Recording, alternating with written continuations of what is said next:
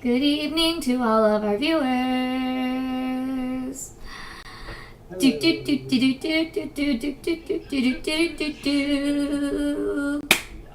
Welcome to another lovely, super awesome, radical, magical Tuesday night with the Pathfinder crew, who's gonna do some really cool shit. I'm your host, Molly Mayhem. Ignore my raspy voice as allergy season is never ending, clearly, and I'm dying, and it's fine. Allergies here in Colorado. Yeah, what are those? Who has those? We're in the middle of winter. What is winter? We don't experience that here in New Orleans. It gets down to like 40, and then it gets back up to 70, and then back down to 40, maybe 35, and then back up to 70, and it's It blows my mind though. Like, it blows my mind. She doesn't believe me about Ohio weather being in the 90s and hundreds in the summer, and then being in the negatives in the winter. She's like, that's impossible. I'm like, nope. That's the Midwest for you. Yep. It's volatile, the weather there. Alright. So, last time on Pathfinder, our intrepid ladies had gone out and start to get more information about this person, being whatever, that killed the young male prostitute in the wee hours of the morning. They followed the trail of a uncommonly colored strand of cloth to the textile industry and to the quarter of the city, and managed to find the dyer that made it, and then the merchant who managed to sell it. Apparently there wasn't a very big dye lot, and it was mostly used for a bunch of aprons for a blacksmith shop. A blacksmith by the name of Carol, who someone thought might have been female, but no, Carol's a man, and likes to punch people for making that assumption. It's like a boy named Sue or whatever from Johnny Cash. Everybody is like, I thought Carol was a woman. That's the 16th time I've heard that today. Shut up. And boy named Sue from Johnny Cash. Like that. And there was a great coat that was purchased by a female orc. This is all the information you have on that person. There wasn't any names, because by the merchant carrier, gold's good. Yeah. I mean, that's all we need. You also were headed to where were you headed? I think we just finished up at the were one coming brothel. back from the textile district when you ran into a bunch of mutated fish people. One of them, after kicking their butts, had a brothel token in a belt pouch for a place called the Cave, which is, a little seedy operation, not inside of the red light district. And you went and met the madam who works there. Very small establishment, and attached to a bar named the Lighthouse, which is a favorite of sailors. And those brothel tokens get passed out, mostly to get people to chill out and not cause bar fights. Whereupon our priestess of Callistria started engaging in her newfound nymphomania by finding the first mate off a ship. He was a little backed up, and took her upstairs and gave her an experience. Meow. Following that, you headed back to the red light district and investigated the young lady who had been chasing the poor Jeremy before he died. She's really rather heartbroken over the whole thing. And Sephi managed to talk to her and console her a little bit and get a little more information. While our nymphomaniac decided to go and hire the bartender Amazonian woman for a night of pleasure. No. So within the span of a day, Vivian goes from being a virgin to having an orgy, getting fucked by a god, and then promptly becoming a nymphomaniac to try and chase the sexual high of having had sex with a god, and screws 2 more people that very same day. I wish that's how I lost my virginity. As one does. Way like, more exciting, yeah. Yeah. Rally. Wait, you mean you're not a virgin? Shame. The things I will not say on that topic. I am a Yes. virgin because all of my past lives are sins, so... And Jesus has cleansed me, so fuck you.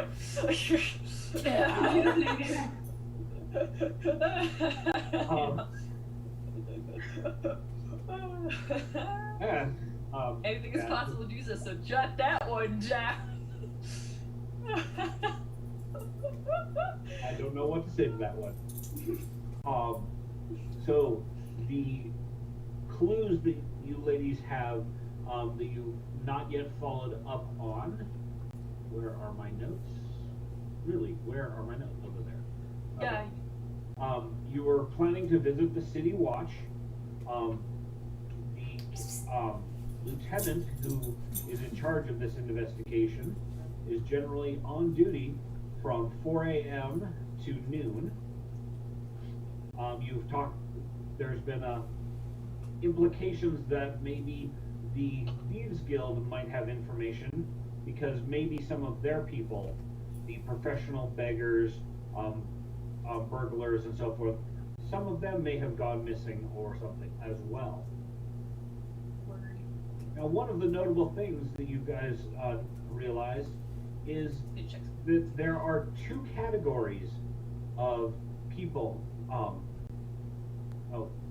Keep having to run away.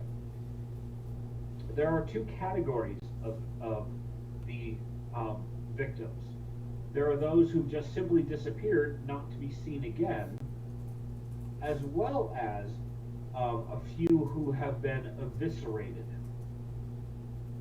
and bodies found in states of dismemberment. So,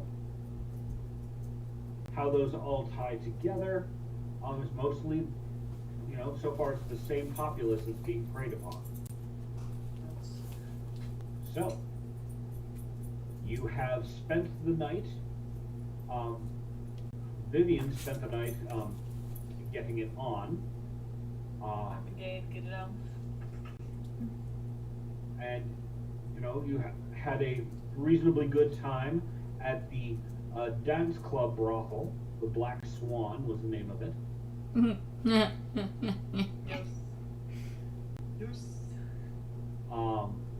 So, it is morning. One of the strange benefits that Vivian gets out of her madness is that incredible stamina. She may have spent the entire night doing things that are illegal in more conservative countries. But she still, gets up in the morning around breakfast time and seems reasonably well rested. You can tell this is a fantasy game because, after a night of sex, you're not, just worn out. And your PJs just being like, I just need Starbucks. We go to IHOP. Have you met me at 7 in the morning, sir, after staying up all night? Yes, I have. It's Are a you good fine? thing. She can be quite hyper, and that's when I make her go make the espresso. Yeah, I like post hookup mornings normally are like me with half my makeup like on my face, be like, let's go to IHOP. I Could need that have food village that at? somebody else is cooking and lots of caffeine. Literally that, yeah. Like, and normally I'm wearing like my underwear, but like his tank top and his PJ pants, and I'm like, let's go to IHOP. I'm usually, oh my god, I'm usually the one who's up in the morning and like wakes them up with French toast. I'm like, shit. Girl, I gotta get on yo. I need someone to be on that level for me. They're like, fine, I'll take you to fucking IHOP. I don't ask for much, but maybe I should raise my standards. What? That's hookup culture. It's behind me now. Because you're a born again virgin and, you know, following the godly ways. Amen. I would just simply go with which god because there's lots of them to choose from. At this point, I'm just like, some god homie. I don't know, a spiritual force that keeps you from having to like see my father or get in car accidents when I probably should be. I do a lot of stupid things, and the fact that I don't live with the consequences of them, like, there's probably some spiritual entity that likes me as a person. Otherwise, there'd be so many more consequences to my actions. All right. It is first thing in the morning. Where do you ladies want to head to follow up your leads? I'm thinking probably the police chief would be good. Right this second. What she said. Since it is the morning. Well, the guild under guild master that the Whoremasters Guild that sent you on this said it's Lieutenant Branyan that you're wanting to speak to. And Is he hot? We're about to find out. the city watch station is here in the red light district, and it's not too hard to find. Pretty much anyone can direct you there. Though, you know, as most people do, why do you want to go see the watch? So the question is, how well are you letting it out? How much are you letting it out that you're investigating? Or are you playing that close to the chest? I mean, I think so far we've pretty much told everybody that we're investigating. And I mean, like, we have our Adventure Guild garb on, so it's not like that weird that that's why we're here. I mean, like, you know. Adventurers tend to do all sorts of weird things that don't make a sense to anybody else. You know, one day they're going and trying to talk to the nobles and getting in a fist fight in somebody's palace, and the next day they're slumming it up in the dirtiest whorehouse possible. And you have not been to the dirtiest whorehouse possible. No, we haven't. We just went to that one off the docks. It was To fun. the dirtiest whorehouse possible. We take that trip on the way out of town. We'll get a little souvenir from the dirtiest whorehouse in the city before we I leave. don't know if you want the kind of No. souvenirs that come from there. But here's the Probably thing. not. The dirtiest whorehouse is gonna have the best sex ever. Like, that's how the world works. I mean, if you like an itching, burning sensation in your genital region, then I would agree with you there. Here's the thing. If you, okay, consider this. Sensation play. There's a guy who has a nice job, right? A nice job, works well, boring as sex. You meet a guy who lives in his mom's basement, his whole room smells like weed. That's the one. Well, it's because they fuck like they're trying to find a place to live. So, like, these prostitutes are not on that level. There's more skin in the game for weed mother homie than for the guy who's, like, wealthy. Alright, so, on arriving at the watch headquarters, it's about the same size as, you know, a merchant shop. You walk in, there's a front counter, and there's, you know, a couple of offices further back, as well as a couple of watch people standing around and drinking a cup of coffee kind of thing. Yes. You do have a desk officer who's there to, you know, greet people and find out where to direct them, figure out what they need.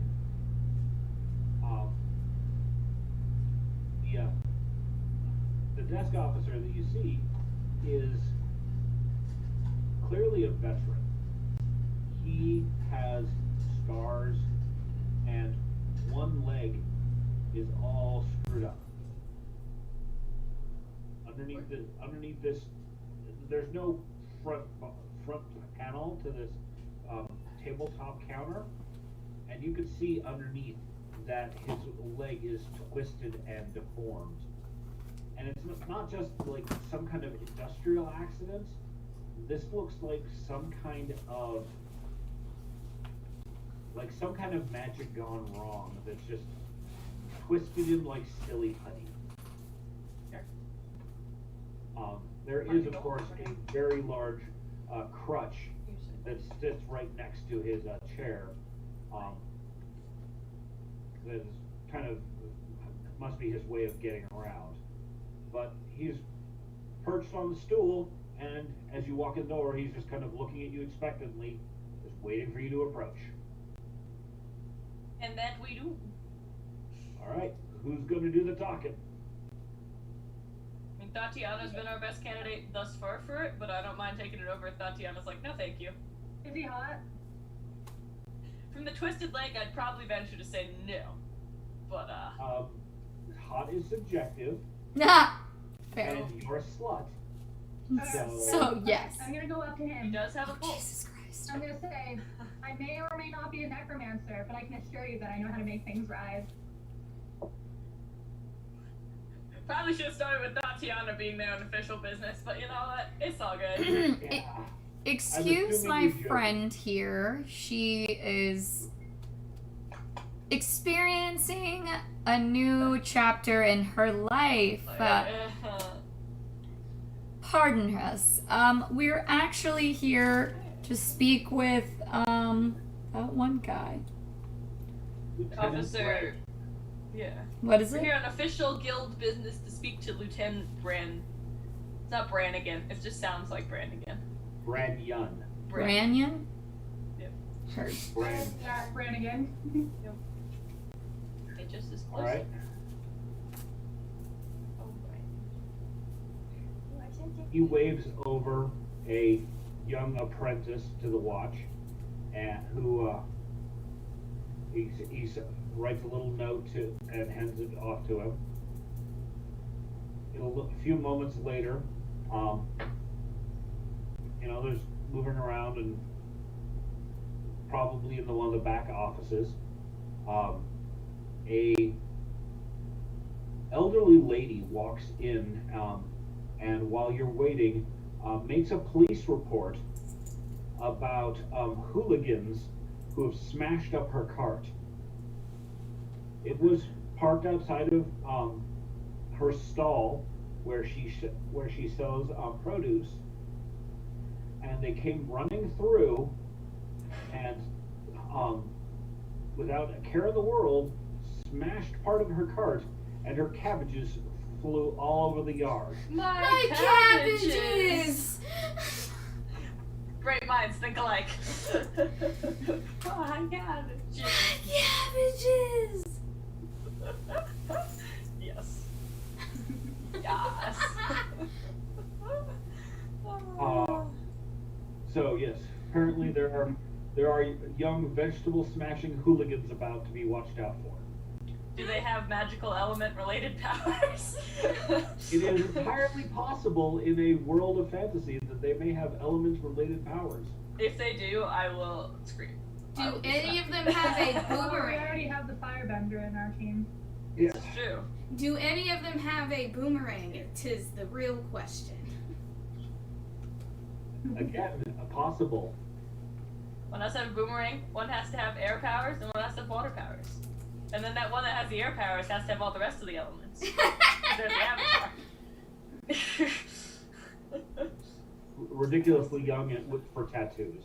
Check. Yeah, exactly. If she They're the reports same. any weird tattoos, I'm gonna be very excited. The same MBTI type as Aang. Fun fact. Y'all, that makes sense. I can see that. All right. So Lieutenant Branyan comes out. He is middle-aged. His hair is quite receding, so it's just kind of got that patch of hair around the sides. Human. kind of burly, large forearms. You could tell that he was, a force to be reckoned with when he was a patrol watch officer. But now he's a little more paunchy now. Clearly has not chasing people down alleyways quite as often. He's moved into the office. So he comes to the break in the counter If you and want to tip them more whenever they get here, you can tip them eyes you up and simply spots the guild badge on your clothing, and you see him kind of groan. Oh, well. I think Vivian's back in the room. Yep. Alright. Use your sound. Lost my contact. Sorry. There we go. Freaked out my eyes. Freaky eye shit for a minute. There we go. Alright. I'm still getting some kind of echo going on. Yep. Turn your sound down. There we go.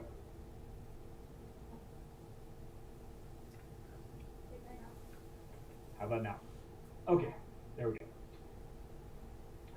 Now you just need to be close enough over here that they will be able to pick up the microphone. You'll be able to pick up on the microphone. Hey, Super Slayer, what's up? All right. You see him notably, his countenance hardens. He's clearly not pleased to see you guys. But he waves you back, and you follow him towards his office. Here you find a cabinet up against the wall, an old battered desk, and lots of sheaves of paper. He's clearly, trying to keep up with both paperwork and cases. Take a police office and cross it with the Middle Ages, and you get the picture.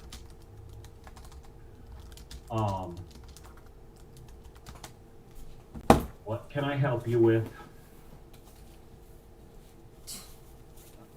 We're here investigating the murders of the prostitutes and beggars, sir. So saluting Sephi. He's vaguely amused. He hates us less than he's hated the last groups of adventurers that have come through, and I'll take that. And that's kind of what's going on here.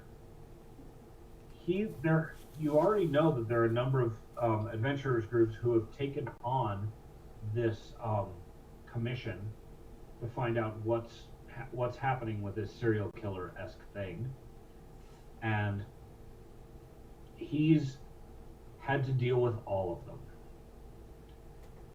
But obviously there's not been any resolution or any forward motion. What do you want to know? Anything you could tell us, sir, and I would, between all of us, I think we could lay out, what we already know to them, because we're cooperating, so I don't see any reason to, hide any of the stuff that we have figured out thus far.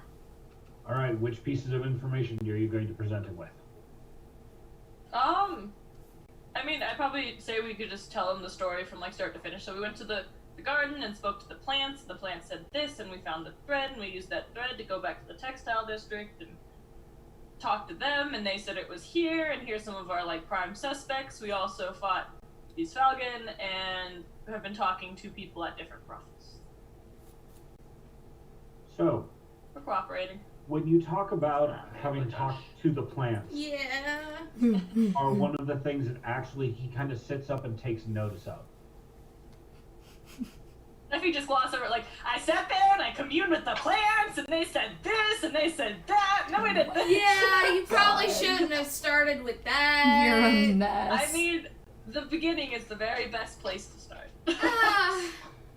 So upon hearing that you have actual new evidence to contribute to the case, his demeanor changes significantly.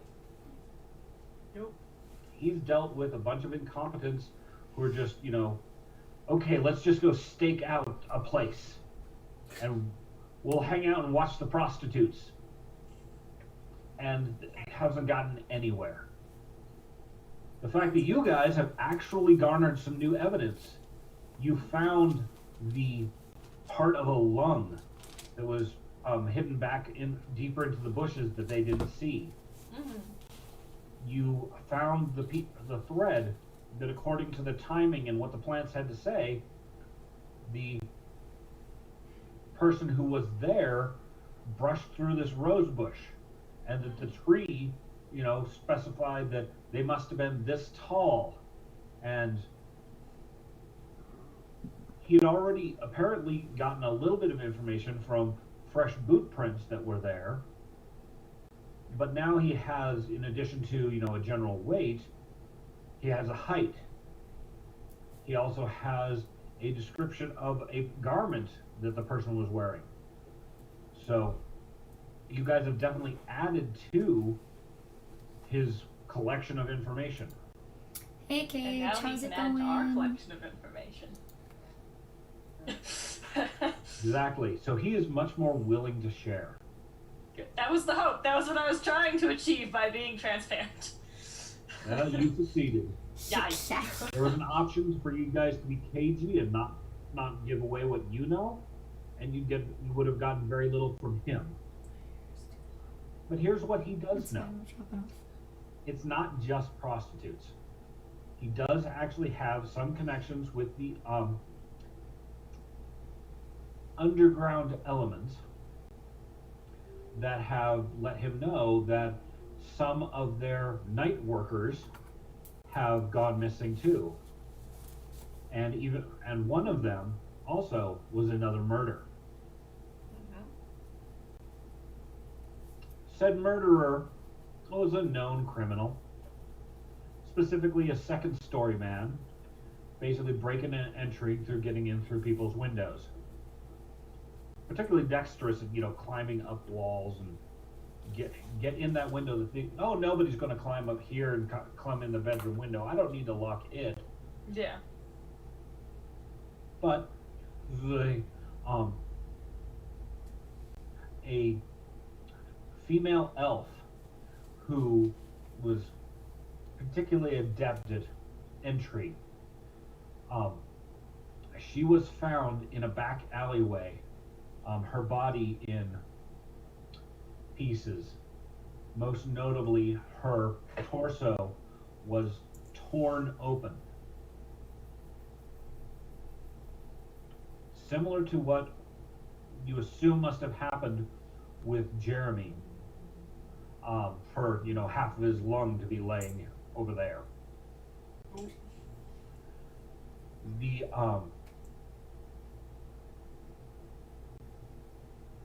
The Healers Guild has only been able to specify that whatever did this had large claws. So, think kind of like a bear's claw. It was able to kind of grip in and rend apart.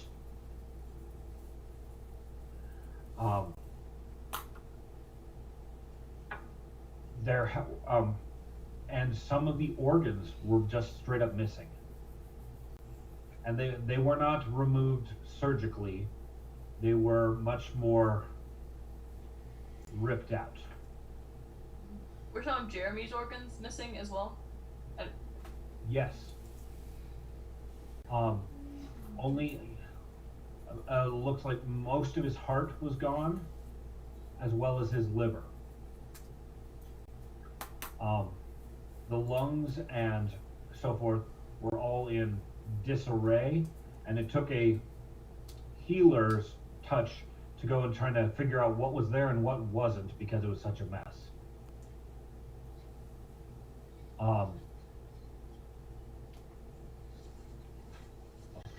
What stat would I potentially roll to, know if that, livers and hearts are part of a spell? Some kind of spell or ritual. This would probably be Arcana. No, not Arcana, excuse me, Occultism. And if anyone has a particularly high occultism. I definitely don't. So look at the try. You never know. I got 15. You have to put poison in it. Yeah, I got an 8, so it's at least a little bit higher. What did you say? Reading the book that I have, the necromancy book that I have. It is a book more specifically about necromantic spells. So There's 2 books. There's a spell book and a research book. She's like, I just Okay. have a whole it library. wouldn't I apply carry in this with me." moment. Okay. And then, but like, if I spend time reading it, like, does that do anything for me? Yes. Oh, okay. Spending downtime specifically working on skills will have an impact. Okay.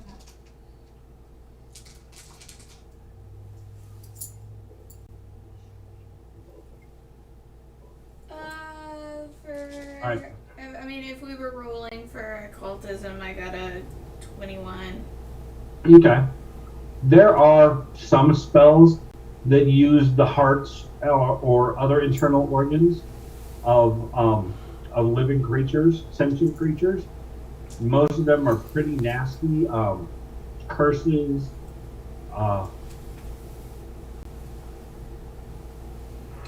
Most of them are really, really ugly kinds of things.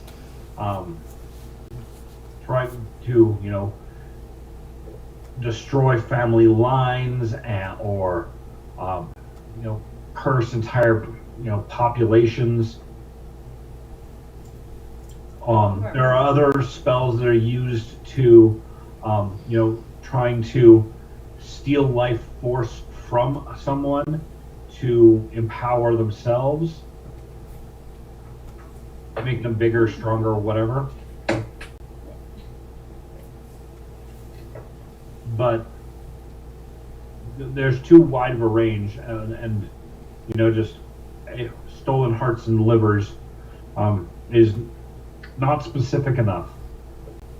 Probably something vile and unseemly, but otherwise we don't know. Pretty much anything that involves the murder, sacrifice of sentient beings is pretty vile. Is there any god or sect that does more of the is more lenient towards murder sacrifice than others? Almost, Probably a little bit more lenient. yeah, he's a little bit more lenient because of the whole vengeance aspect. But really, that more often falls to the demon worshippers. Demon worshippers. Is the sun god demonic? I'm just kidding. The sun god! Quickly! There's only one way to find out, and it's to kill everybody in the temple. The sun god himself, no, is kind of completely the other side. He's kind of all about law and order.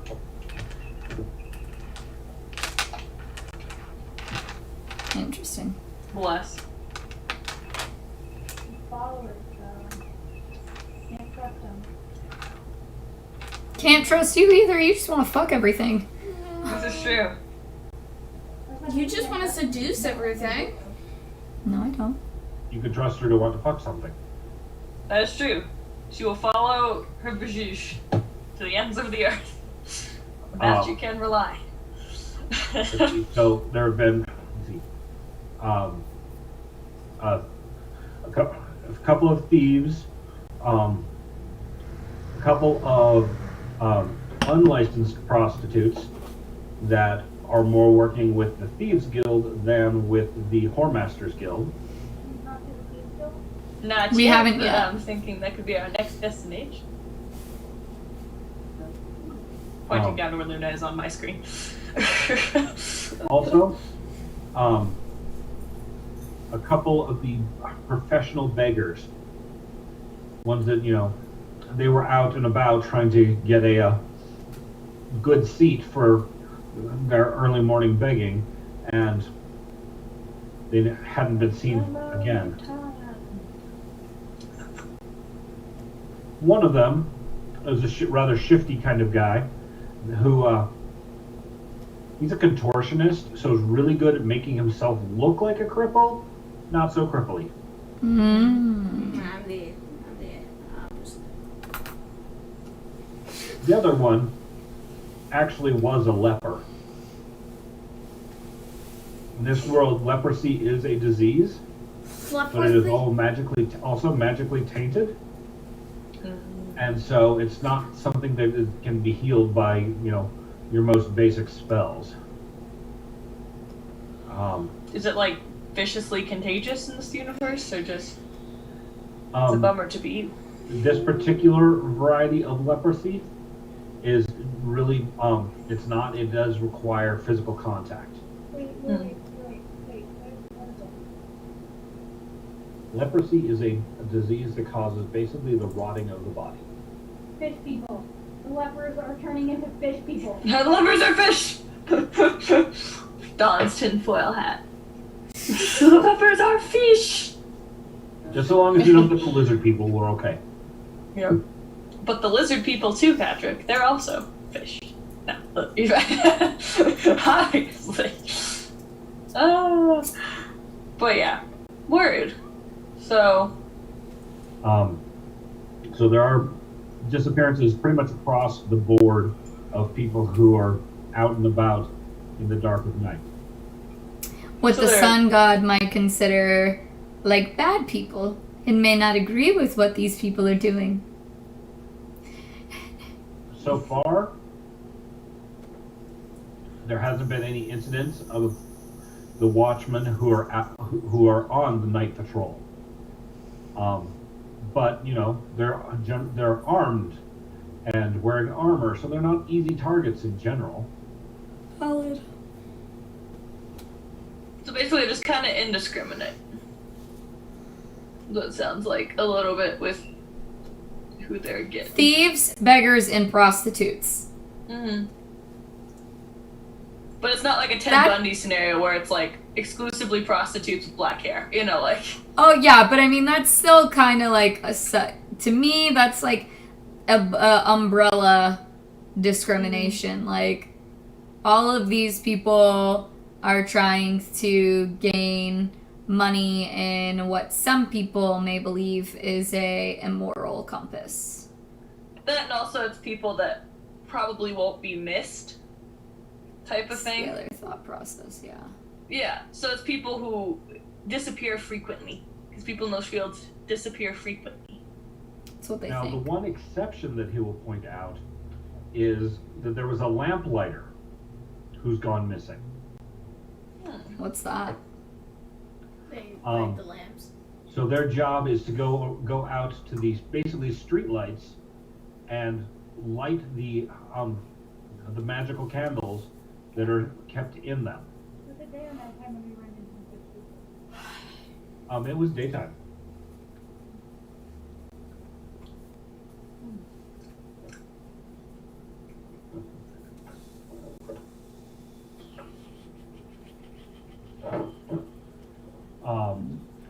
The lamplighter who was charged with going around and, third shift for the lamplighters just before dawn, going out and making sure that nothing had gone out. Maybe he's But he has not been seen since his shift 4 days ago.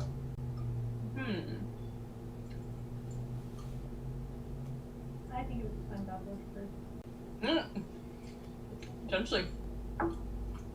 Well, can't think of anything else to ask.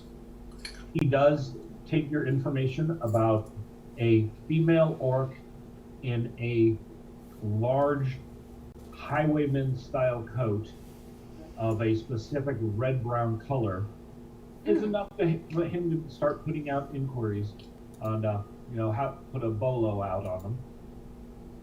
Mm-hmm. Bolo Good. on the lookout for. Yeah. Word. Well, happy to help. As long as the perp gets caught, stops killing people. That's Yeah. what counts.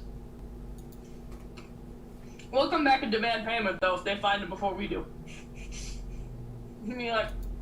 I give you information leading to that that work's arrest, so. That would more come in the form of the commission from the Youth Guild. from the Whoremasters Guild. Good. Let's say I'm demanding payment though, even if the police officially arrest him. But anywhoozles. Is there anything else we want to ask our nice police friend? I can't think of anything, honestly. Okay.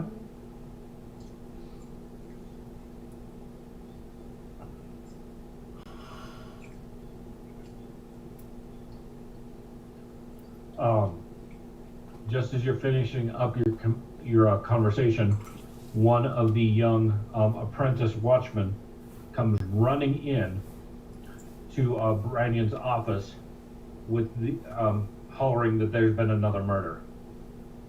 Damn. And Brannion is annoyed, slaps the kid upside the head.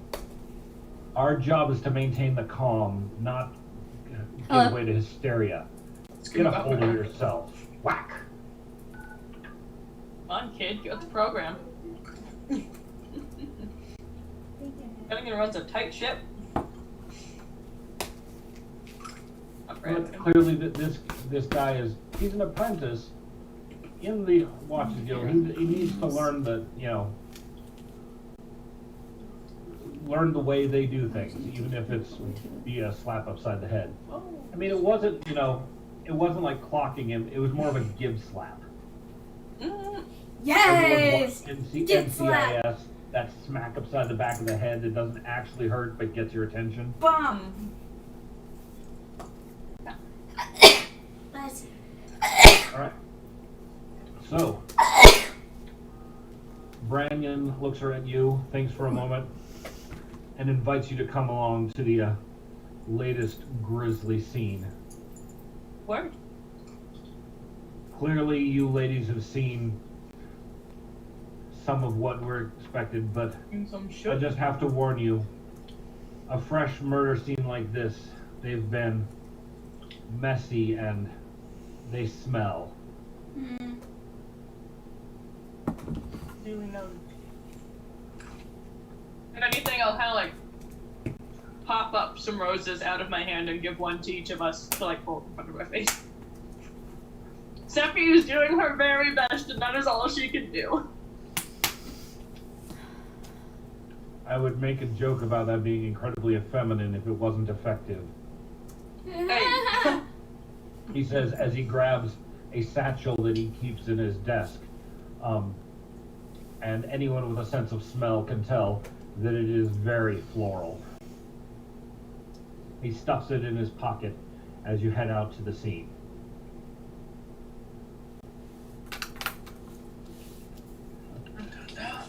Now, walking across the red light district, it's early morning, so not too much is going on. There are still merchants who sell groceries and so forth, so that people, don't have to be traveling across town to get what they need. But the majority of business around here happens, later in the day. You pass out of the red light district into the into a more of a lower class working district. These are the people who were hired out to the masons. They haven't, made a name in the trade. Or where they work. They're strong, hardy working folk. And where you are led is to a out back behind a bakery. And the sight in the alleyway behind the bakery is gruesome. The large baker who runs this establishment is spread across the alleyway. From the descriptions, this one is even more violent, more gory than the past incidents. Where before just the chest cavity was ripped open, now you're looking at limbs 20 feet apart. This poor man was literally torn to shreds. I mean, at least for him, if you're torn to shreds, it's not like you gotta think about it for a long time. You know, like, normally if you're torn to shreds in an alleyway, you don't have to consider your lot for very long. You bleed out pretty fast. Hopefully. As I'm like, if it were like, you know, like Dexter's murder room or something, that's a little different, but like, Right. what kind of, you know, clamps can you have in an alleyway? One of the grislier aspects is that the head has been impaled on a torch sconce that was by the back door of the bakery. Back here, apparently, where they stored the refuse from the baking process. Packaging, crates, things along that nature. And it's guessed that the baker was probably taking something outside when his fate befell him.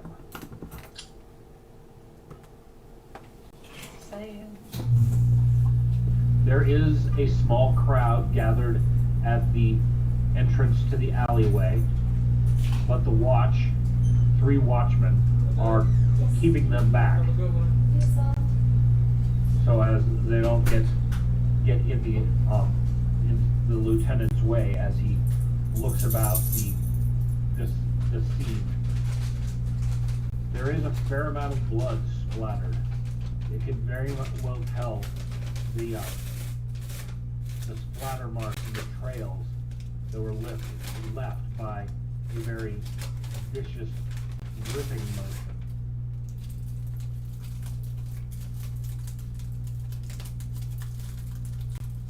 Alright, what do you do? Well, I mean, might as well start with Steffi doing what Steffi does best. Is there any, like, weeds in the sidewalk cracks or anything like that? The cobblestone cracks? Lamplight for which to interrogate as prime witnesses? Looking around, this alley is pretty barren. It is cobblestone, which is better than, dirt, but for your purposes, having a little bit of dirt probably would have been helpful. So there's no growing plant life here for you. A well-weeded cobblestone alley, my nemesis. Or probably just the feet and the stuff is made it where it's just not a hospital environment.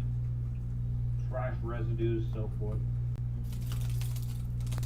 That's my idea. I've got popcorn. What do you got, Molly? Tacos Ooh, tacos. from Chipotle. Hopefully they taste okay. I've never eaten there before. Oh, Chipotle is yummy, normally. Aw, they were really stingy on my food. Look at that. It's like halfway. Yeah, I'm not really excited. For $20, I will never eat there again. That's all I'm saying. Ah, that is reasonable. I'm like dead ass. Oh, Like when you eat in person, they actually fill it. this was. They're watching your eyes. They know they can watch gauge your expression. How much to fill it. Alright. But- I wanted to try the new cauliflower rice. I do have a question for our detective friend. A Okay. little. And that's if he knows of any, like, groups of rangers or druids that are, like, demon worshippers. That's a fairly odd combination. Odd enough that you'd probably know if such a thing existed.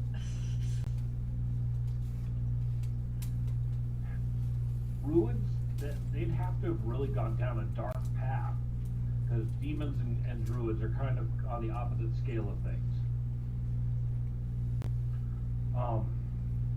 Rangers, yeah, they're professional woodsmen. So, you run into strange things out in the deep wood.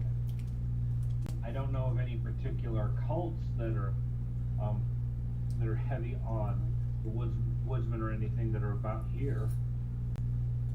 Word. The Claw's comment, maybe be like, maybe it's a cult of demon worshippers that summon animals to some degree to do their bidding. Right. That was my thought on why I asked that question. But if you don't know, it probably ain't to be known, at least at this juncture. Well, that could also be a sorcerer. I mean, I can summon animals too. I think That's basically fair. anybody who can do magic can summon animals. Lots of casters can do kinds of summonings. Usually it's just kind of different what their summoning skills are. Whether it's animals or monstrous creatures or summoning undead or planar creatures or summoning fae. We don't know anybody who summons fae, do we? Oh, that'd be silly. We'll do that. Since fae never have claws. That is true. There's some well-clawed fae.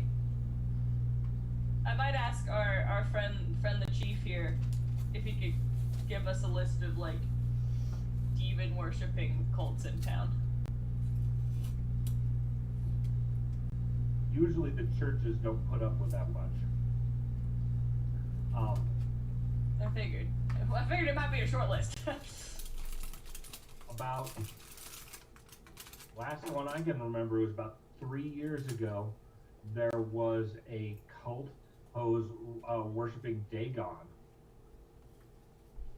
Dagon is one of the demon princes, and they were trying to open a hell pit and release some demons into the city. And it doesn't sound, honestly, these cultists are never very original. They're always, what are we after? World domination. What are we gonna do? Release demons. Word. But the Adventurers Guild cleared that out as well. Most of those kind of things, we work with the guild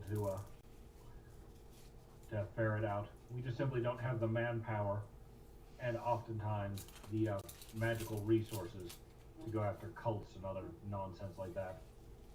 I'm a bit more busy usually with, pickpockets and domestic violence. As the police should be.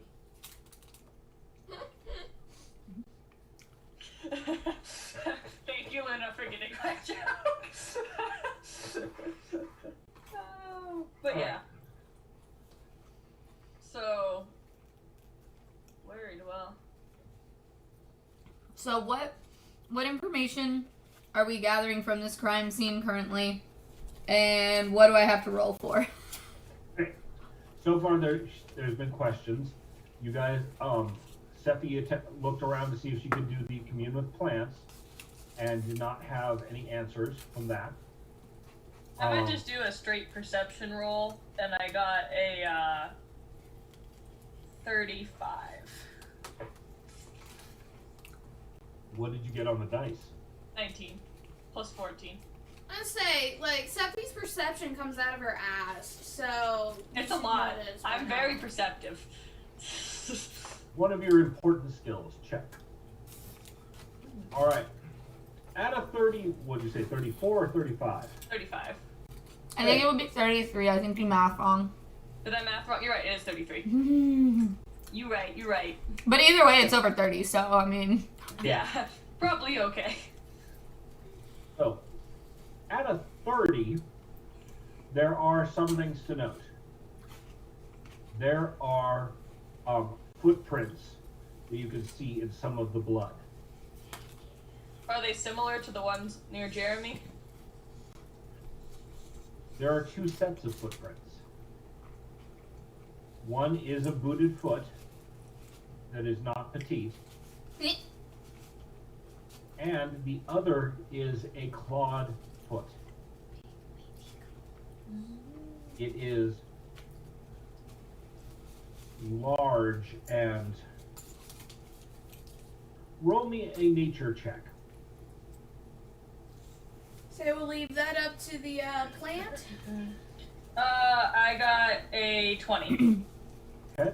A non-nat 20. The shape of the foot is not doggish nor cattish. It is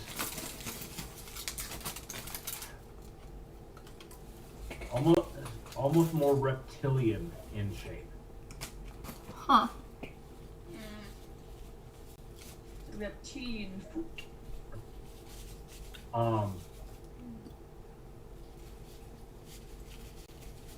At a 33, there's also something else about these footprints. Boots going in, claws coming out. So they change into an animal. That seems a reasonable assumption. Shapeshifter or were creature?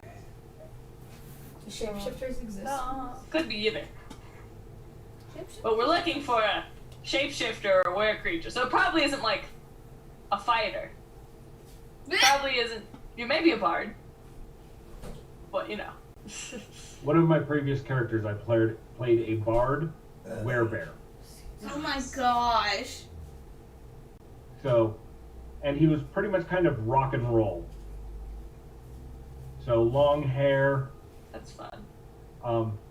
He tried to fascinate an entire group of orcs by putting on pretty much a metal concert.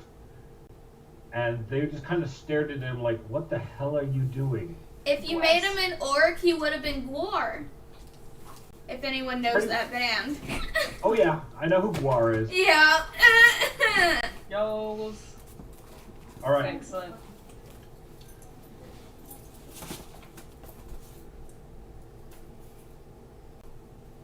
Alright.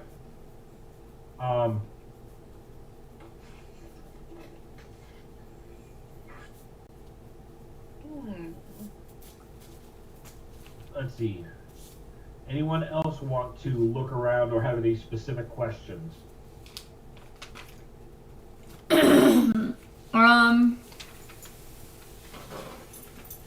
I mean, yeah, I definitely want to see if I can figure anything out. I mean, I could roll for Arcana or Nature or Occultism or Survival. Maybe occultism, since it sounds like something magical's happening here. Yeah, occultism would be a good idea. 20. Okay. 20 for occultism. Whoever or whatever is doing this, they're getting something out of it. There's some kind of physical or magical feeding going on. Okay.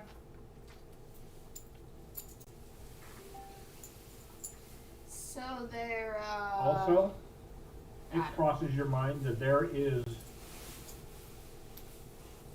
is not just completely random, though it does look like targets of opportunity. Whoever's doing it is picking locations and people that are very little witnesses. Okay. Some of the victims, especially the murdered ones, they're almost always caught in alleys or locations where there's not a lot of visibility, among the bushes and so forth in the park where Jeremy died. So whoever's doing this is not an animalistic response. It's thought out. So, I want to play the role of a prostitute tonight when the sun goes down and put myself somewhere in the red light district in a very hidden-ish area where I should be alone. Alleyway. I mean, I vote yes. I think that's a natural progression. I do think we should do the Thieves Guild in the afternoon, basically, and then do the get a little Thieves more Guild for info, her. and then tonight, Tatiana makes her debut as prostitute number 1, totally not a murder victim. Hopefully not. But if I am, I only got to use Fireball like twice. It's not fair. To be fair, I think if you only have one person who's turning into a reptilian, you won't have to use Fireball more than once. I think one round of Fireball will probably do the trick. I don't want to take out the whole fucking city, though. I'm like, I don't think you'd be concerned that you only have a 2-use limit on Fireball. No, I'm really, just- I think you'll be okay. No, I'm saying I've only ever used it 2 times, so if my character dies... You've only had 2 combats since you got the spell. I know! You've You're used not gonna lose every it, never opportunity you had. Now, I should point out, I can't remember if it's in this edition, but there in previous D&D and Pathfinder, there has been a spell called Quench, which is specifically useful for putting out building fires. Oh, nice. And most often these would be on a druid's spell list. So you might want to look into your available stop Tatiana from burning down the city spells. Basically, while we're discussing our plans for the rest of today, Steffi is going to go look at that spell and see if she can do it. I was gonna say, if you can do it, then we can start running a scheme like the old gangsters used to do, where like we have, you know, Tatiana light the fire, and then be like, you know, if we pay us, we can put it out for you. Oh. We didn't So start it is not in 2E, but I have like a control water, so at least can like mitigate. Yeah. And control water is already in my arsenal of stuff that I can do.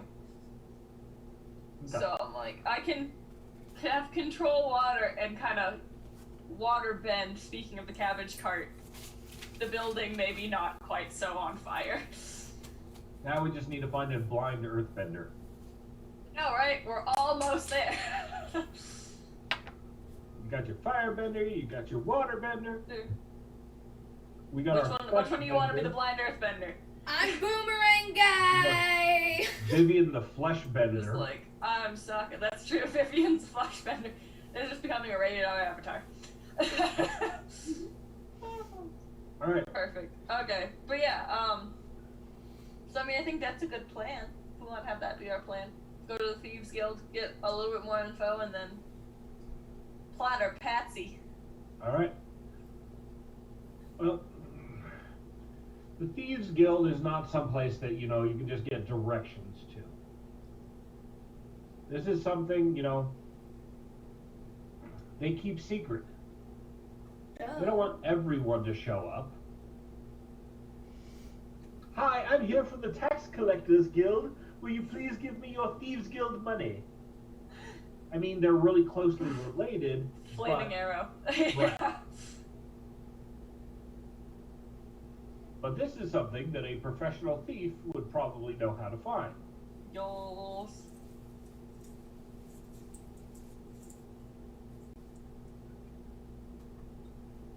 As we discussed previously, Nari's thieving mentor, who taught her a bit about picking pockets and doing a little bit of burglary work while they're at various stops along their circus's route, taught her a little bit. 2 things that Nari learned some of. One thing is called Thieves' Cant. No apostrophe in that cant. It means the thieves' language. It's the slang and way that they communicate with each other without anyone actually being able to pick up on what it is they're talking about. The other is some signs and symbols, basically graffiti, that they will use to communicate with each other and, you know, point out safe places or good targets for a burglary, things like that.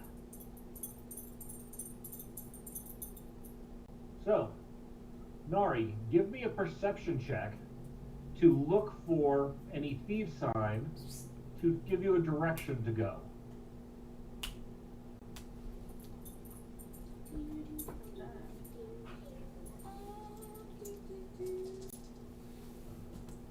Oh, well, hold I'm sorry. The fox decided to sit her furry butt right onto my dice. Oh, sweet girl. That's not what you're supposed to be. Her fiery butt. A little fiery butt. Get a little fire butt. I got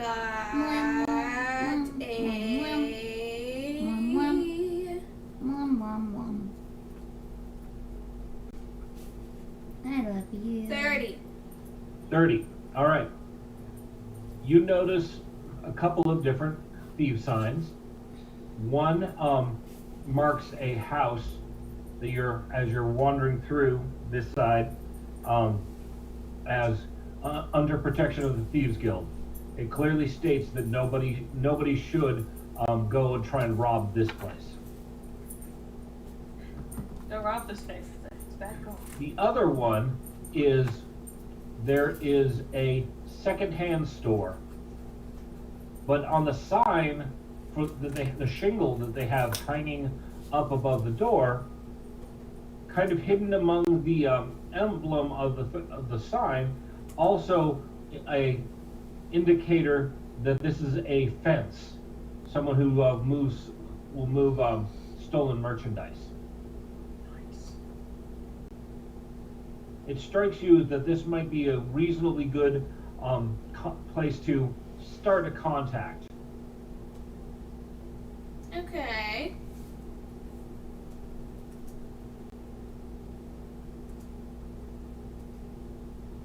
Now, you might want to consider whether you take your entire posse in to have this conversation, or this is something you're going to do by yourself.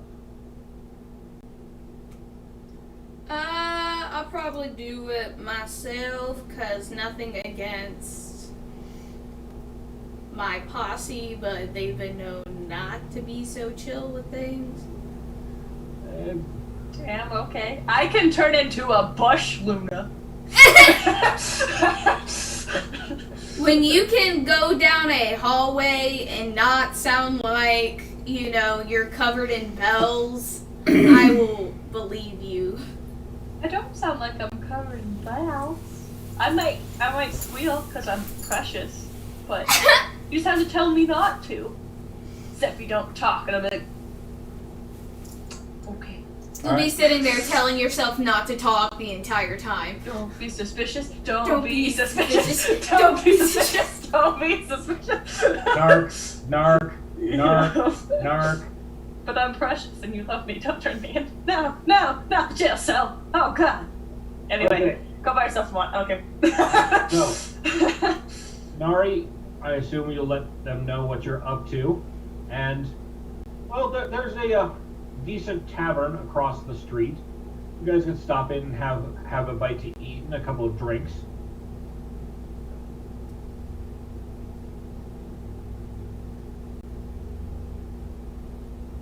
Okay.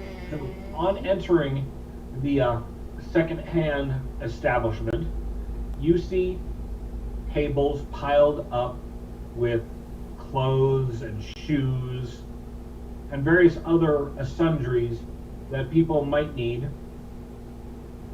Kind of like, a thrift store, but nowhere near as well organized. You don't have hanging clothing racks. They've just got tables and bins. And looking for a pair of shoes, you'd kind of have to sort through the bin to try and find two shoes that match.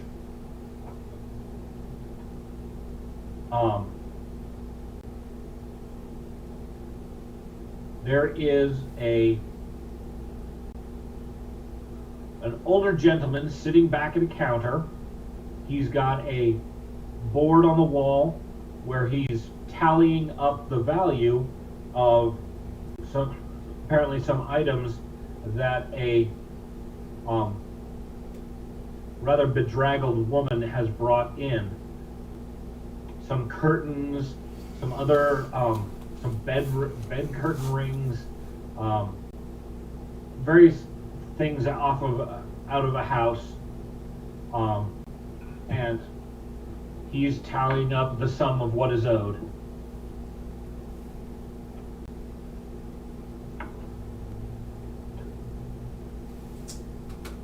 when you if you get too close, you get the side eye from this cranky old woman. Wait your turn, you little popinjay. Right, lady. Whatever. So she makes about 3 silvers for her the goods she's selling to the secondhand store. Wasn't not a whole lot, but enough to keep mind and body together for a week or two for somebody on a very limited budget. Okay. So she takes her coin, stuffs it down the front of her shirt, as opposed to a purse or anything, and waddles her way out of the shop.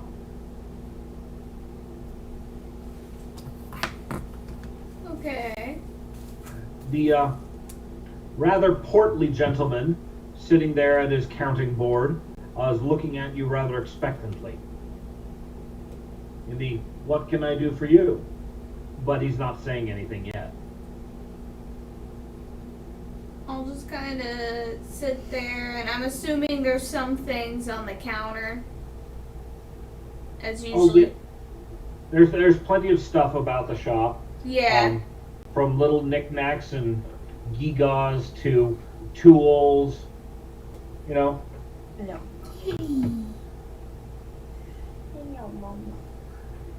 Yeah, so I'll probably kind of go around a little bit, look at some things, a little bit here and there, and He looks at you kind of bemused. Missy, that pin on your shirt tells me you're not here to shop at my wares.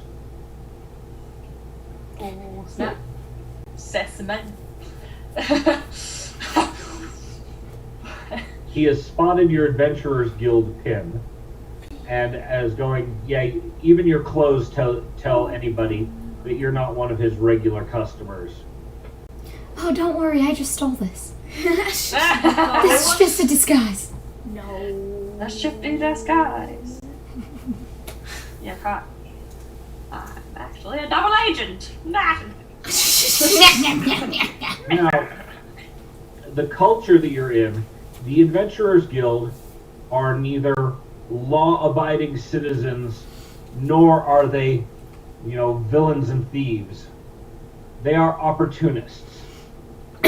Sounds about right. Some of them are your noble, upstanding paladins who are out for honor and glory. Others of them, how quick can I make a buck? You want somebody killed? I got you, I can boo. do that for you.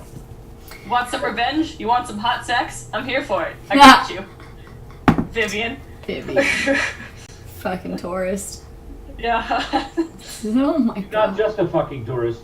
She's a fucking sex tourist. Well, she's a fucking tourist. Literal fucking tourist. whole new meaning to fucking tourist. Yup. Well, she hasn't tried to get in any of your pantaloons yet. Keyword yet. If you could figure out a way, Plants reproduce, Child, I am not going to do I'm not a child. old. I'm older than you. I'm almost willing to bet. You look like I am thousands of years old. a child. I am child-sized, though. I am You're uncomfortably child-sized, and child-looking. and you present all the sweet and innocence. We're also I am child-sized thousands of years old. Really? in real life. In real life, we are also child-sized. Yes. Yep. So I'm You sure can hook. Molly and Luna both know what it's like to be treated like, oh, you're such a sweet little kid just because you're short. Or it's usually, oh, you're so cute. I'm like, no, I'm a sexy ass bitch. Get it or fuck off. To be fair, I get that too, but it's more because they think I'm like, how old are you? Like 16, 17? No. I mean, people You think have a very young face. people think I'm 12, and then I change what shirt I'm wearing, and then I get the, are those real? Nah, they like beach balls. I just blow into them like a tube on an airplane. Ooh, never mind my friend. They're clearly not imaginary. Oh, That's a really cool invention. We should do that. I want one of those. I know, right? That'd be so nice. Auto-inflating tits. Today I Rip want off my the party neck. tits. No, now I want, my workout tits. Honestly, Exactly. though. That'd be nice.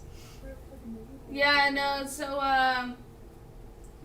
I'll just kind of be looking around, kind of like, just kind of picking up some things and stuff like that. And I'll be like, hey, I'm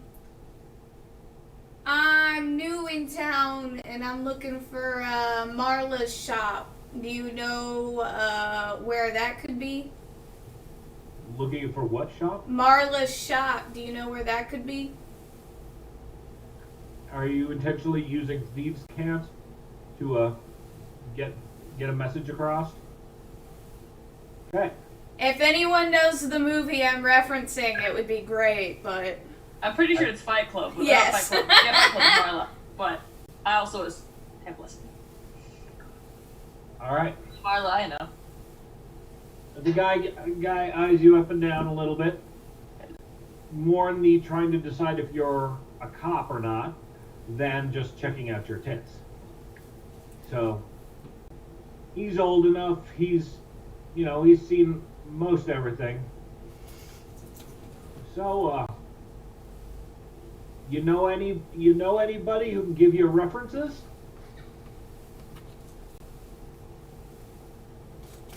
So he's basically saying, I don't know you. You better know somebody that I know. Otherwise, I might not talk to you.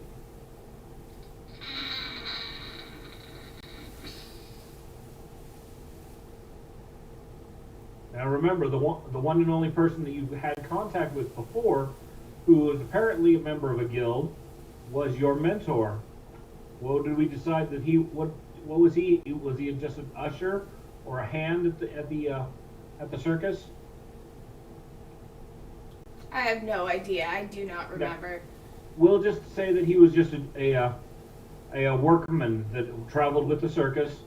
His job was to help set up the tents and, fix this or that. He was kind of a handyman. Any references? I traveled with the circus man.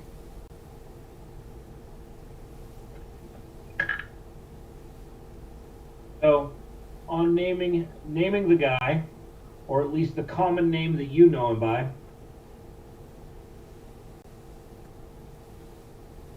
So, he had only one eye, didn't he? No, he did not have one eye. He was missing a finger on one hand.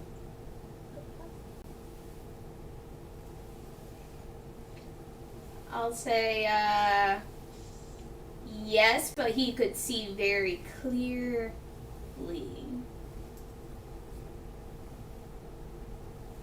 If that makes any sense. No, Probably not. No? I don't Okay. understand. I, as the What DM, do you- do what not do you- understand, so no. What are you attempting to communicate? That, like, yes, he had, like, something missing, but he could, like, obviously could see very fine, because Okay. it was a finger that was... He was, So- still quite the handyman, though. You're terrible at this. I am. I'm an awkward person. To be fair, as am I, which is why I'm like, I hinted the fact he only had fingers, and I'm like, I'm gonna let Patrick figure out how that happens. Because I suck And at that's this. perfectly fine. So you make comments of what he was missing wasn't an eye, but it didn't stop him from applying his trade with his hands. See? That's why, because I can't come up with that shit either. And so he nods. I remembered old Jack. He was in good standing, which is thieves can't for.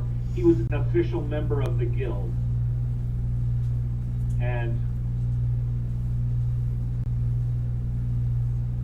if Jack told you what to do and where to go and who to know, I'll make some introductions for you.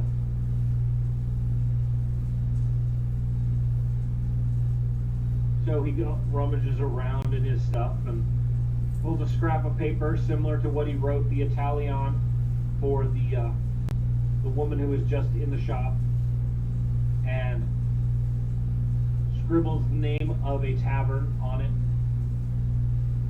And on the back side of it, he puts a mark on it. Now this is again some of the thieves' sign.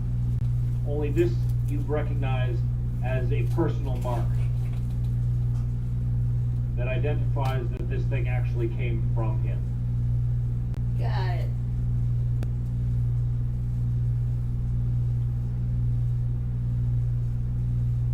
Go ask one of the beggar boys in the square where to find this tavern. And the tavern's name is the Shipwreck. Nice name.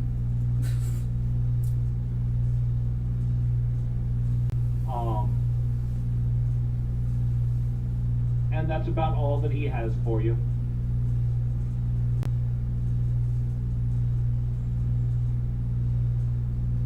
Okay, I'll just casually slide the paper off. Okay. Old Jack, your mentor, did also tell you that it is customary to show your gratuity to people who are in the guild to help. Because nobody's in this for free. Better give him a coin. Yeah. You got plenty of them. Oh, girl, don't get me started. Okay. If you have not been catching up on my fucking Facebook posts. The one where what's his name, Henry Calvin, or how he pronounces it? Cavill. Oh yeah, Henry Cavill. I love him. Responded to one of your comments. He liked my comment. It was the only comment that was liked by him. Wow. So whether it was really him or someone else, I don't know. Or his PR team thinks you're really clever. Yeah, well, somebody liked my comment, and now I just gotta figure out how to get him to notice me. I am literally over here, notice me, senpai. And I will never do this in my whole life for anyone other than him. He's amazing and He's I love worth him. it. He He's is worth so fucking worth it. My thought is do a Yennefer cosplay and then tag him in it. I've been Like told the hottest Yennefer you think of. I've been told to do basically any Witcher cosplay and just tag the fuck out of him. Well, specifically Yennefer, because Geralt has lots and lots of sex with Yennefer versus like the young girl that he's like the father figure for. That's a little weird. Yeah, you wouldn't want to do her. It would have to be Yeah, so Yennefer or Trish. And you look great as Yennefer, and you probably have stuff already that you own that could do a pretty dang decent Yennefer cosplay. It's possible. I'm So, gonna I'm gonna You know that do Yennefer my trick? little Be Henry Cavill's Yennefer, but in real life. circusy trick where it's like I pick up the paper and then but like magically a coin appears as I slide Alright. it away. Yay, side tangents. Back to the thieves guild. What is give me your thieves skill check, your thievery.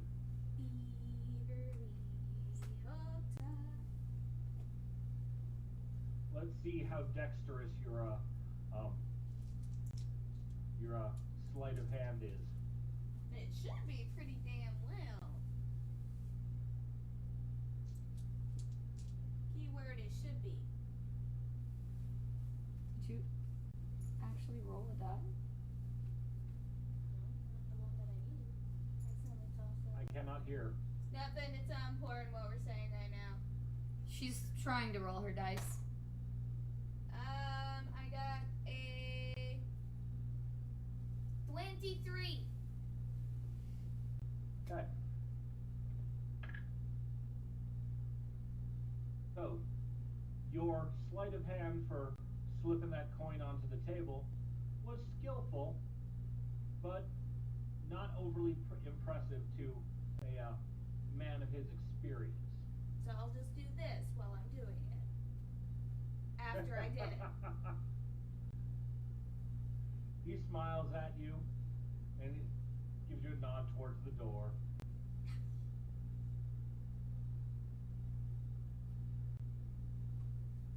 Give me a perception check.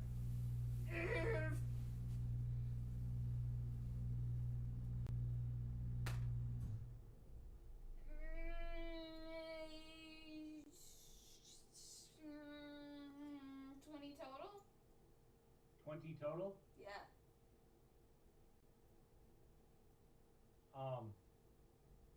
As you're heading out into the street, there's a little bit of sound comes from the alleyway that leads behind his shop.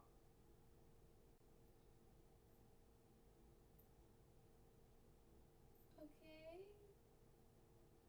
But nothing else.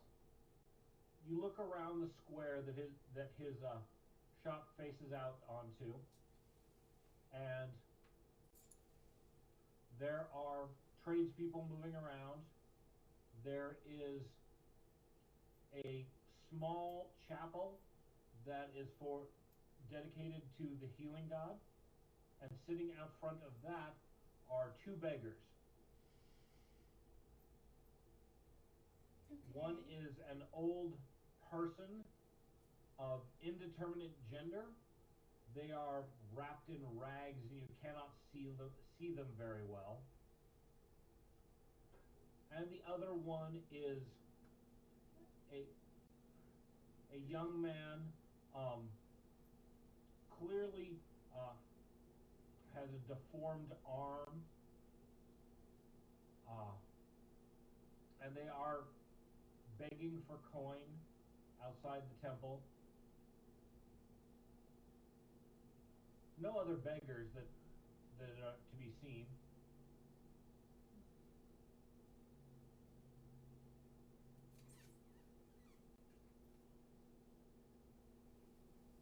Okay.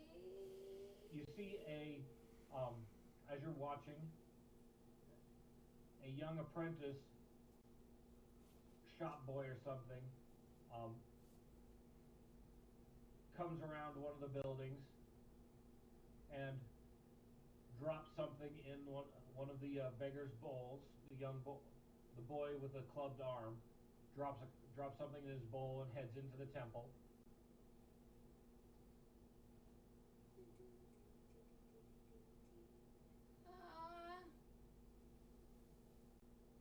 I mean, I was told to find a young. He said boys specifically.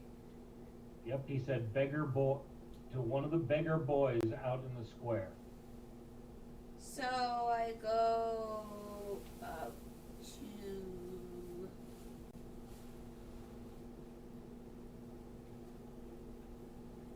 the baker. The young man? Yeah. Okay. He looks up at you expectantly, and with his good hand, he shakes his alms bowl at you. Alms for the poor. Help me buy money to get a healing from the priest. I can. What if I like did what if I did like the cheesy thing of like, because I'm supposed to give the little thing to him, right? He said, show this slip of paper to the beggar boy out in the square. Yes.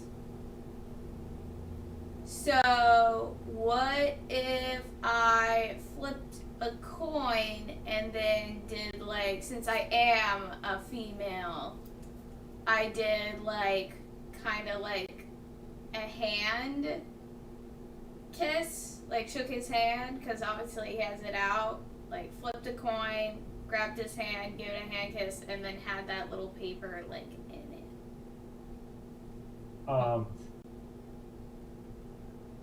Okay, roll me a use thievery again. Let's see how dexterous this move is. It is 22. All right. So first off, what level of coin are you tossing him? I'll toss him a gold. Okay. So just common sense, that's a shit ton. That's throwing him $100 bill. Okay. And if you're throwing it, it's very obvious to anybody else looking. I'm thinking a copper or silver might be your better bet here. Okay, so I'll toss him a copper. Okay. You toss him a single copper, which is, not unheard of for a beggar. Sometimes they might get, sewing pins, which they could take and trade into a secondhand shop, and get enough of those that earn a copper. But tossing a copper in his bowl, it goes up in the air because you kind of flipped it upward. His eyes are completely on the coin in the air. So when you grab his hand, with one hand you grab his hand, you catch his bowl so that what little he's got doesn't get dropped on the ground. You give him a kiss on the hand, and slip that piece of paper into it while catching your own coin with your other hand. Aha! So, you kiss his hand. You made a rather dramatic show of this because, not very often that a little disabled boy is going to have his hand kissed by a pretty girl. With bubblegum pink hair. Right. One in a million chance of happening here. So he's a little bit surprised, but noting your Adventurers Guild badge, he kind of forgives the eccentricity. You one of them bitches. Oh, that's fine. But he is very discreet about not playing out that you handed him something. Sweet. So he takes back his bowl with his one hand, and you see, because you're watching closely, the piece of paper slip from his good hand into his bad hand.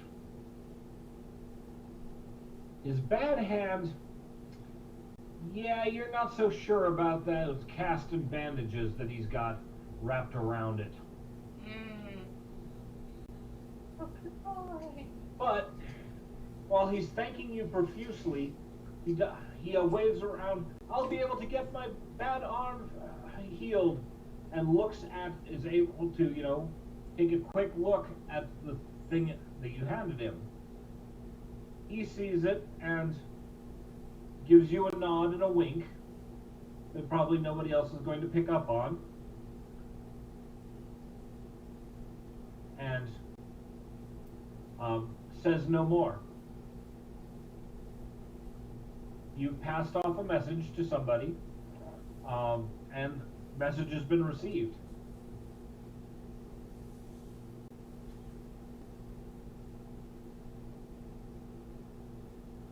And he just goes back to asking for alms for a cripple, alms.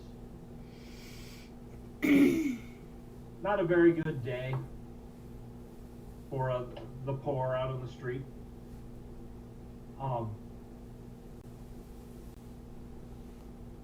After a little bit, he stands up and picks up his crutch because apparently he's got a bad foot too.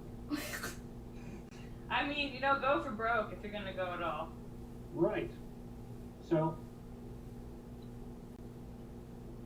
his hobbling does look.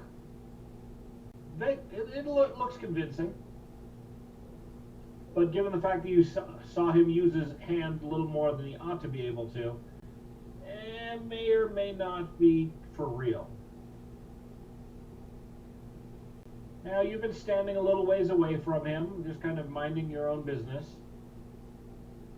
And he gives you a quick glance and nods his head across the square. The far side of the square, there is a small shop. Looks like they're selling bread. And when you look back, he must have turned a corner and he's gone. That's fine. Fine. Okay. What's your next move? How late in the, what time is it in the day now? Right now it's about mid-afternoon. You spent your morning talking to the constable and at the murder scene, and then over here chasing down the Thieves Guild. I mean, why not continue the Thieves Guild search while getting me some bread to nom on, obviously. Do it. Alright. So you head over to the bread merchant. Doesn't look like he's just selling. Doesn't look like he's making his own. Ah.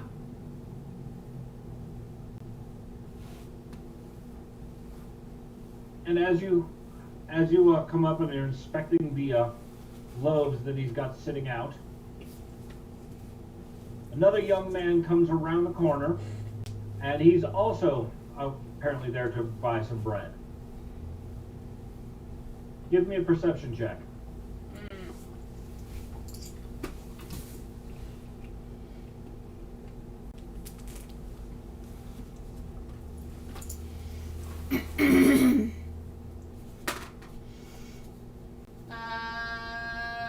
I got a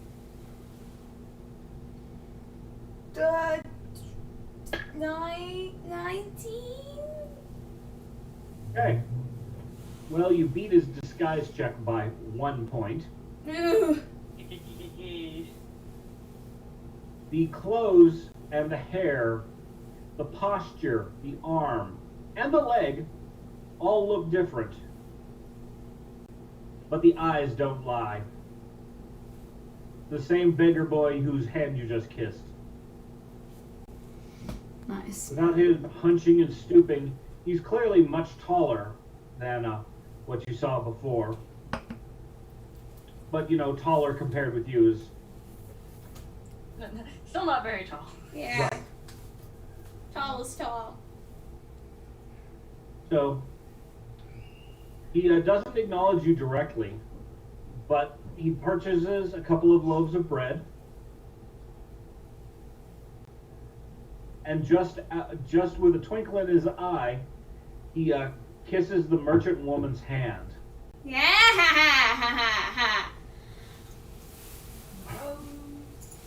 He's clearly signaling you. Mm-hmm. So, he makes his purchase and heads on back down the street that he came from, leading kind of a winding path. And at one point, he turns down a fairly narrow alleyway. I'm a follow. Okay. It's clear that he knows he's being followed. And you kind of entered a Warrenish maze. This alleyway is a street, but it's not wide enough for more than a handcart to get pushed down. Okay. No wagon could make its way through here, and no more than, maybe 3 people abreast could walk down this thing if it wasn't for, boxes and bales and crates and other things being set around. Now, there are turns and twists, and if you're not familiar with the labyrinth, getting in and out, not the easiest of things. Yeah. Now, give me another perception check. You do pass people every now and then. They are definitely the bottom of the economic chain. There are people Okay. living day to day and making their living whichever way they can. I got a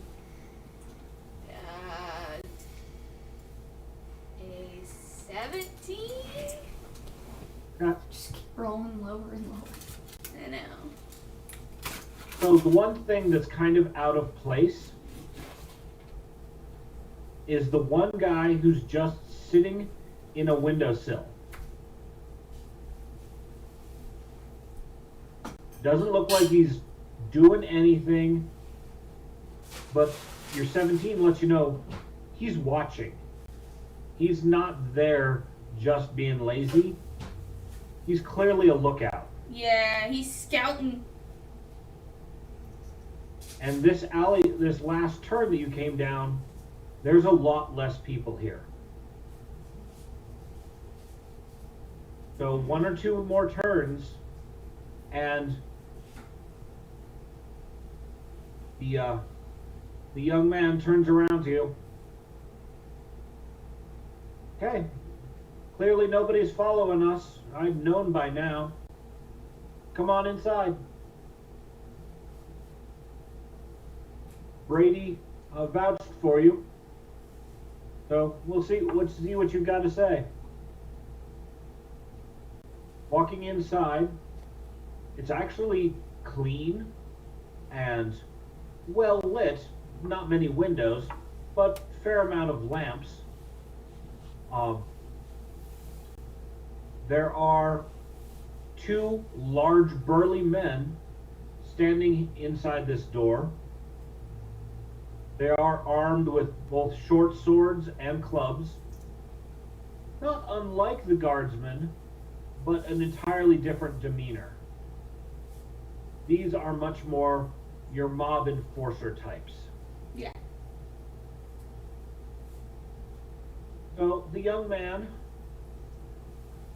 nods to them. No names are exchanged. And you're led through a doorway into another room. Now, sitting here, there is what appears to be a couple of clerks. They're busy scribbling away in books, keeping tally of this or that. And you're led past them as well to another door, very officey, where the young man knocks at. What is it? And the young lad says, what name did I give the fence? We'll call him Brian. Brian. Make it Brad.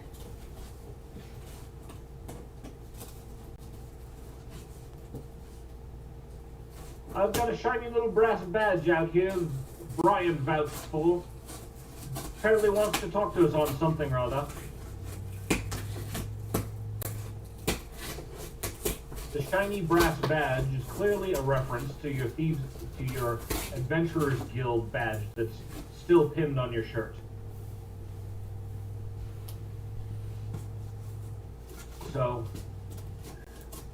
all right, bring them on in. See what they've got to say.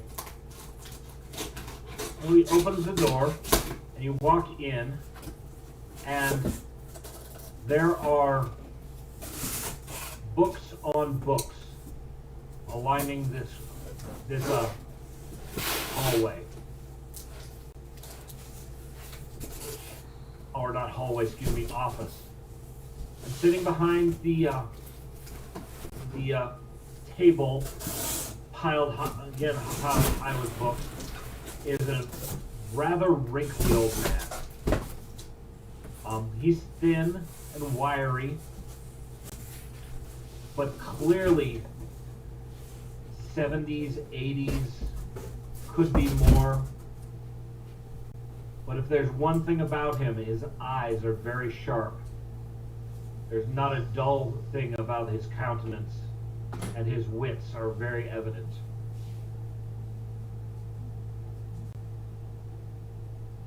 Now, aren't you a colorful one? He says, noting both your hair and your garb. I'm assuming your clothes are kind of flamboyant as well. Actually, my clothes are monochrome. What color? They're all it's all black and white is my outfits. Okay. So my hair and my horns are the only things that stand out. And my peaked cheeks and freckles.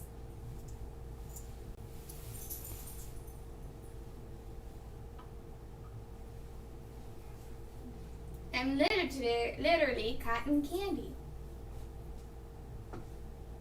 At some point, we're going to bite you and find out if you actually taste like cotton candy. Probably not. Y'all coming soon, so be prepared. Alright, so you could call me Old Tom. Apparently one of our members has vouched for you.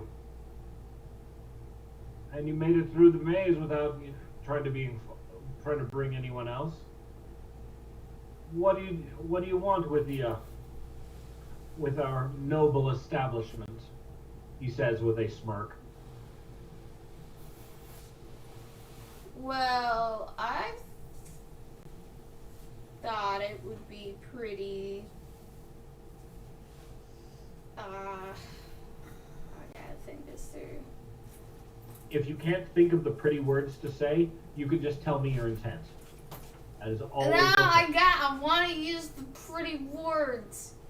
Yeah, I understand. Forever. Pretty words are my stock in trade. If you can't think those up, I can think some up for you, but I do encourage you to come up with what you got. I thought joining this wonderful establishment might help move me up in this world. Ah, well, that's quite a sensible perspective. Are you new to town or relocating from another city? He's basically asking you if you're a member of another guild in a different city, relocating, or if you're completely unaffiliated.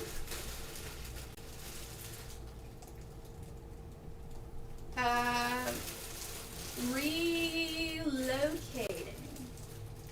So just so you know, that would be technically a lie. You're not a member of any guild, any active thieves guild. I mean, it might be smarter to say you're not associated because you don't have to answer questions without. Okay. I thought he meant of like any guild. No, he's asking specifically. Thieves about, guild. Okay. Yeah. Yeah. Are you No, Guild? I'm new.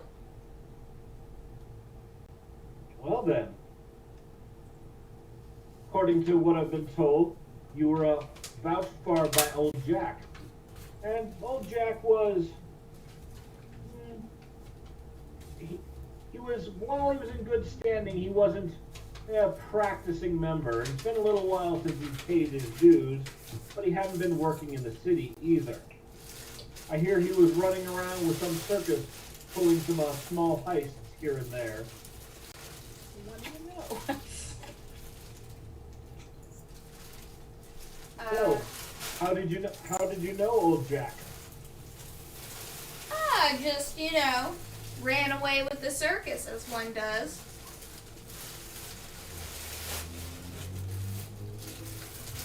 Alright. Well, if Jack taught you enough of our language and enough of our science to find us, he must have taken you seriously.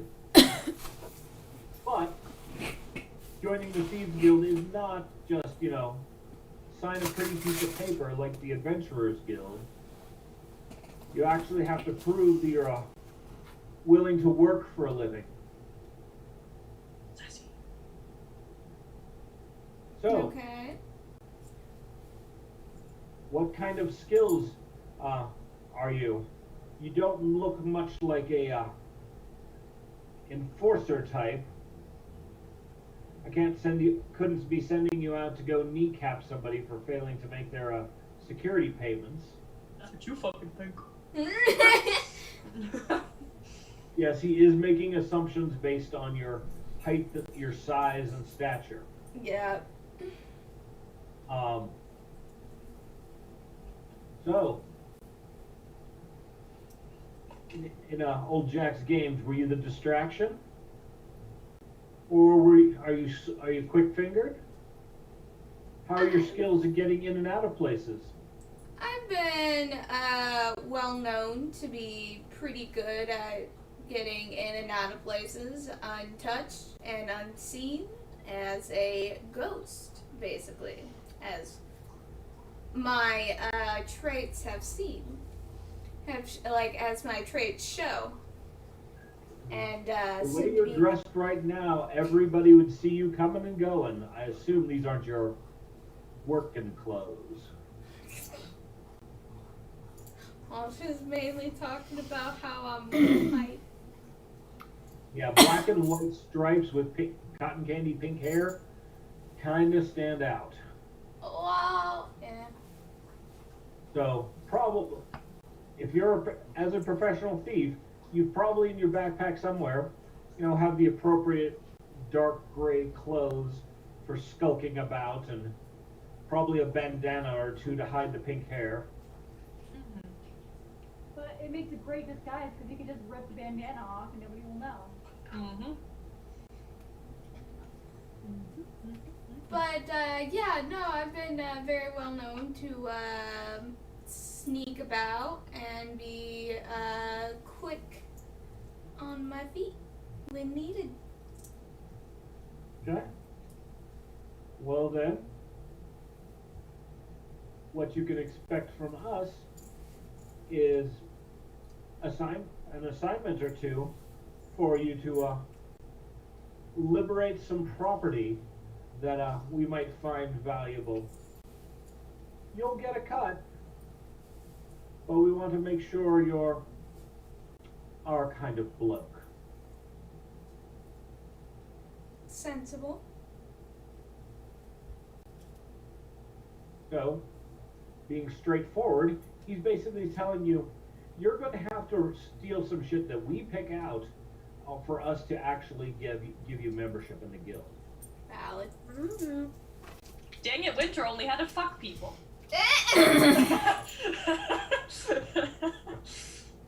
The thing is, Winter had the favor of her god to vouch for her. That is fair. Yeah. Gotta get on that, little Miss Atheist. I have a bird talking to me currently. Excuse me.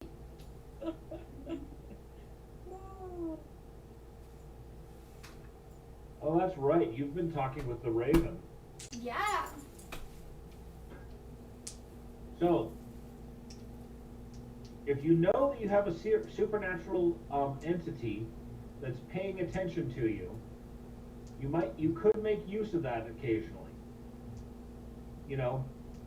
Call upon them and see if they're going to be helpful or provide information, because you don't really know anything about this Raven except that he's not normal. And when you said that you didn't really have much use for the gods, he said, but we have use for you.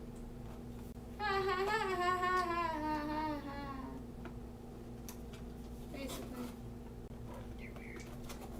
So, just to remind you that this happened. Yeah, I know. So, he says, Hello? Yeah, what's up? Yeah. the young lad Mark, he'll be in contact and give you your assignment. Won't be more than a day or so.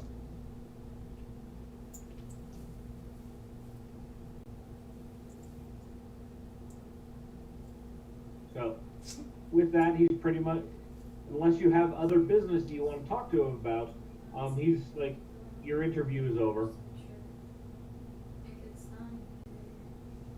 Like, I will point out that you do have other things to talk to him about. Which was I was about to ask because my brain's been like at the beginning. So, the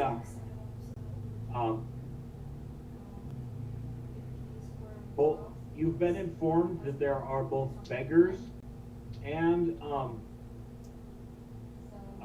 Thieves Guild workers that have either gone missing, and one of them was a burglar who was actually murdered in a rather horrific fashion. And so you were given a lead that possibly talking to the Thieves Guild might give you some more information. Okay, so actually I'm gonna put out on the table that it seems a couple people that could be your kind of blokes have been disappearing.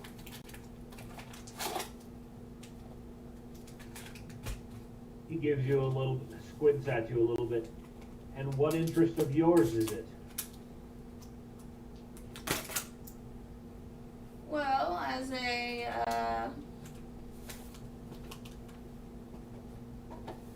fellow, I don't know. So are you talking about your own personal concern about, whether you're at risk, or you could point out, hey, we're with the Adventurers Guild and we took this, looking into this, working with the Whoremasters Guild.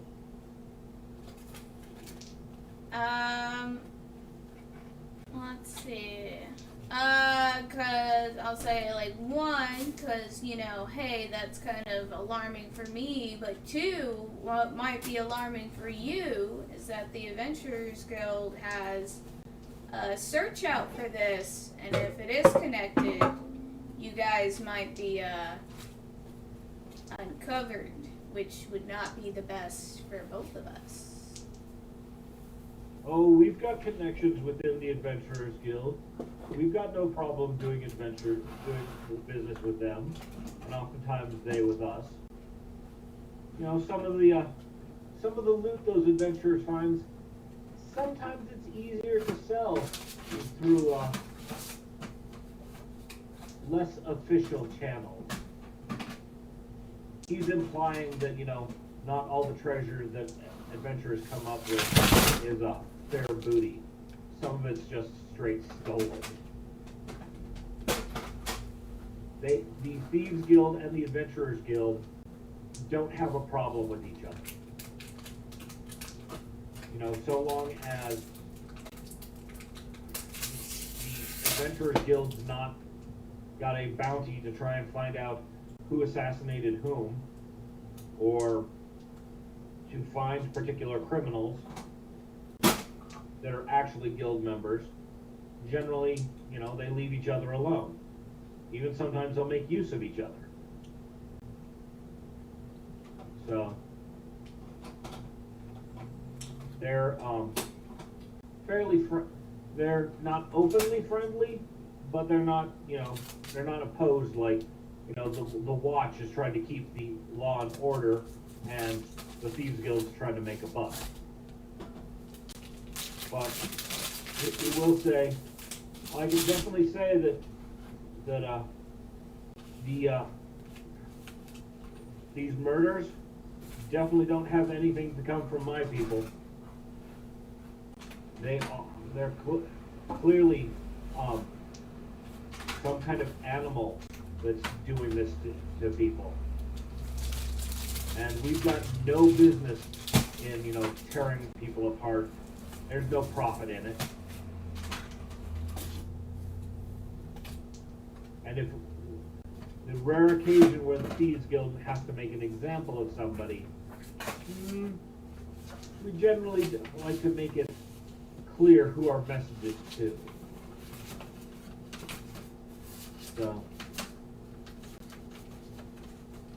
he's very specifically stating that there's no good business in messy murder. Yeah.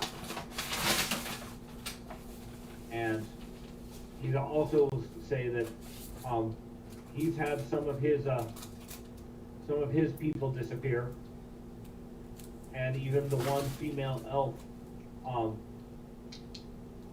she was working a job when she apparently got caught.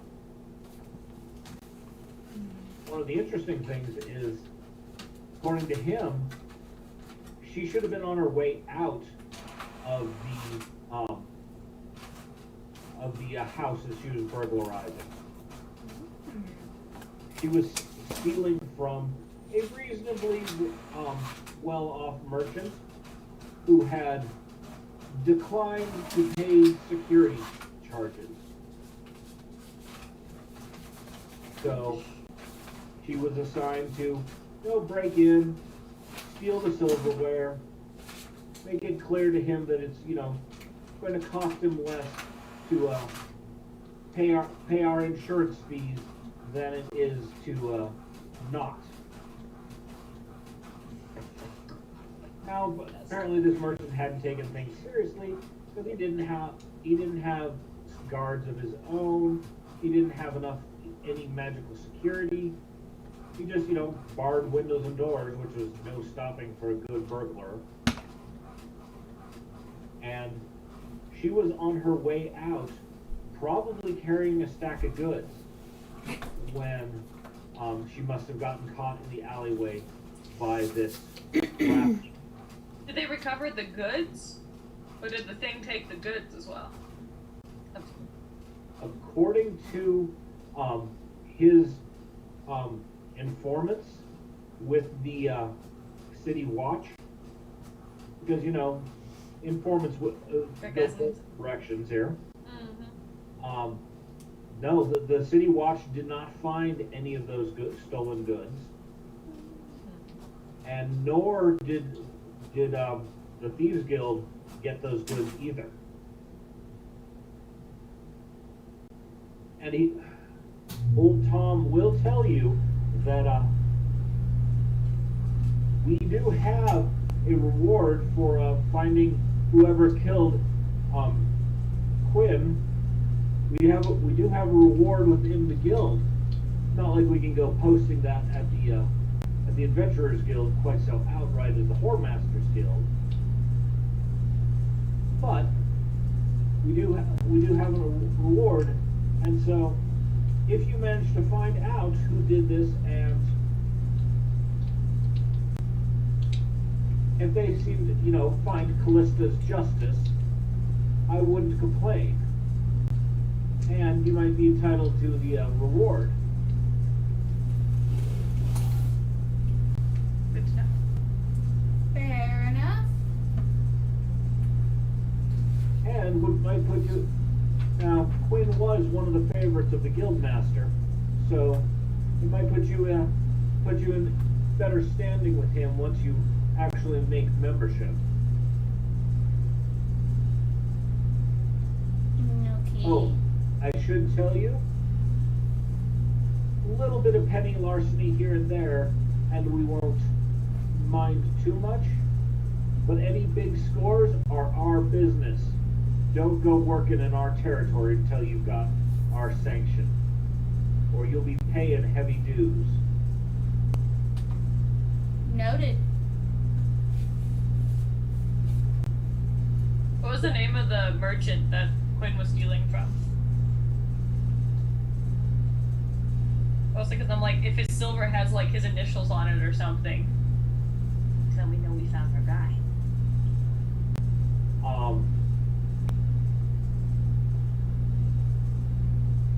Terrence. I love the Terrence. names this round. Terrence Mulgrew. It does merchant trade, specifically moving ore. So he imports it from the mountainous areas, and is both flying blacksmiths and copper smelters and others here in town, as well as exporting it out through the port. Word.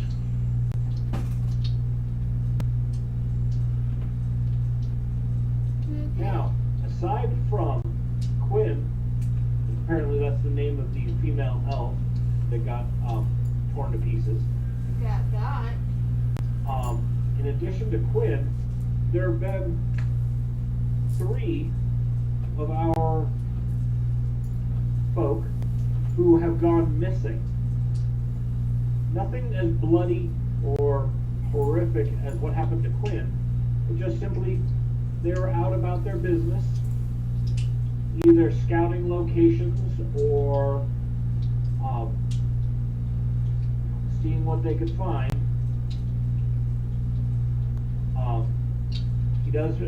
One of them was a professional mugger, as well as just a scout who's looking for good marks. Both of them have just disappeared. And these aren't the kind of folks who are just going to up and take a vacation in the country. He says with a sneer towards the... He's clearly mocking the nobles. You're one of those bitch nobles. Eh. And she popped up. With my eyes. Pattern. You're not there. You're not there. Well, I will squint my eyes from afar. I'm squinting anyway. At the tavern while she went off on a lark by herself. Her ears are tingling. She can tell someone's talking about her. I know. Hey, that's X.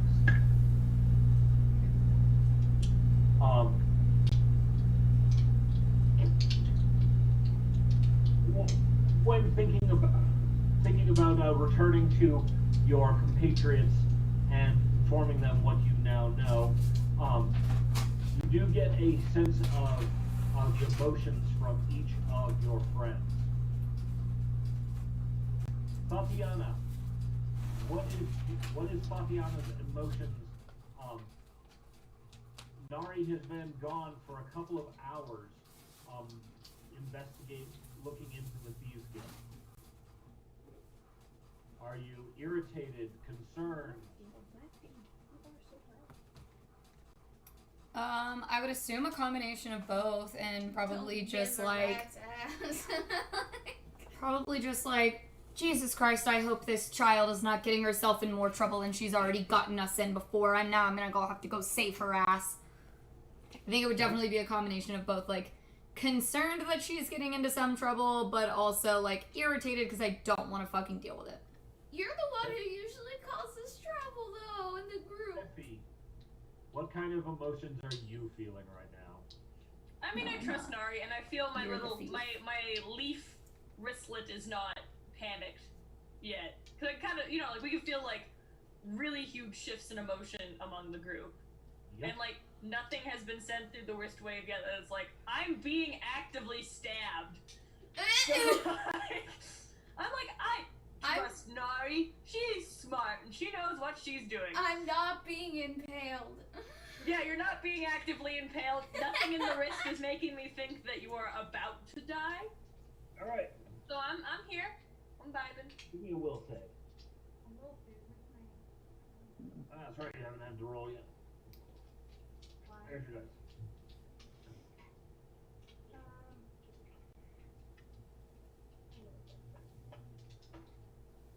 I got an 8 plus a 13. Okay.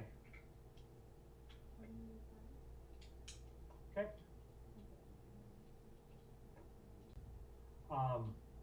So at 21, your nymphomania is rearing its ugly head. You feel that tingle in your womanly parts. Yes. And while this burst of emotional communication is going through, everybody now gets a little tingle of what Vivian's feeling. Well, it's Sephi sneezes and some pollen comes out. Reggie has no idea, no concept of what this thing is. Because I'm just confused, so I just sneeze out some pollen. And then just look at the counter and look so confused and look at Winter and basically accusing look at Tatiana and Vivian, confused and scared. Baby's first ejaculation. Anyway. I'm having the horn. Yes. Then I don't need my baby. So you're having a mild horny, and that mild horny has got you distracted from worrying about Nari. Yeah. All right, how does Thwack respond to all of this? Oh yeah, Thwack. Wow. Thwack is confused and doesn't exactly know what to think by this bombard of emotions from all of you. Eh? Does he have a bracelet? Yeah, Thwack is connected too. Oh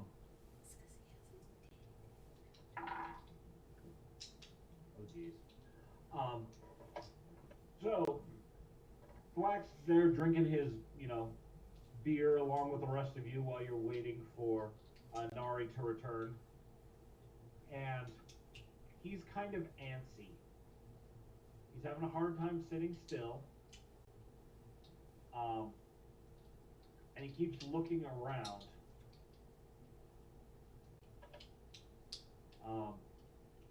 At some point, he gets up to go use the bathroom. Thwack's got a little bit of a bulge going on. Bless his poor sweetheart. So, whatever the Vivian's projecting is really confusing Thwack because he's getting turned on, but nobody of his flavor is around. So it's like, down, boy, down, down! Oh my god. Understandable. And the no reason boner. Yep, the no reason boner, baby. Yep. Thwack's got the no reason boner. It's your fault, baby. I get them all the time, it's fine. All right. So, Nari. Is our anxiety a bit with the giant horses, small Sephi's just looking at you now. Before it was half accusatory, half confused, and now it's 40% confused and 60% accusatory. Just thought I'd put the offer out. So, Sephi just doesn't know. So I'm assuming I was able to go back out of the little labyrinth thingy.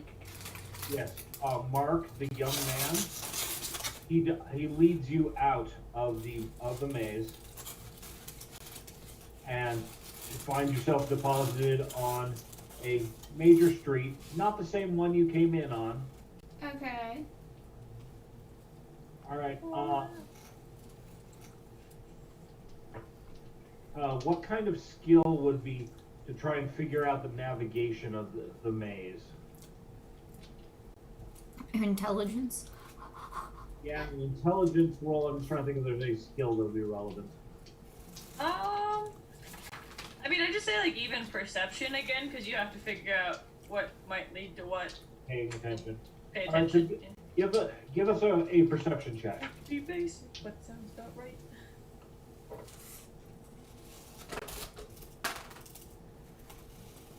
I got a. What the fuck is this thing? A 19. All right.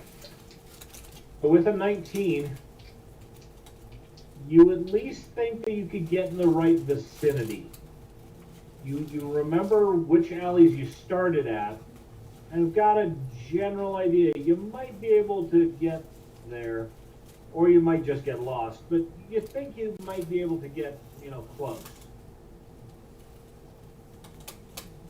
Nice. You're not sure of any of your landmarks, but there's a couple of things that stood out. So you head back to the tavern where your friends are? Yeah, and I'll use the bracelets as like a GPS. Yeah, you know the general direction to go, and you find the tavern. Apparently Vivian hasn't picked out a new target who she's going to bone this week, or day, or whatever. Hour. Buy me what? Sniffing out a target. And let's see. Let's see.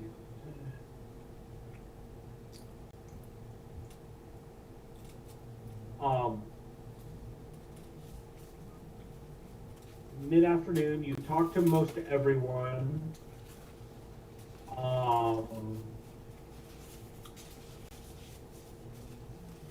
See, do you have anything you want to do from here? I've heard the plan of Not really, other than kind of just inform them of what I have found. okay. The first rule about Fight Club: don't talk about Fight Club. Well, I don't say anything about like the guild or anything. I'll just say, hey, I talked to some peeps and I found some info that might help. Okay. So she shares what she's learned from the Thieves Guild about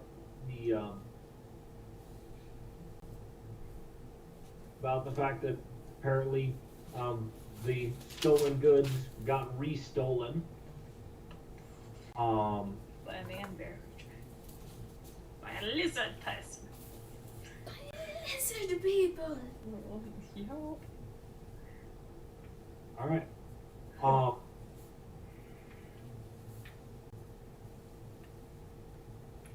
Did we express what was the stolen items?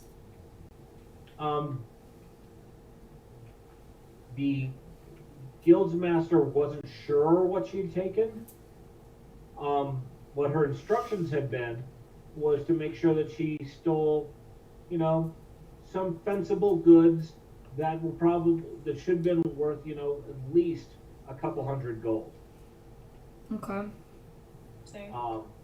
And that the information that they had said that he had some relatively precious ore that he didn't keep in his warehouse, instead had locked away in his personal safe,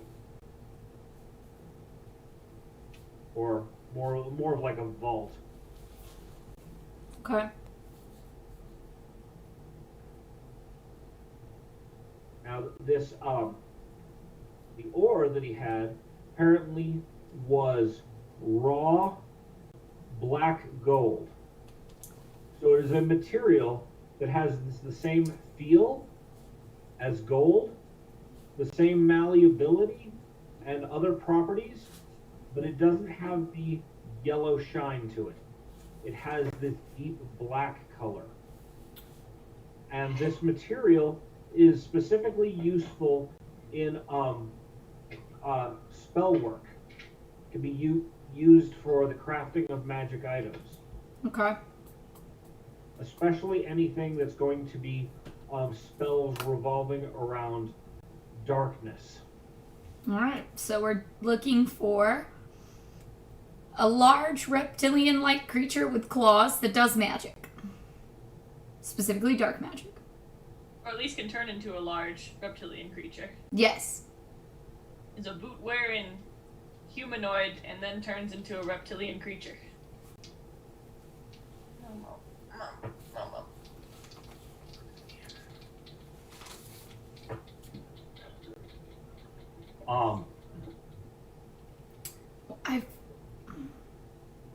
Okay. So, heading back to the red light district from here. The next phase! Time to go be the thought that I am. Yup. Word. I'm thinking I might go next to where you are and disguise myself as wall ivy, an unassuming plant, near where you are, so that if you set a building on fire or get attacked, I can help. So you're going to pick out a location where it's semi-appropriate for there to be foliage that you can disguise yourself amongst. Exactly. Or she can be like the Lorax film where all their trees are fake. I don't want to be pink. I'm not pink anywhere. I'm not yellow either. No, I I'm said green. fake. I said fake, like in the Lorax. All their trees are like inflatable Or like and stuff. plastic. I mean, depending on how observant whoever is who's attacking people is, that's pretty much how it's gonna be. Dance with the But, tree. in the meantime, I'm nestling myself darkly into the wall ivy or the floor weeds or whatever. So first off, you have to pick out a decent location where it's not unreasonable for a working girl to be. Yeah. Definitely somewhere in the red light district, but in like a dark alley. Well, I mean, I can always be kind of like just moving around, like kind of like standing out there, but then sneaking back in the alleyway next to one of the buildings or something, so that like I kind of make myself appear vulnerable. Okay. But I make myself notice so that they see me, but then make myself appear vulnerable, if that makes any sense. If anything, maybe pick an alleyway and you can just walk to either end of the alleyway throughout the night. Because that way we know kind of where you are, but you're still like potentially attracting some attention, and also largely spending most of the time in the dark alley where it's like, hey, look, attack me. Yeah, but I also don't want it to look like I'm just pacing in a fucking alleyway either. You gotta make it look legit. So I need to look like I'm standing on the corner trying to sell my body, and I'm not getting any attention, so I'm just gonna walk back in the alleyway to go, like, you know, smoke a cigarette or something. Or whatever they smoked back in the day. Well, there's a variety of different things to smoke. Tobacco is something, but they don't have cigarettes. Mostly via pipe. Yeah, so... You have different forms of smokable vegetation, that anywhere from marijuana to more heavy-duty hallucinogens. Yeah, I'm not trying to get fucked up. I'd still like to be able to function. So I'm gonna stick with You get a pretty pipe that has fire Yeah. on it or something. So I'm gonna pop by a shop on my way down to the red light district and snag up a pipe and some tobacco. Okay. Don't know if Luna wants to use her extra special thing she does where she turns into invisible in the shadows and also be in the alley with me. Being invisibly in the shadows. I mean, I can. So, like, if someone, you know, tries to at least, like... If someone... You guys goes up will to feel Molly it through and the does bracelet. This action! We're ready to go. You guys will feel it through the bracelet, you know. You gotta let me do my hoe thing. If y'all are Yeah, all that's fucking chilling true. around me, one of y'all are gonna end up giving my cover away. Well, I I'll be I don't invisible. plan to unless it actively starts. Well, also because you have pretty low HP in comparison to everybody else. So I'm like, if it really wants to wail on you, you would not be a person that would live through a whole hell of a lot of wailing. So the optimal That's fine. location that you picked out is in the red light district. It's referred to as the Walk. It is an area where the street girls work. And after sundown, they start coming out, and they're wearing various levels of provocative attire. From, you know, look at me, I may or may not be a prostitute, to I'm barely wearing anything, and here I'm advertising just exactly what you get. Insert scene from Les Mis. So picture Yo. this outfit, but instead of a skirt, it's just like little bloomers. Cute. Okay? I So, dig it. I will make the assumption that you take off your Adventurer's Guild pin. Yes. Okay. Wise. What about your other weapons and Adventurer's gear? Yeah, I have nope, I got none of it on me. Okay. Is it back at a hotel, at a room, or have you handed it off to your compatriots? Do we- Bag of holding. Do we have a room somewhere still? Yes, you did take a room at one of the taverns, Okay. inn, where you've got the wagon parked. Okay. Yes. So yeah, I'm gonna. And also you now have relationships with the Whoremasters Guild that, they might be willing to stash something in a closet. And of course, Vivian at the Temple of Callistra, she has a guest room that she's been given use of. Yeah, whichever area was easiest for us to get to, like on our way down there, I dropped off all my belongings and changed gear before I headed down. Okay? So, you... Should I use my alarm spell? No, because there's a lot of people moving around, Okay. and you don't fully know what you're looking for yet. So, at what point do you put yourself out on a street corner? Do you start as soon as night business opens, or are you gonna wait? I'll probably wait a little bit, not right as the night starts.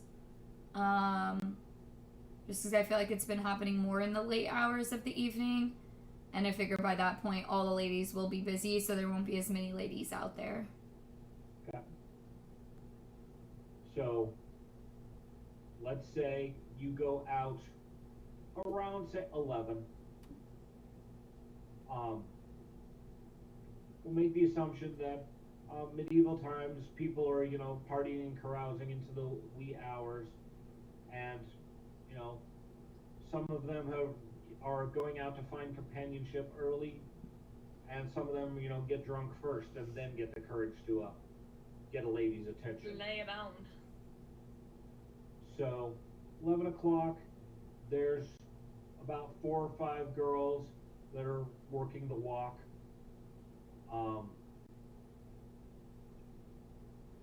It's not a particularly busy night. The weather's decent.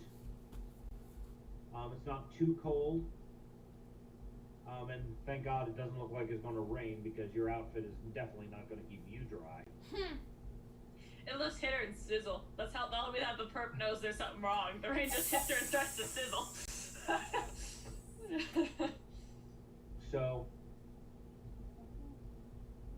no, not yet at least. So, Tatiana, you are approached by a gentleman, inquiring, if you're busy for the evening. What's the size of him? Average guy. Are we talking his build or his package? His build. Both. Okay, oh yeah, that's right. In fact, I was like, my first thought was why do you care, Molly? And I was like, wait, no, she's talking about his height. I'm not Vivian. I'm not Vivian. Not Vivian. Average guy. From the looks of it, he's probably a journeyman in the crafts and trades. Does he look like a blacksmith? Pardon? Does he look like a blacksmith? Like dirt under his nails, like you'd have if you were a blacksmith, or... No, Does he probably look like a not. working man? He doesn't have the big burly arms that comes with that. If you were to make a guess, he's probably like, a cooper's journeyman, something like that. Something that's more skilled and a little less manual. Work. Barrels? Yeah, so he's inquiring as to your services and wants to find out what the going rate is. $1 million. Well, unfortunately, I'm supposed to be meeting someone any minute now. But if anything changes, I'll be sure to let you know. He snorts and moves on to somebody else. Well. Somebody somewhat similar build to you. Apparently he has a type. Not too long after that, you are approached by a a man in acceptable clothing. He's a little fancy-ish. Looks you up and down. What are you doing out here? Well, I'm just patiently waiting to meet the suitor I spoke to the other day.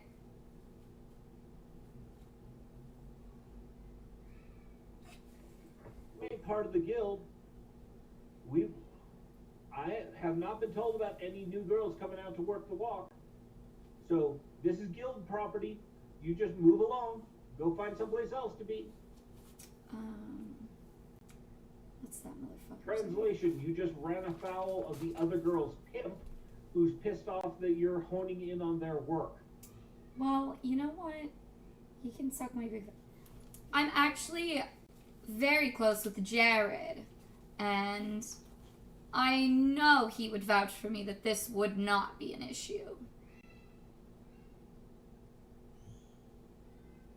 What is a girl, a street girl, doing talking to the under whoremaster? Basically, you just name dropped somebody huge, and he's going, "What the fuck?" I promise I'm not here to take any money away from any of the lovely ladies. Only here to protect them, give them some safety. Okay. That was an amazing wink. Roll diplomacy. We'll see how She subtle goes you safety. Fuck. Wink, wink, wink. I have a little bit of a plan if it goes to shit. I got an 8.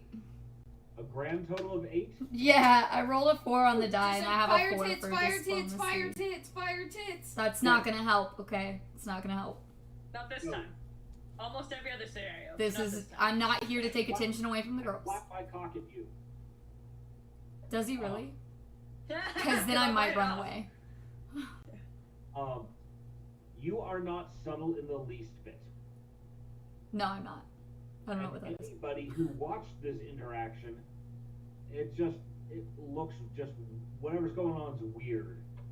He got your message loud and clear, and he just thinks you're not sneaky. So he doesn't have any firm belief that you're going to work out well as an undercover hooker. This is why I didn't take y'all with me. All right. So I am being an undercover wall of ivy. But I'm doing great. he does leave you be. Alright, well, what the fuck do I gotta do to look like a better undercover hooker? Become. Get a better diplomacy check to Strip. to be subtle. as Strip, opposed to take be, it off. Take it off. I would be like, you know what, I'll use one of my hero points, but I might need that later, so I'm gonna hold on to that just in case. Well, for all you know, the perp isn't watching you yet because they tend to strike at like dawn. At Yeah. like false dawn. So all you know, they ain't there yet. They're busy out, I don't know, picking their teeth with their nails or whatever.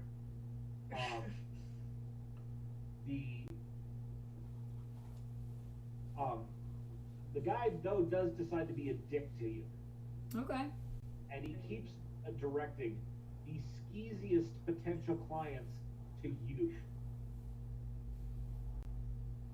Every time there's somebody coming up whose teeth ain't so good, and their coin probably is kind of weak, he doesn't point them to one of his girls. He sends them your way because you're the discount girl. Alright. So, first guy he sends my way. Well, first guy, I politely, not politely. Fuck this shit. So the first guy that comes up to you Let's do this. is a big, burly son of a bitch. He's got no social skills, and if you were to sleep with him, he's probably a 4-pump chump and not going to be gentle at doing it. Okay. You So, could just read this all over the fucking. you're being really obnoxious. You might need to go take like a 5-minute break somewhere else. I'm like almost being serious. Please. I know you're making a joke, but it's not like it's becoming overwhelming. I've got an 18 for intimidation. So when he comes in close and I'm like, oh, I bet you're interested, aren't you? And I wrap my hands around his head and pull him close and whisper in his ear, if I fuck you, I will chew your fucking dick off. I suggest you take your money to another lovely lady who would actually enjoy your company much more than I would. My vagina teeth. Oh, I mean, there's a movie about That is a thing. So, Vivian has vagina teeth now.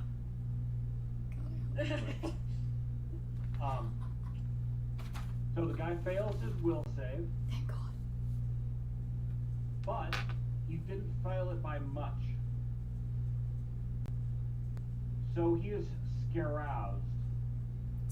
He is both terrified of you and is turned on by your violence and One Pump Chump has acquired a new kink. Well, maybe we should just go whack him off in a corner real quick and then kick him in the butt. Yeah, kick him right in the balls. He orgasms immediately. Thank you, mistress. This is my goal you in saying life. that literally or as a joke?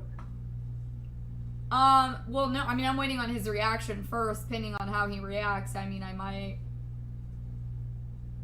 Let's see. He backs off. You could see that he's aroused, though the size of his bulge does not equate to the size of his rest of him.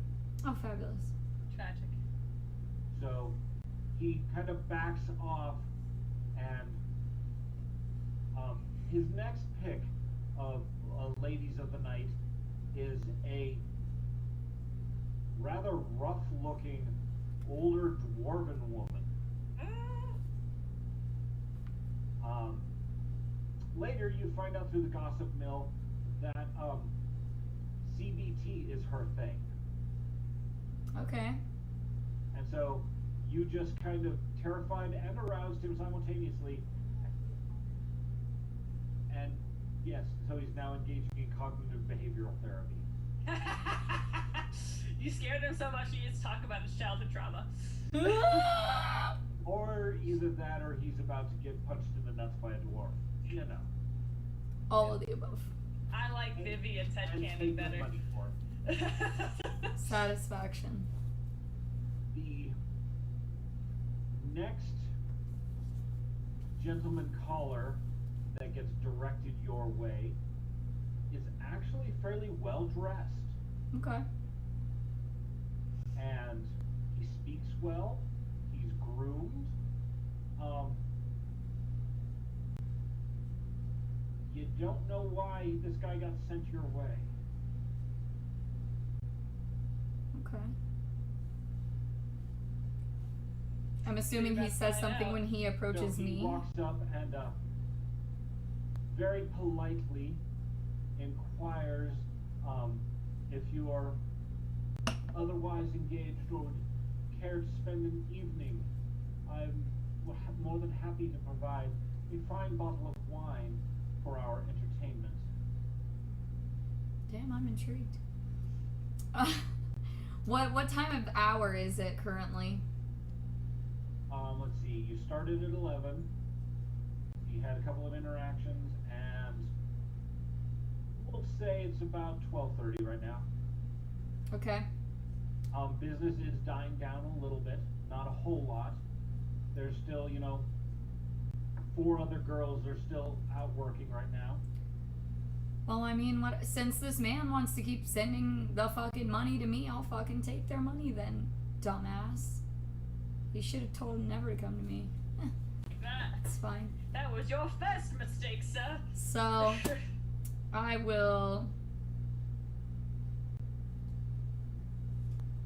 I'm assuming the man is going to want to go somewhere enclosed, not in the alleyway. No, he does indicate a that he has a room at a tavern a few blocks away. Okay. I could absolutely accompany for you the evening, sir. And a bottle of wine sounds Okay. fabulous.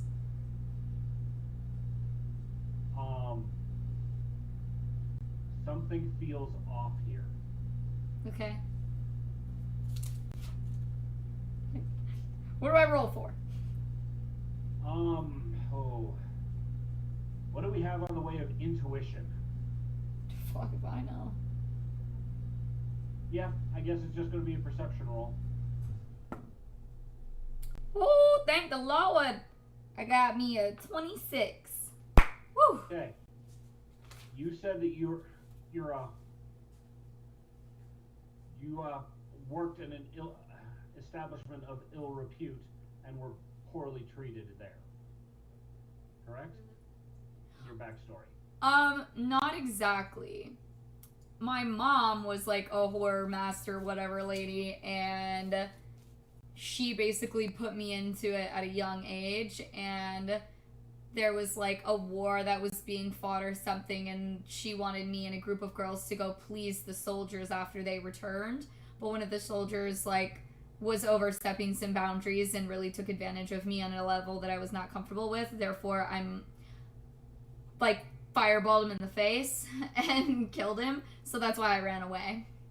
Okay. So I'm a runaway like Vivian is.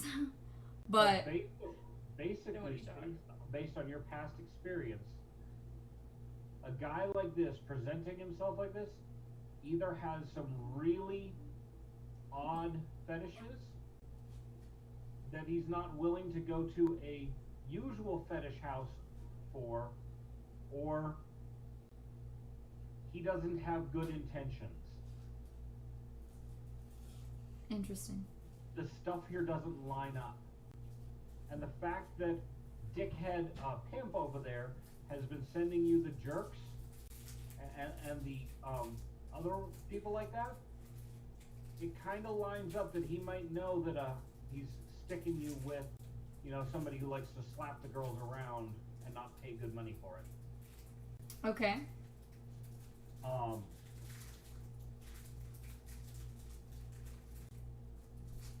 With that, with the perception check that you've got, you also do notice as you're walking with this gentleman, the dwarven woman who,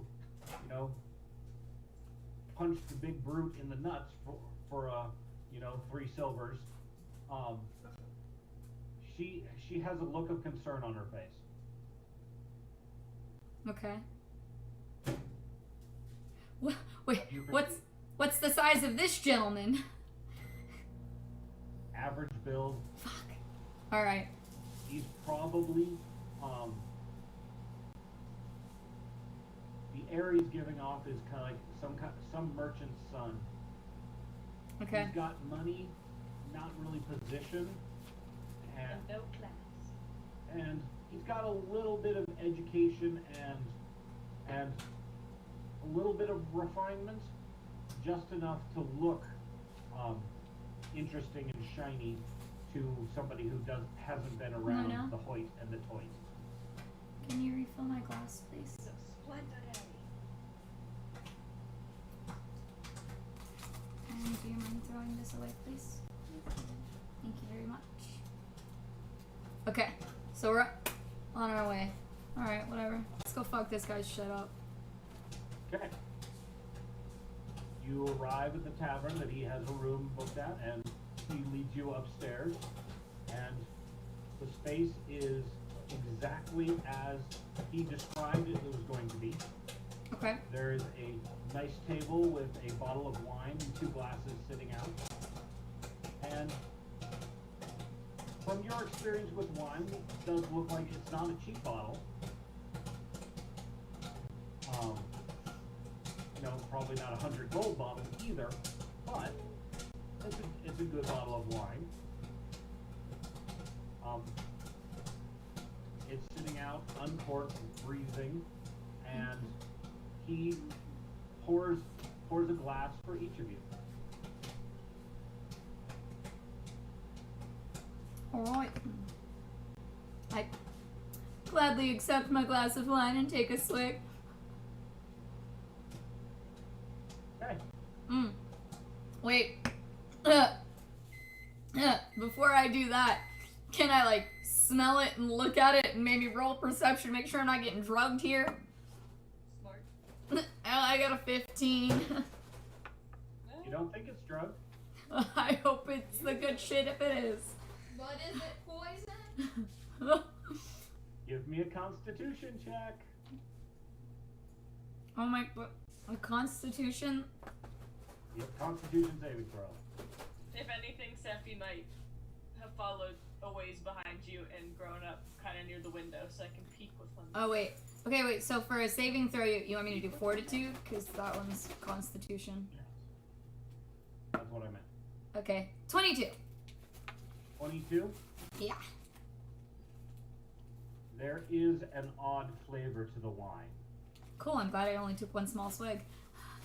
And the small swig is enough to get your head swimming just a little bit.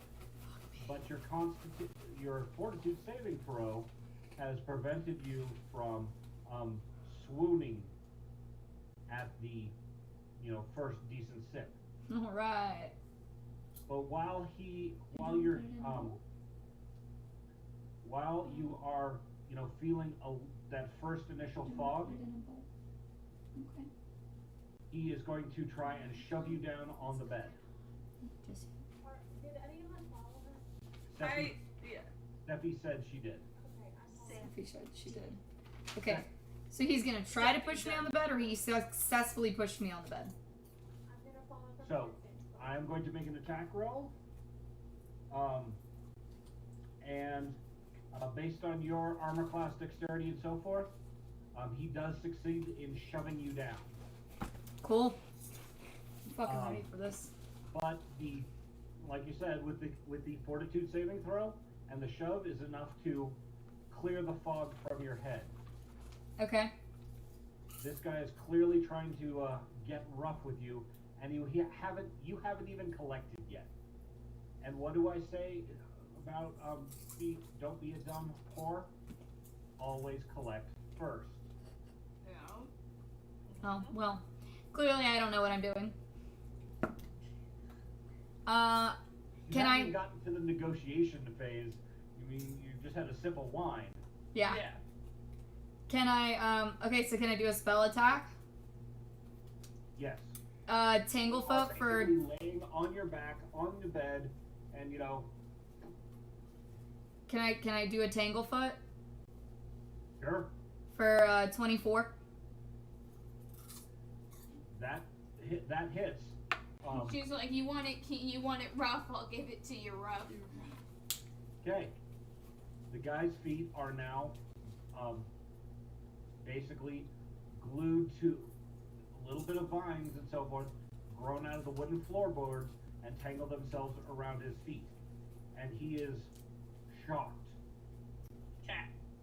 Now, there are very few people outside of the adventuring class and maybe some of the nobles and the mages guild, and of course the priests. All of them have magic, but the average commoner, if they get magic, they're going to maybe go and try and join one of those other guilds. Right. So the fact that you just spell slapped this guy has got him surprised. Okay. You can tanglefoot him. That's one action.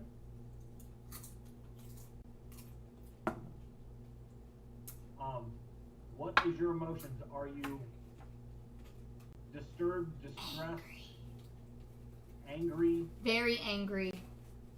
All right. Everybody feels Tatiana's anger. Very angry. Clearly, she's not projecting fear, but anger. Oh, I am not afraid. I'm about to fuck this bitch's shit up. Alright. I got a 25 on the die now. I just gotta figure out what I'm gonna do. Usually you decide first, roll second. I know, I was thinking blistering invective so that I could just, like, be a total fucking cunt to him. But I also kind of wanted to cause him some physical pain. Well, Both are valid options. Oh, blistering invective causes actual fiery damage. It does. So we're gonna go with that. From the So- inside out. So that's what I'm going with. But that was my first thought process. So that's what I was intentionally rolling for in the first place. So that's what I'm going with. So I basically just say, I don't know who the fuck you think you are to lay your hands on a beautiful woman like myself as you just did, and I know this is not the first time, and I hope you know this will be your last, because if you ever do this again, I swear on heaven and hell, I will chop your fucking dick off and burn it in front of your eyes. And let me get a 2d6 going. Wherever the d6 is. 7 points of damage. Okay, so the 9 points of damage he just took, because you don't have Vesta with you, but you're getting extra points for your role playing and your diatribe.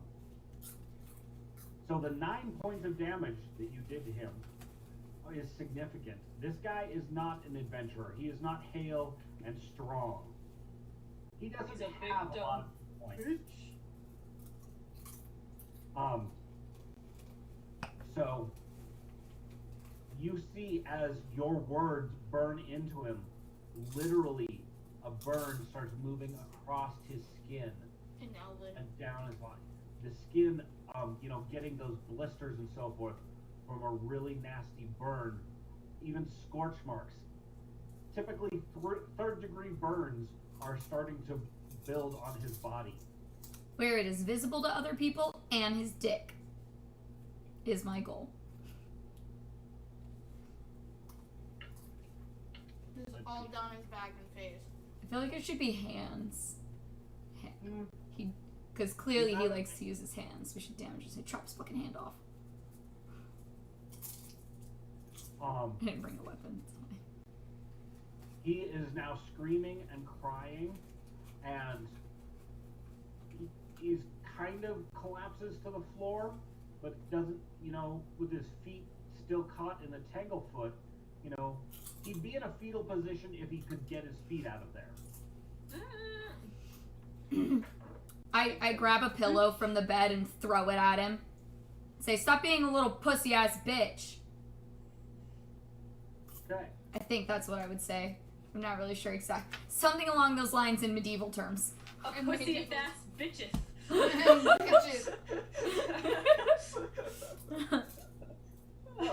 Stop wailing like a child and blubbering like a sea lion.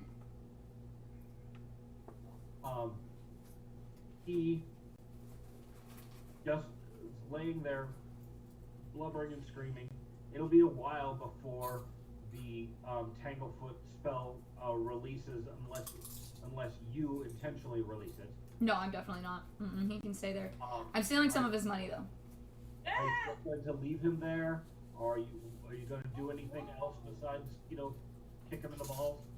No, no, I'm just gonna take some of his money. That'll be the last thing I'll do.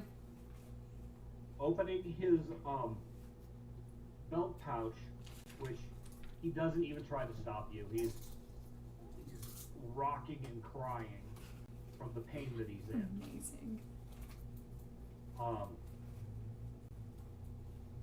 Opening his pouch, you do find he does have not enough money to have paid for your services. Ooh. Douche. Well, good thing you gave him the discounted service then, of just burning the shit out of him and tangling him to the ground. 5 silvers and 8 coppers are all that is in his purse in terms of money. But in addition, there is a small vial. Okay. Common sense stands to reason. This is probably whatever he tried to drug you in. Is the vial empty or is there still something in it? It's about half full. I'm taking the vial. Okay. You pour it in his mouth.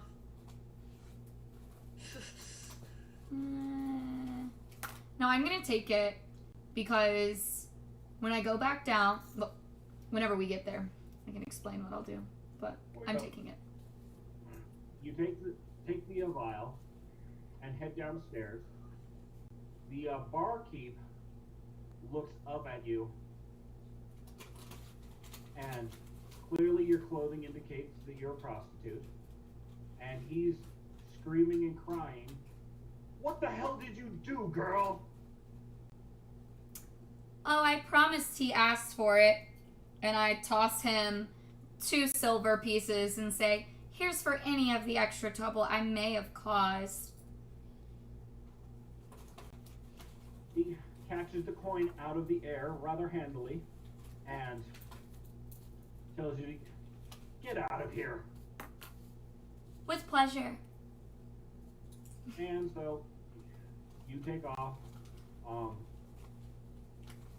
At some point, the innkeep goes up to check on him, and it takes about 5 minutes for that spell to wear off. The innkeep sees what happened to him, and you do hear that healers have been called to the inn. Oh, at least he learned his lesson. Hopefully.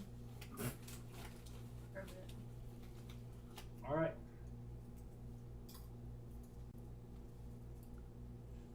So, let's say your little escapade is another hour, and we're into about 1:30 at night. Okay.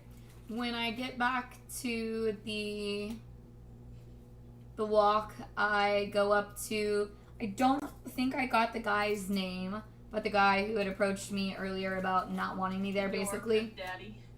I go up to him with the vial, and I just slyly walk over with a smile playing on my face, hips swaying the slutty walk, and I pull out the vial and I place it in his hand, and I'm like, just for future reference, some of your clients are very terrible to your girls. Lucky for you, I'm looking out for them, but you should too. And then I walk away. He looks at what's in his hand, and you hear a hearty, "Oh, fuck." Excuse me, ma'am, excuse me. Yes? Are you okay? Would have kept walking. Oh, don't worry, darling, I'm fine. He's not. He apologizes deeply because he has now broken the Whoremasters Guild code of ethics. He set up a girl into a situation where she was non-consensually in danger. Basically, what you handed him was the medieval version of a rape drug. The roofing. Yep. It temporarily GHB. incapacitates somebody who's drugged with it. It's not fun recreationally like some other kinds. No, I'm waiting. Somebody in the Bagalicious said, hello, everyone, in the chat. So, Nice. Luna's just being wacky, wavy, flailing, inflatable tube man. Generally, it's even worse than that. Once the initial shock passes, the person is mentally aware, but kind of physically just loose and limp. Yeah, GHB. Uh-huh. And so, not only can they have their will forced upon them, but they're aware of everything that's going on. I need to watch that. I know. So, this guy, well, he thought you might be kind of skeezy and didn't want to deal with it. He's just kind of stepped over the line and endangered somebody.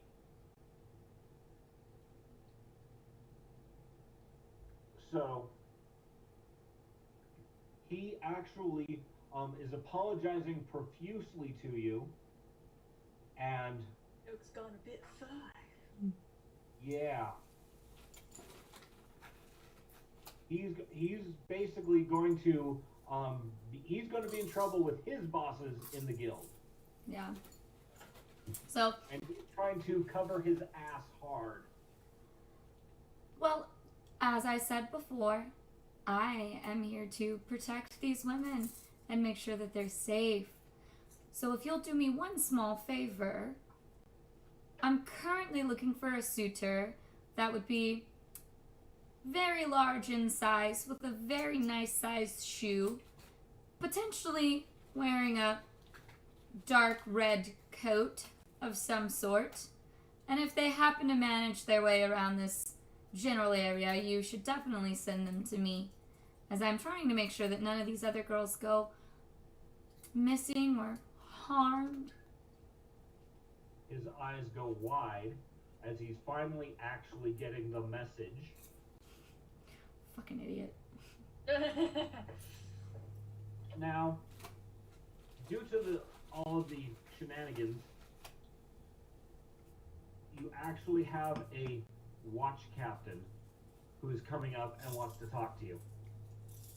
Oh, fuck. Apparently, the young man whom you burned is claiming that you attacked him. Well, hopefully the man I was just speaking to is still standing right next to me. Well, as you see here, I actually just brought this lovely whoremaster the bottle of GHB that this terrible man put in the wine. If you don't believe me, go check the wine in the room. The moment I took a sip and I knew that there was something in there that I shouldn't have consumed, he pushed me on the bed and I clearly defended myself. Alright, give me a diplomacy check. Fuck. That is the next skill I am getting trained in. I'm not trained in diplomacy. Come on. Fuck! I got an 8 again. Grand total of 8. Okay. Yeah, I'm not good at this. He thinks, based on... He thinks you're lying, even though you're telling the truth. The pimp comes up and addresses the watch captain, not captain, is more of a sergeant. The watch sergeant addresses him by name and says, "I can vouch for everything she said," and even pulls out of his, and here is the vial of stuff that she recovered off of his body. You know we do not traffic in this stuff. It's against our rules, and only the Black Lotus can you play that game, and they're signing up for it. He's inferring that there is a house in the district where darker sexual games can be negotiated and played out. Interesting.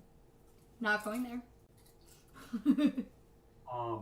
Noise. But this entire interaction with the pimp and the watch captain pretty much screws your chances for undercover for the night.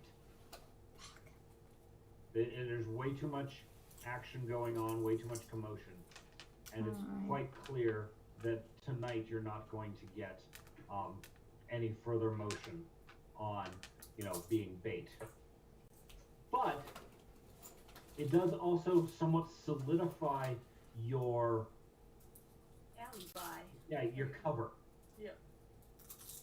Actually having been, a street hooker who someone tried to drug and use, as opposed to just the average person. Now, the watch captain asks, "How did you burn him like that?" Remember, having magic is not for the common people.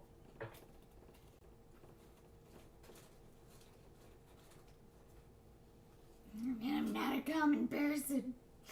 I'd be like, let's just say I can do, or I can, and feel free to be like, I'm not gonna say that, but, something to the effect of, some people say my insults are quite scathing, and then they just like laugh and walk away. No, I like that. I like that. I'm gonna Yeah. take that. The Take that point advice. is, if it gets out that you can do magic, you're not a common street girl. Then I'm a common street girl. If I don't get distracted. Then fucking put yourself on the corner, bitch. What the fuck? It's your turn now, baby girl. It's only I'm one just a.m. kidding. So while the common person does not be able to cast magic, having some alchemy on your person is not unheard of. So you can basically make up a story where you maced the fucker. Okay.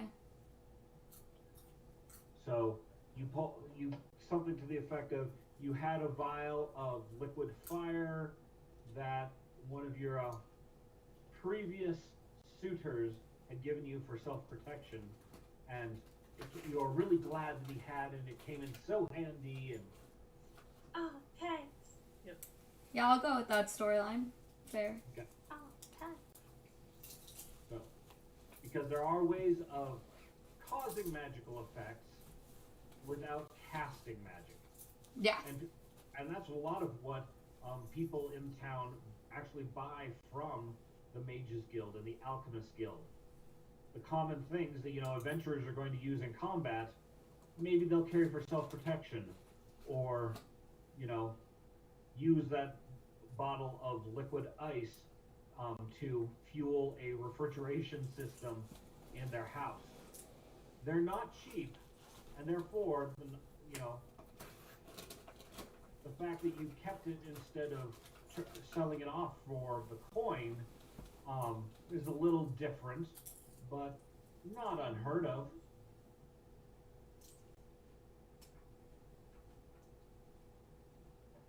So, things to remember out of this: common people can't cast magic. They're usually people who are in the Adventurers Guild, the Assassins Guild, the Thieves Guild, etc. Guilds that are going to have more of an adventurous flavor to them. Okay. But they still have access to magical items. Generally depending upon, how wealthy they are. Makes sense to me. Alright. So unfortunately, this kind of shoots your night for attempting to pretend to be a working girl. I mean, unless Vivian thinks she can keep it in her pants enough to be our new Patsy. But like, I don't want to murder on this night anyways, because there was a commotion, unless he didn't see. And then we just go to a different part of town anyways.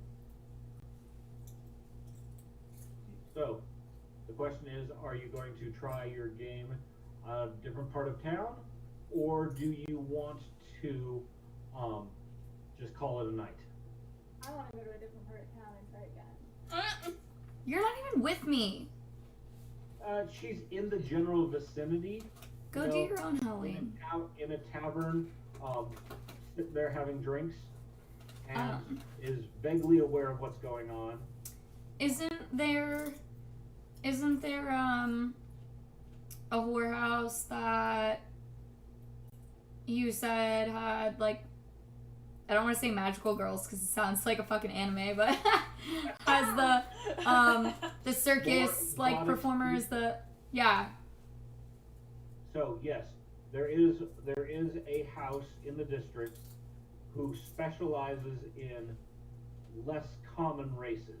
I feel like we should have a team huddle before we do anything. Probably gonna have a team huddle. Alright. To be fair, that could be Sephi's thing. Sephi can do it now. She can turn into a big titted thing. Alright, so of all the people that are dying, is there like a type? Like, No, they're all different. they're all different, like ages. Okay, so everybody give me a perception check to kind of piece together all the things you've seen. I wrote it I down. got There was three 32. human. There was 3 human females, 1 elf female, 1 dwarven man that was killed, the Jeremy guy was killed, and then there was a male halfling and a female halfling, and then there was a house mom of one of the establishments that was a cat folk. So there's a wide array of races and genders. Yes. And they are all from the age of puberty through menopause. So that's kind of a wide spectrum again. They're all generally healthy. One of the oddities that's really standing out is you've got complete disappearances for some people and vicious murder scenes that are gruesome in nature for others. Do you think there are multiple killers? Wouldn't be. Multiple perps. There's one murderer. There might be one kidnapper. What if the prostitutes and stuff are the ones turning into fish people? Wait, so there's not a theme Jeremy was for. killed outright. So there's not a theme for the people that are being gruesomely murdered and then the people being disappeared? No. Um, The fact they're prostitutes, thieves, guild, and whatever the other one was. Beggars. all of the dead people except one was all of the gruesome murders except one was male. Well, there's two male murders, the baker and the and Jeremy. Jeremy, the baker, and the other gruesome murders have all been male except for the female thief. Are you sure? Because I think there was some women that got stabbed in there. Let me check my notes here. Deaths.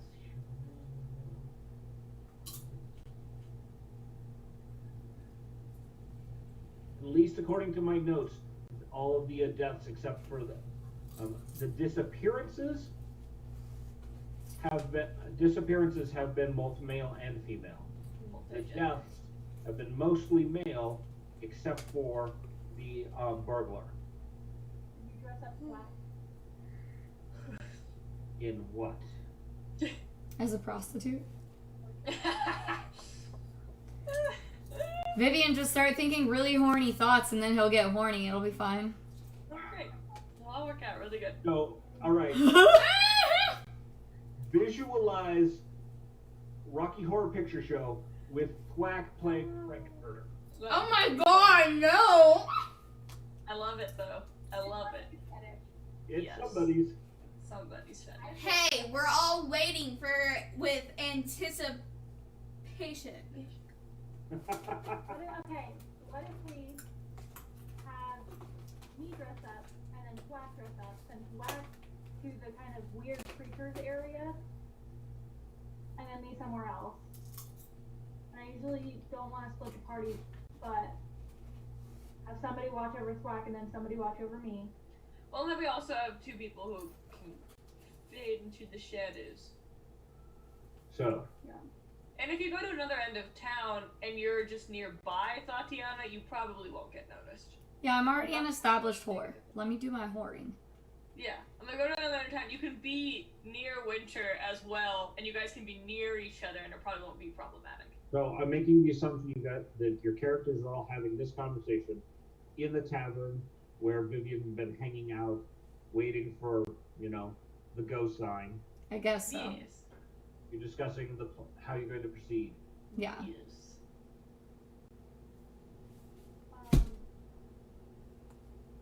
It is later in the night. The tavern does stay open all night. If you're a drunk, we'll take your coin. One guy was murdered coming out of the tavern, right? From coming home. And so there's only you and the barkeep and two guys sitting at the bar, looking kind of drunkish. So it's a quiet night, not much is going on. Excellent. Perception checks. For everybody or everybody there? Nat 20! Nat 20! We're all Everybody. together. Oh, we are? Okay, yeah, they What? just said that. 31. Nari? Are we all there? Yes, everybody's sitting in the tavern discussing the next move. Okay. Sephi got a nat 20. Okay. I got a So- 20 total. Say that again. 20 total. Okay. Tatiana? And that one. Okay. Tatiana is deep in thought about how to get her hooker on, She's one. and is actually kind of disturbed that she's, walking this path again. How the fuck did I get back here?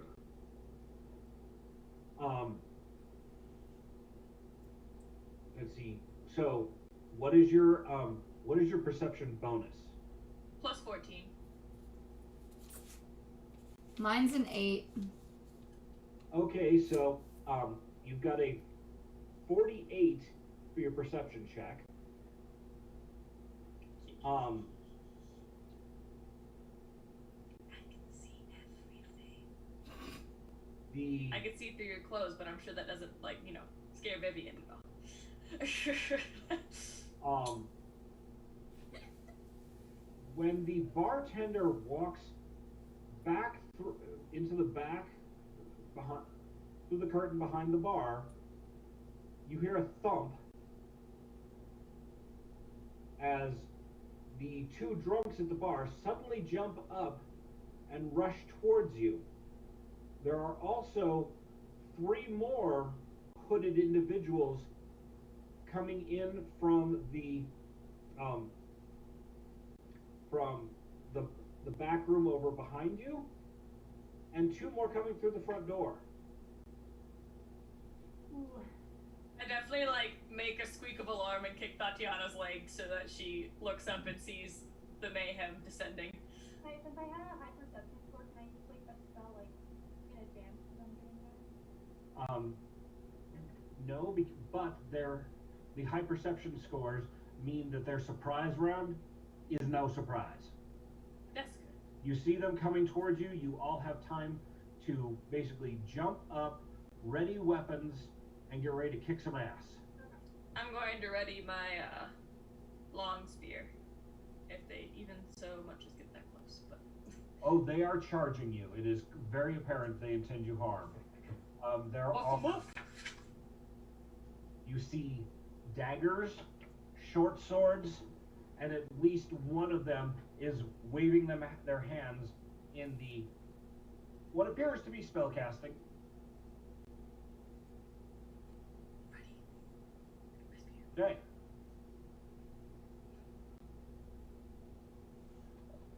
I do not have a map prepared for this, so we're going to be describing it as opposed to mapping it. Happens. Let's see. Tatiana, Thwack, Vivian, Sephi, and Nari. Let's see. 2 and 3 and 2. That's 7 of them.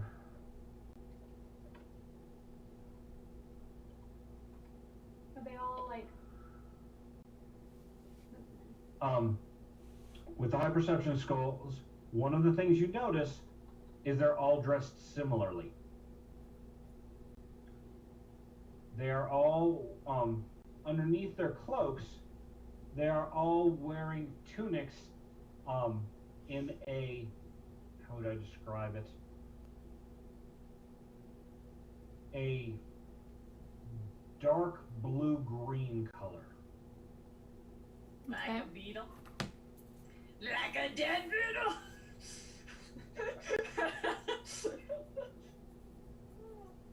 All right.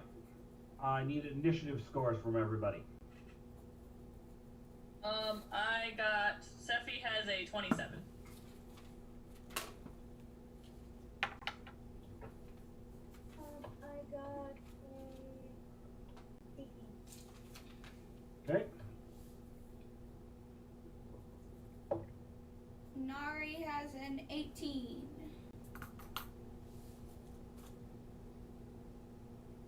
And Tatiana. 22. Okay. Can I summon my undead creatures? You do not have a spell for that in particular.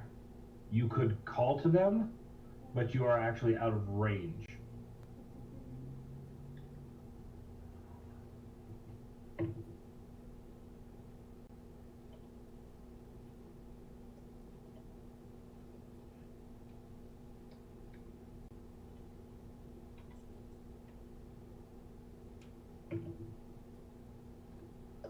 Okay, Sephi, you have 3 groups of these individuals coming at you from 3 different directions, trying to surround you and attack you from all sides.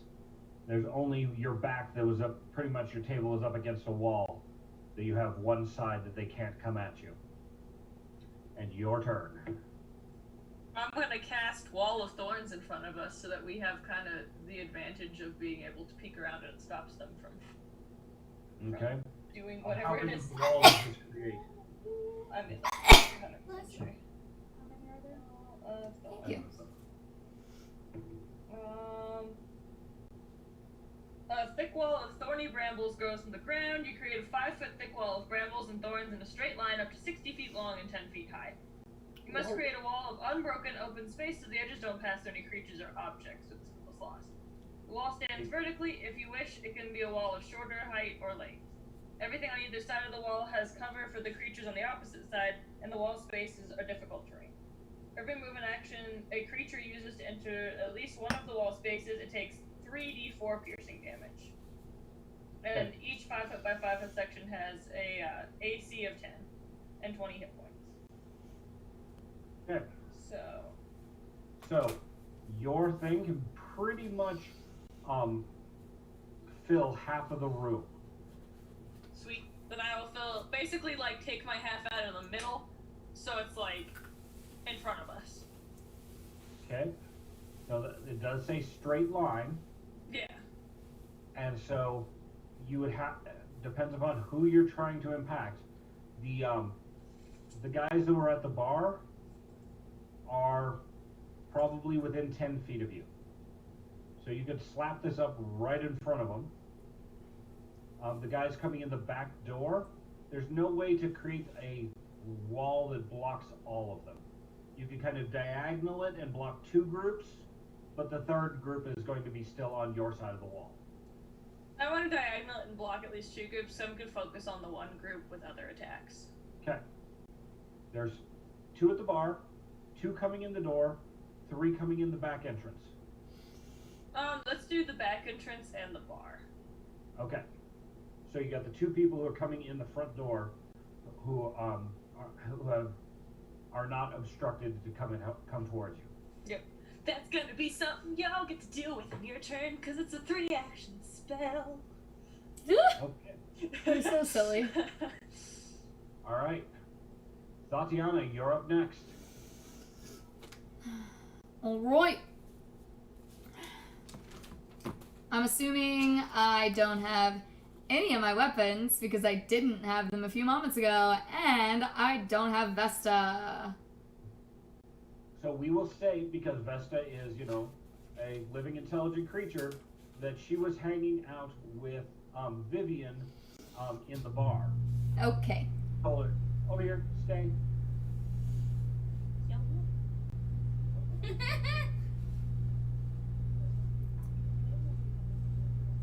Bring it up now so I can do the well. Just started combat. Okay. Alright. So you've got Vesta with you. Since we don't have the map, I hate to ask, but how close is the one group? The one group is about 20 feet away. Is there anyone standing directly in front of me? There's no one blocking your range. Fuck yeah. You will say that your back was to the door. You got alerted. You were kind of a little surprised. What? You jumped up. You're looking around, and you see these guys coming at you. Cool.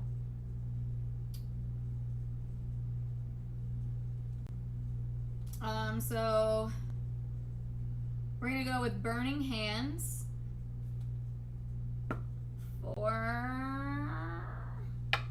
17. It's a 15-foot cone, but at a 30-foot range. Because my range boosted up, so it can... Okay. Range is not going to be a problem in this situation. Okay. You are inside of a 50 by 50 block, and you're pretty much in the middle of one wall. Well, since it's only a 15-foot cone, I just want to make sure that I get my cone to start, like, basically at the first person closest to me and hit as many as I can. Okay.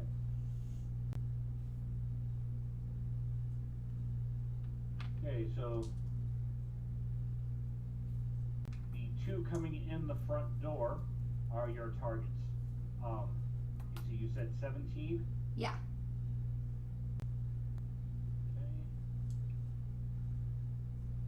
Okay. That is enough to hit. These guys don't appear to be heavily armored at all.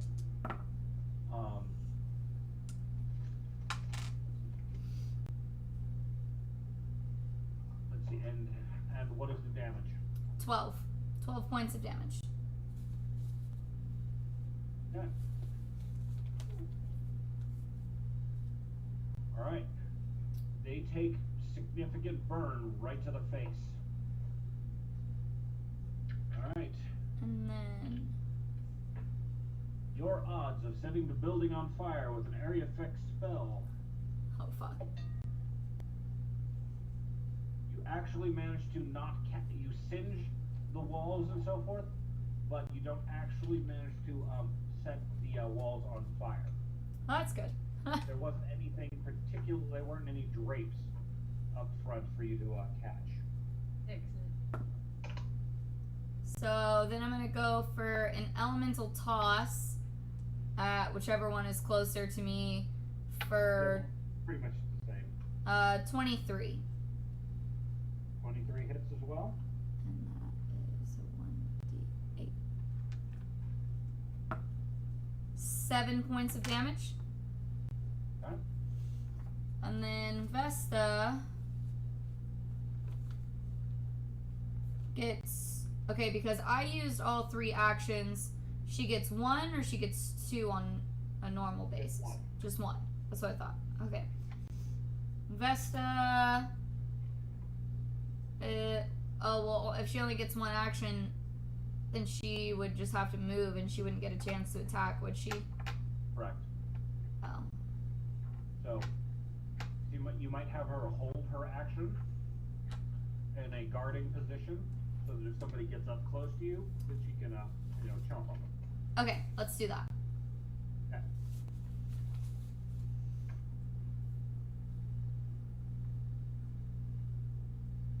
All right, Vivian. First thing I'm going to do is use my rat whistle. My rat. I do not remember the rat whistle. For the Halloween. Look at us using a Halloween quest item. Stuff like So someone's little rat swarm, I think. Okay. Blowing the rat whistle. This is an old building. It's got crevices and places for the rodentia to hide. And for pretty much the entire block's worth of rats start coming out of the woodwork. And I will say that they show up over near the bar, so that they are directly confronting this rat swarm that you've called up is confronting the 2 guys who are sitting at the bar. I'm supposed to be still being that. Okay. Also, you guys What are you doing? Okay, well, it's not Yes. time for bed. So you gotta fight it. I'm not going to use that now. That's for later. That's a special tool we'll use later. Okay. yes. I am going to cast my I'm gonna try to get up and move around if there's something That's that's ranged more now. engaged. The closest are Still are have 2 the hours before it's bedtime. guys charging you from the front door, and they're about 20-25 feet away.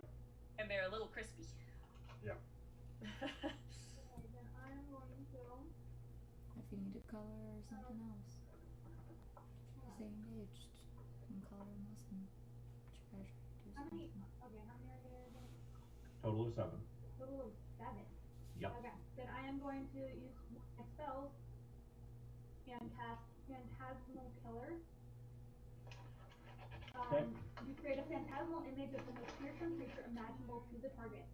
Only the target can see the killer, so you can see the vague shape of the illusion as it races forth to attack. The effect of the killer is based on the outcome of the target's will save. So you think you'll need to be up before 10 a.m.? So I have to make a will save.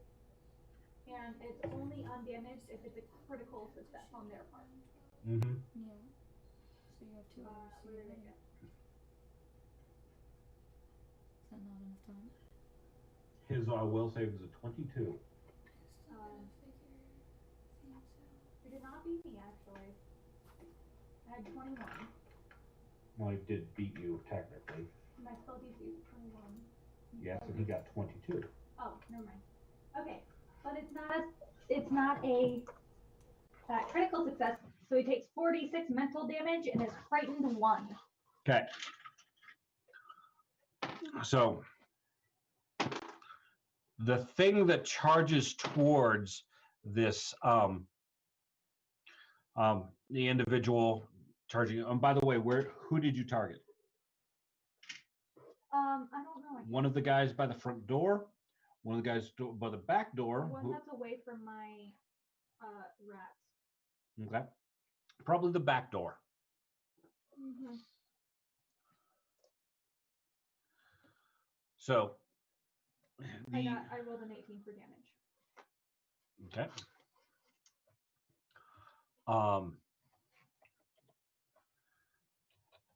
The guy by the back door, whom this creature charges towards, the shape is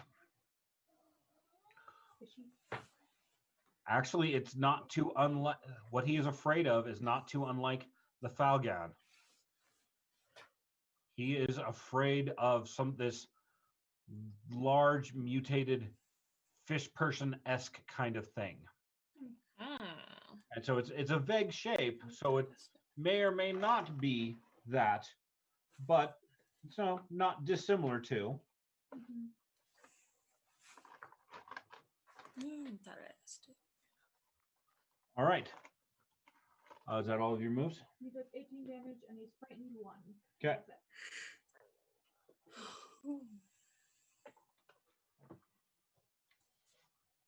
Okay. We have rats. We have guys frightened and hurt. Do the rats attack this turn? No, this turn they're just swarming because they're coming out of the woodwork. Okay, that's fine. But they are definitely menacing the individuals they're facing off at. All right. Let's see. Nari, it is your turn.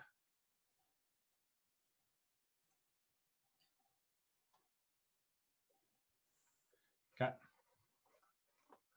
So, what's your best dick story, winner? Hit us with a solid side tangent. Mm-hmm.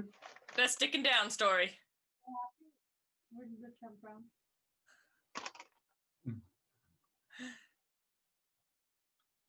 Molly and Luna are having a conversation, so we're side tangenting. Yep. Yeah, so dick story. Well, that Amazonian lady had a real nice dick. Really? Yeah. She was packing in addition to having the Large tongue. Mm-hmm. Yeah. Nice. So not only did you get the nice soft smooth skin, but apparently she can please you in multiple ways. Yeah. Nice. I would recommend that one. Probably why she charges so much is because she's got everything that a person could want. Mm-hmm. She is definitely a specialty act. Mm-hmm. Some people that might fun. not be their flavor, but for those who it is. But it's a pretty common flavor that's really neat and interesting. Mm-hmm. So I've seen in my travels. Also, y'all have fazoli's because it looks like y'all have fazoli's. We have fazoli's. I'm very jelly.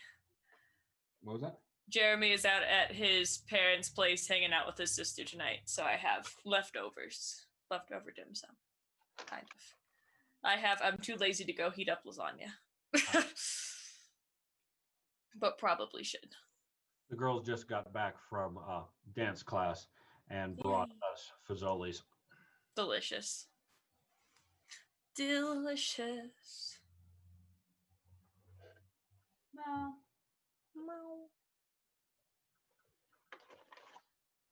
I'm trying to use like more of my spells. Mm-hmm. Like in previous games, I was using cantrips and not using any of my other spells because I wanted to like save them.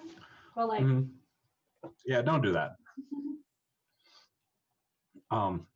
One of the things of note, because we're having a much higher roleplay-esque game, you're not going to have as many combat encounters. Therefore, you're not having to conserve spells as much, unless you're like end up in a dungeon crawl, and you're down in the sewers chasing after monsters, and then you're going to maybe need to conserve resources. While they're working on that, the two that came in the front door, who Tatiana blasted with fire, continue. They shake off the effects of the fire and continue charging because there's almost a fanatical gleam in their eye. do they look like sun god worshippers? Dead Beetle Clan. They're the Dead Beetle Clan! They live in the mountains and have 5 teeth between them. Dead Beetle Clan.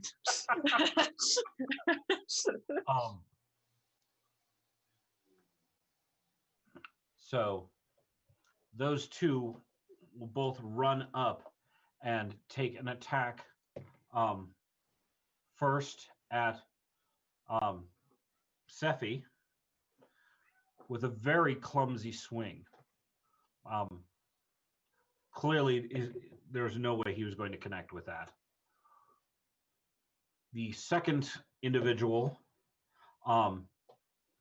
is attacking Thwack, who has placed himself in front of Tatiana. Go figure. Yeah. And gets hit with the short sword that the individual is brandishing. Ouch. It hurts. For Thwack. Thwack takes 9 points of damage. Ouch. Would using divine lamps be effective against them? It's effective against most everything. I know, but I had to double check. So if they're evil alignment, then it won't work.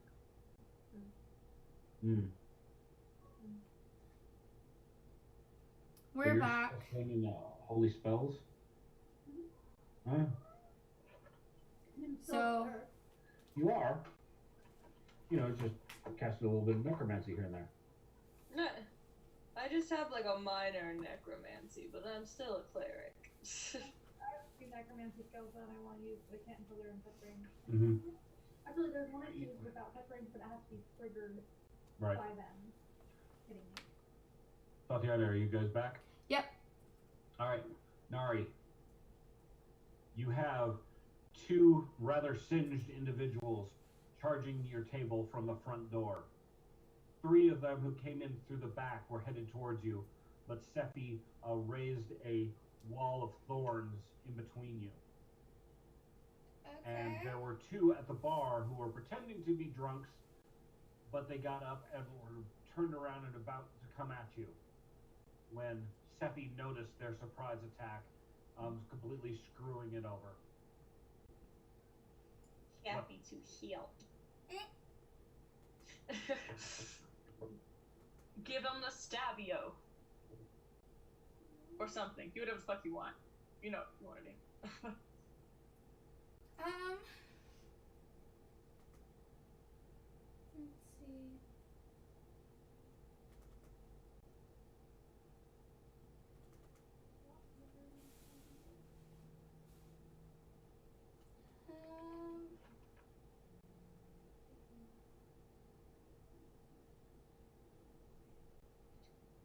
How erotic. Breadstick play. Oh, nice. I appreciate you, Patrick. I can do a little. Fellatiate the breadstick and then we bite the tip off. Ah! Or we burn them with insults. Yes. No, whatever works.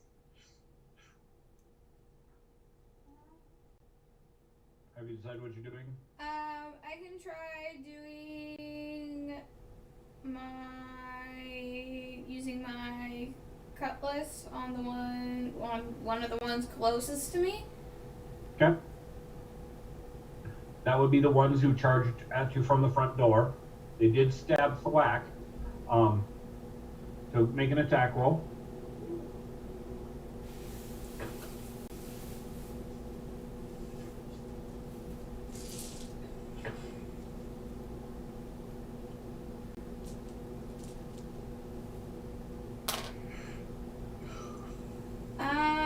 I got a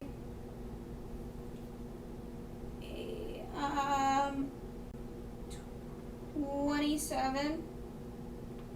Okay, definitely hits. All that damage.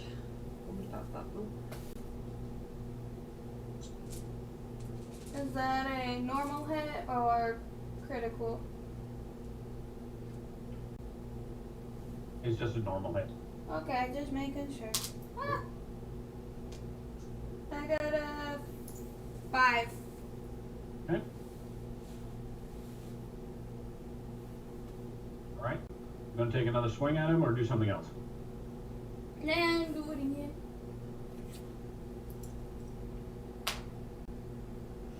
I got a 17? 70 is not enough to hit on the second run. Darn.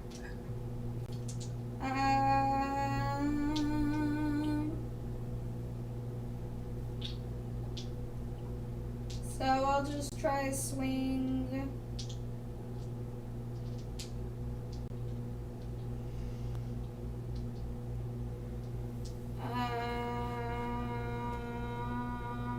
Honestly, I'll throw a cantrip card. Let's see what happens.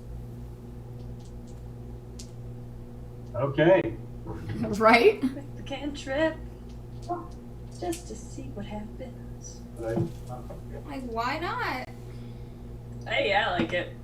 Let's keep things spicy. That's the kind of machismo I want to go for. Okay. Start by rolling me a d4. Or are the triangle pyramids? Yeah.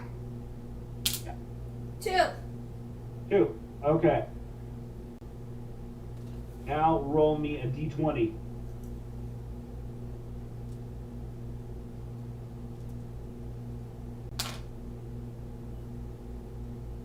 $19. Okay. The 19th second level spell. Yes. Oh, they're all cantrips. Oh, cantrip. Well, one of them things. Let's see.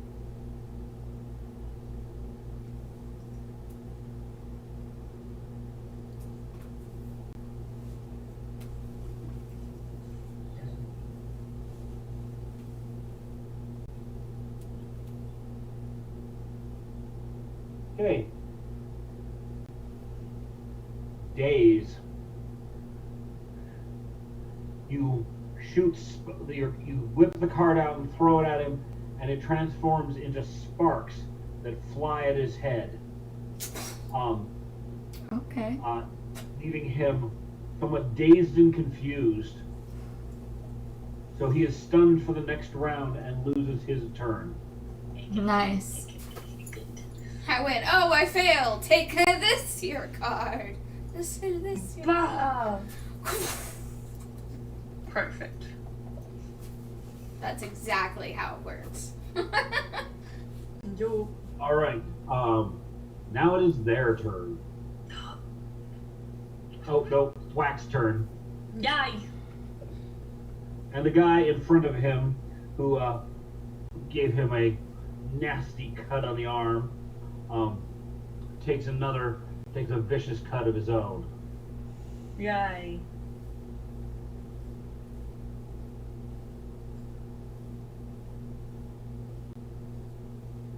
Thank you.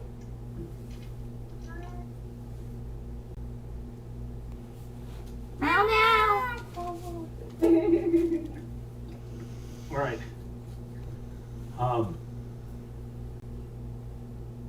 The two that are at the bar are trying to hack their way through the roses. One of them had an actual axe tucked up underneath his cloak, and the other is using a short sword. And it might take them a couple of turns to cut their way through, but they are making some headway. Word. The three that came in the back door, one of them is kind of terrified and takes a step back and is trying to shake off the effects of the phantasmal killer. The large burly one that came in has grabbed a table and is using it to try and shove his way through the bushes. Well, if any of them touch it, they take some damage. Yep. Let's see. His strength check. He will get through the roses faster than the others. He is somewhat protected by the large table that he is using, so he takes half of the damage that he would from the spell otherwise. Word. Let me see how much damage that would even. I think it was like 2d4 was the original number. Yeah, I'm thinking so. Huh? Well, let me look though.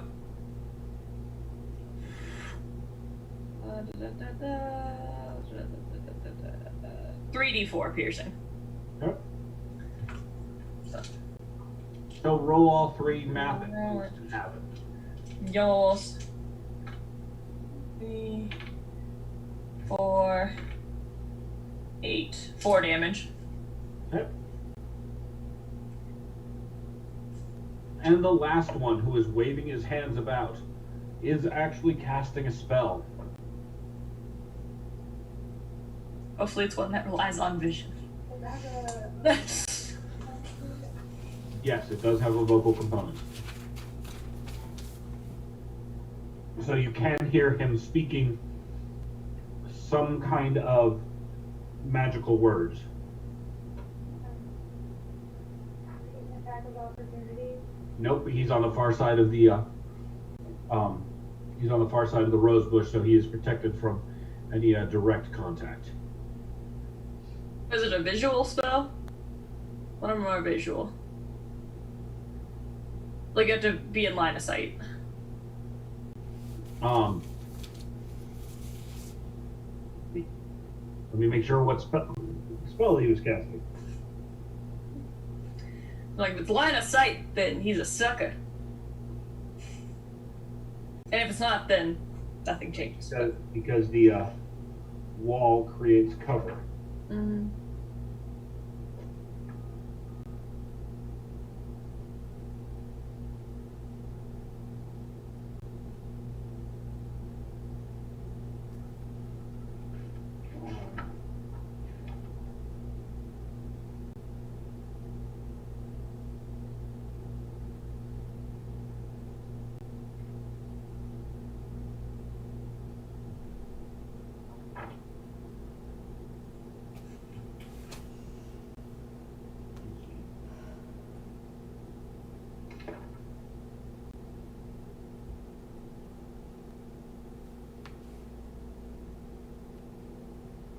Yeah, where's that spell?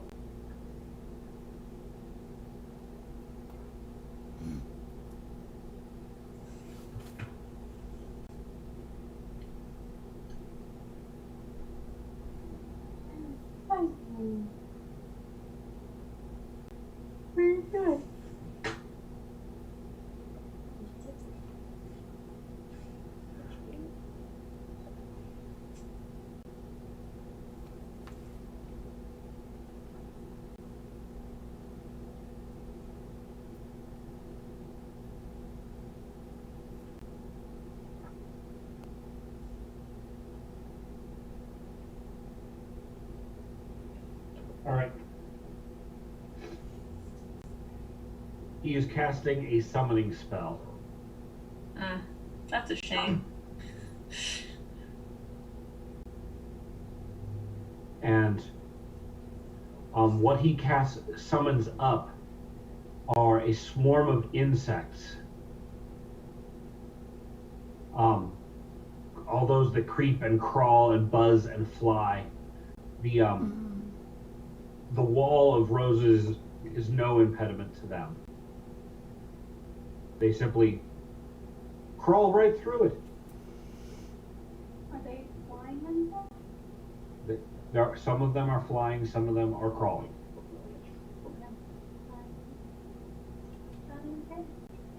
And that's his action. These insects are oozing their way through the wall and will be in a position to attempt to attack on the next turn.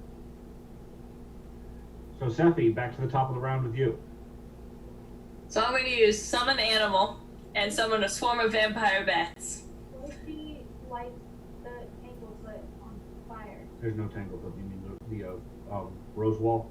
Yeah, what if she lights the rose wall on fire while the bugs are in there and the people are in there? There are no people in it? There's the guy with the table. Well, yeah, Table and man. the guys that are hacking their way at it. You trying to light the thing on fire could happen, and then the whole building is going to go with it. But Yeah, that would be. I don't know. How much property damage do we want to do today? But yeah, no, I kind of agree with Tatiana on that one. yeah, But at any rate, do familiars get one action or two actions? they get one on their own. One on their own. And I get to give them more. I might give them my last action, so they have now 3. Okay. And I want them to use one action to, 1 or 2 actions to nom on the bugs. Okay. And then, if I could like summon them on the other side of the wall, if they could nom on the bugs on that side of the wall for 2 actions. Okay.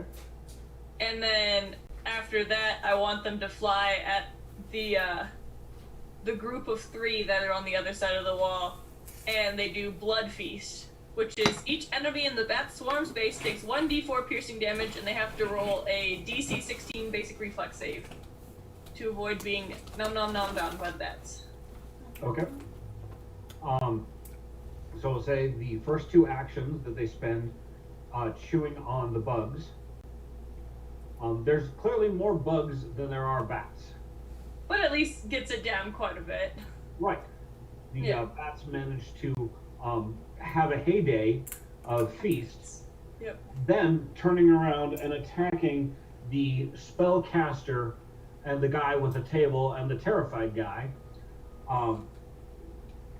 They come at them. You say, was the DC? 16, and actually a 16 so that they don't have persistent damage. So Okay. they will take 4 points of damage regardless. Okay.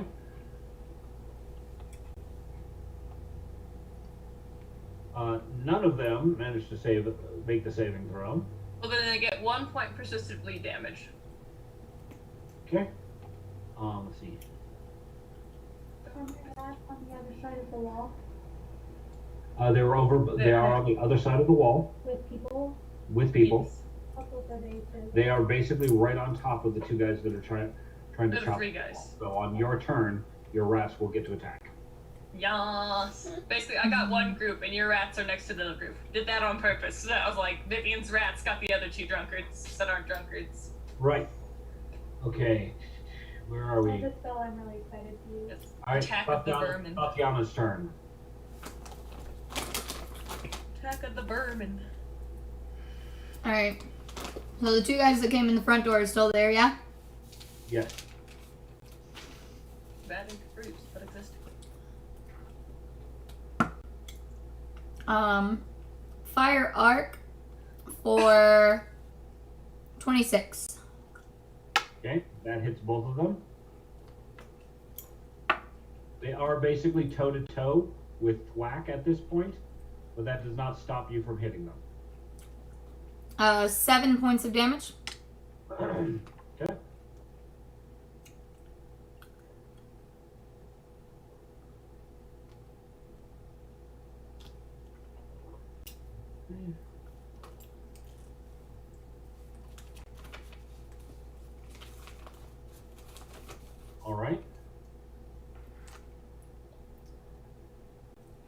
Are they dead yet? They're behaving oddly.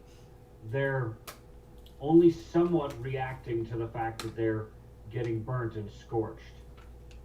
That fanatical gleam in their eye, they're shrugging off some of the pain and not be reacting the same way.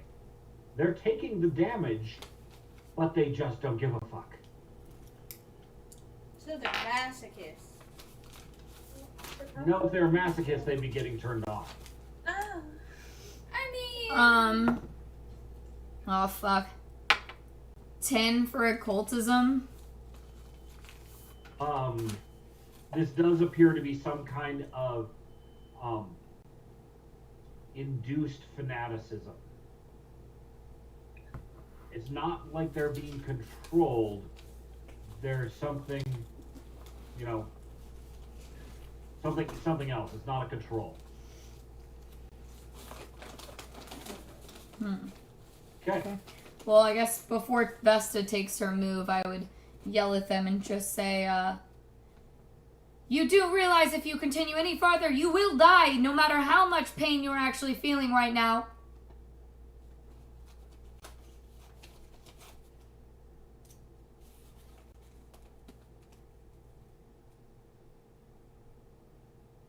See if they even respond to me.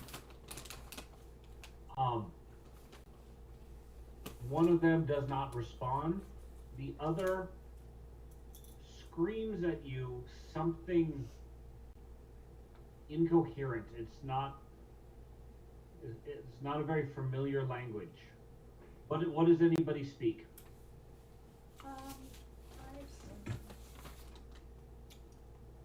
Elven, Common, Celestial, Draconic. Common, Sylvan, Elven, and Necro. Okay. Common, Sylvan, and Druidic. Okay. Common Alright. and demonic. Nari. There's some flavor of demonic, but it's even from that it's somewhat twisted. Ah, so it's like Dutch and German. So it's swamp demon. Swamp demons. Redneck demon speak. Demon. Fair. The Cajun demon would be a good one. Because fucking nobody can understand Cajun. Let's be real. True. Creole, yeah. Oh. Creole demon speak. Well, no, apparently, like Germans consider Dutch swamp German. Mm-hmm. Got it. So yes, so whatever he swore, while you speak demonic, it sounds kind of like demonic, but it's different, and whatever he said was unintelligible. Alright, Okay. so clearly he didn't give a fuck. So Vest's about to go fucking whack that motherfucker in the face with her tail. Swamp demon. Okay. For a 29. Oh yeah, that hits.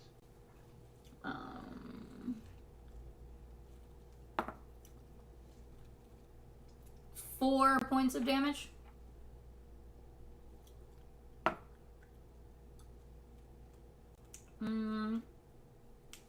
She tries another flick for 17.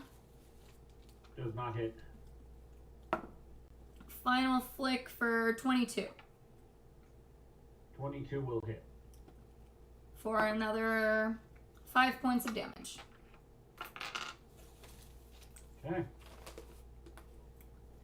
So that guy goes down. He's on. His body is on fire. His robes are burning. It wasn't until pretty much he'd taken enough to completely. His body couldn't take it anymore until he actually reacted. Whatever they're on, whatever spell was used on them, whatever's going on, their fanaticism makes them immune to pain. They're gonna be the new target practice in my new spell. Yarn. Okay. Well, that's fun because it is your turn.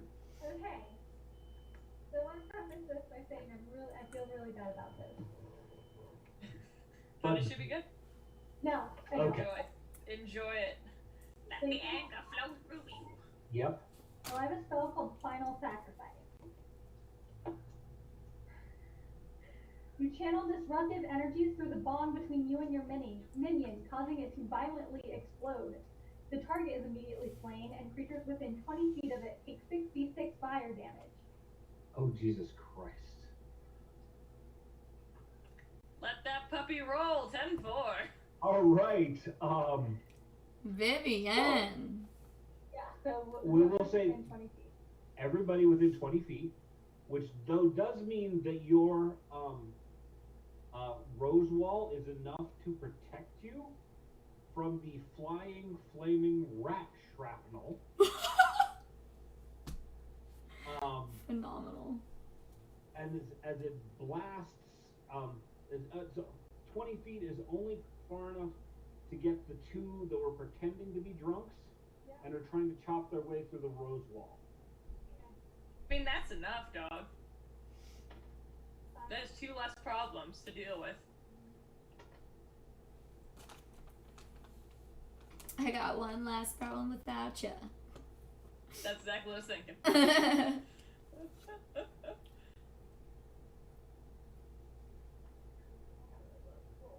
Okay, 10. so 17, I mean, if you got low enough rolls, this might be a good time to use a hero point, but 17 points of flaming damage that's not bad. to the two guys Damn. with rat bits embedded in their backs. Phenomenal. And they are slammed forward into the rose bushes. How much rose damage do they take? Woo! They took 10 points of rose damage. Okay, 2 4s and a 2. because, not everything's just about what your spell impact, but, there are other things that go with it. So those guys are slammed forward, impaled on these extra large rose thorns coming out of your bush. I felt really bad about one that we're at. They didn't deserve that. They deserve better. I can pray to my god about it later. Sit there Later. together and pray to the god about it later. Like, sorry about that. Lols. Oopsies. I will also point out that you cannot resurrect or reanimate an exploded rat. That is true. Not much to reanimate there. Right. Damn. Okay. I assume that was your whole turn. Hold on. I was actually on the action. Okay. Surprisingly, it seems like it's a free action. That was a lot. Okay. Anyway. Mm-hmm. That was a lot. Do I have to? Am I in direct line of sight of any of them? The two that are charging you from the front door, one of them is still standing and is fighting Thwack. Okay. Then I'm going to. I don't know. Can I trip him? You could attempt. Am I close enough? Is what I meant? Yes. Okay, then I'm going to swear vengeance on that whole group of people and then trip him. Okay, to swear vengeance, you have to name what they did to get vengeance for. They attacked us. Thwack, Because specifically. they bullied me. They stabbed Thwack in the arm. Yeah. Okay, there They you go. hurt my Friends. friends. Stabbed Thwack. Go on. Basically. Fucking dwarves. Who's now our friend? And a hoe. They hurt my friends. I'm telling you, worship a female, right? Mm-hmm. I'm telling mommy. Okay. You wrap the whip around one of his legs and pull him off balance, slamming him forward into Thwack. And he takes bludgeoning damage. So Thwack has a hard head. He takes extra bludgeoning damage. Right. So he slams his head into Thwack's. Not like the intentional headbutt, but hit your own nose with somebody else's forehead. Yes. So how much bludgeoning damage did are you supposed to give them? I think it's plus 2. Okay. Hold on, I can't find it. Oh wait, found it. It's you did not give me the number. Okay. So we will just simply give him two more points of bludgeoning damage as he slams into Thwack. Alright, and he is now on the floor at Thwack's feet, scrabbling to try to get up. Alright, Nari, your turn. My turn. So, here's a suggestion for you. Yes. There is that spellcaster who's really who's summoning bugs and probably up to something again his next turn. This might be a good opportunity for a nice shadow walk backstab. That would be fun. That would be neato Valuable. bambito. Got it. Can do. Neato So bambito. the most readily available shadows are under the table that you guys were sitting at. Okay, so I'm just gonna do a little ducky duck. You duck under the table. It looks like that move of the coward in a bar fight. Not the face. And he ducks under the table. But I'm not there. You use your shadow walk ability and come out in the doorway right behind the terrified guy, the big burly one who's wielding a table, and the priest. Nice. So I shall. And none of them know that you're there. The terrified guy is kind of cowering but not running away. Okay, well, I rolled cause I said I was gonna go under the table and then kind of pop up with my cutlass. Yep. And I rolled a nat 20. Okay. So roll damage for your cutlass. It's a +1 weapon. Don't forget that. So I roll 2d6 and add +1 to the total, or each roll?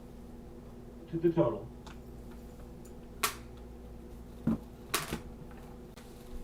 $11. Okay. That's a really wicked stab you just put on the spellcaster in front of you. I went. Boop. You have. Hold it. That was a nat 20 plus your backstab. Oh fuck. You did some substantial damage.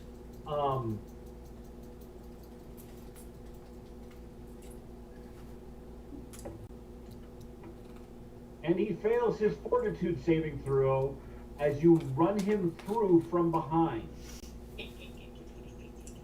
He's got 1 hit point, but the sheer shock of this going right through him and his lung has him dropping to the ground, burbling blood. My hair's not pink for nothing. Yeah, when I get a chance, I'm gonna go do the death knell on that guy. Not that I'm gonna Yeah, you could pull that because he's, kick him in the balls for 1 point of damage and do the death knell. Yes, I love it. All right. Okay, that's all of our turn.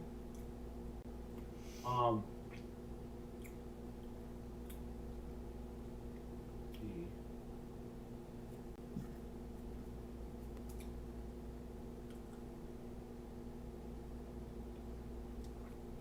Okay. That guy's dead. That guy's completely incapacitated.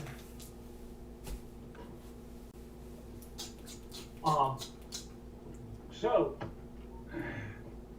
the one remaining guy standing in front of Thwack apparently doesn't give a fuck about what's happening to his compatriots takes another swing at Thwack and delivers a substantial blow. Thwack takes another 6 points of damage. Poor Thwack. Normally, people, after Thwack's hit them this many times, they back off. But this guy doesn't have the common sense left in his skull. The blood and so forth that's running down his body speak of fairly mortal wounds. He's not doing so hot. Speaking of, I don't know when you want to add the 1 point of extra bleed damage to the people who are left with the bats. Basically, it's on their turn, Word. which is basically coming up right now. I figured, I'm like, I'll remind you while we're here. Okay. The guys who were slammed forward into the rose bushes only pull themselves back enough to unimpale themselves before... Pardon?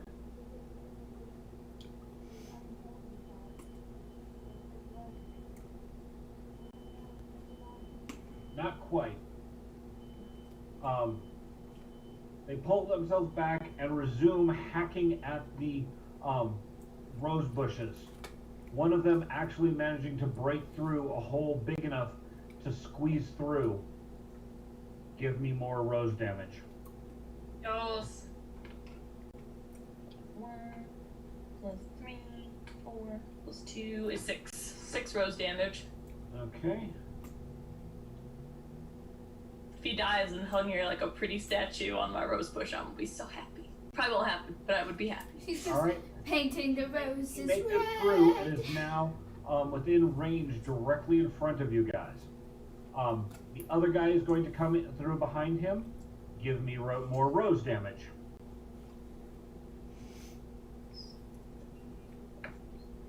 3 is 7. 7 points. Okay.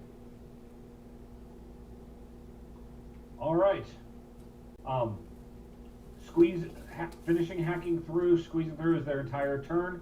They are basically ready to swing on you guys on their next attack. The priest guy is burbling up blood, and basically in shock. Not dead, and if his friends managed to drag him out, well, maybe.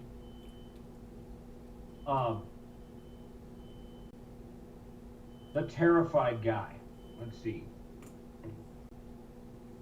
does not shake off his fear, and with what's going on with the bats, he's going to spend his time swatting and swinging at the bats. Who have a plus 6 resistance to bludgeoning damage. Okay. He's using a short sword, so it's not bludgeoning. They have a plus 6 to piercing and a plus 3 to slashing as well. Okay then. You know. But he misses on all of them except the nat 20 he rolled. So the swarm takes 8 points of damage. I don't know how many points it has in total. 11.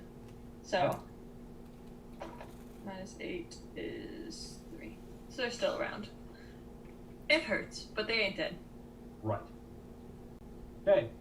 The big guy. He manages to slam the rest of the way through the wall of thorns and throws the table at your party. Everyone gets a reflex save.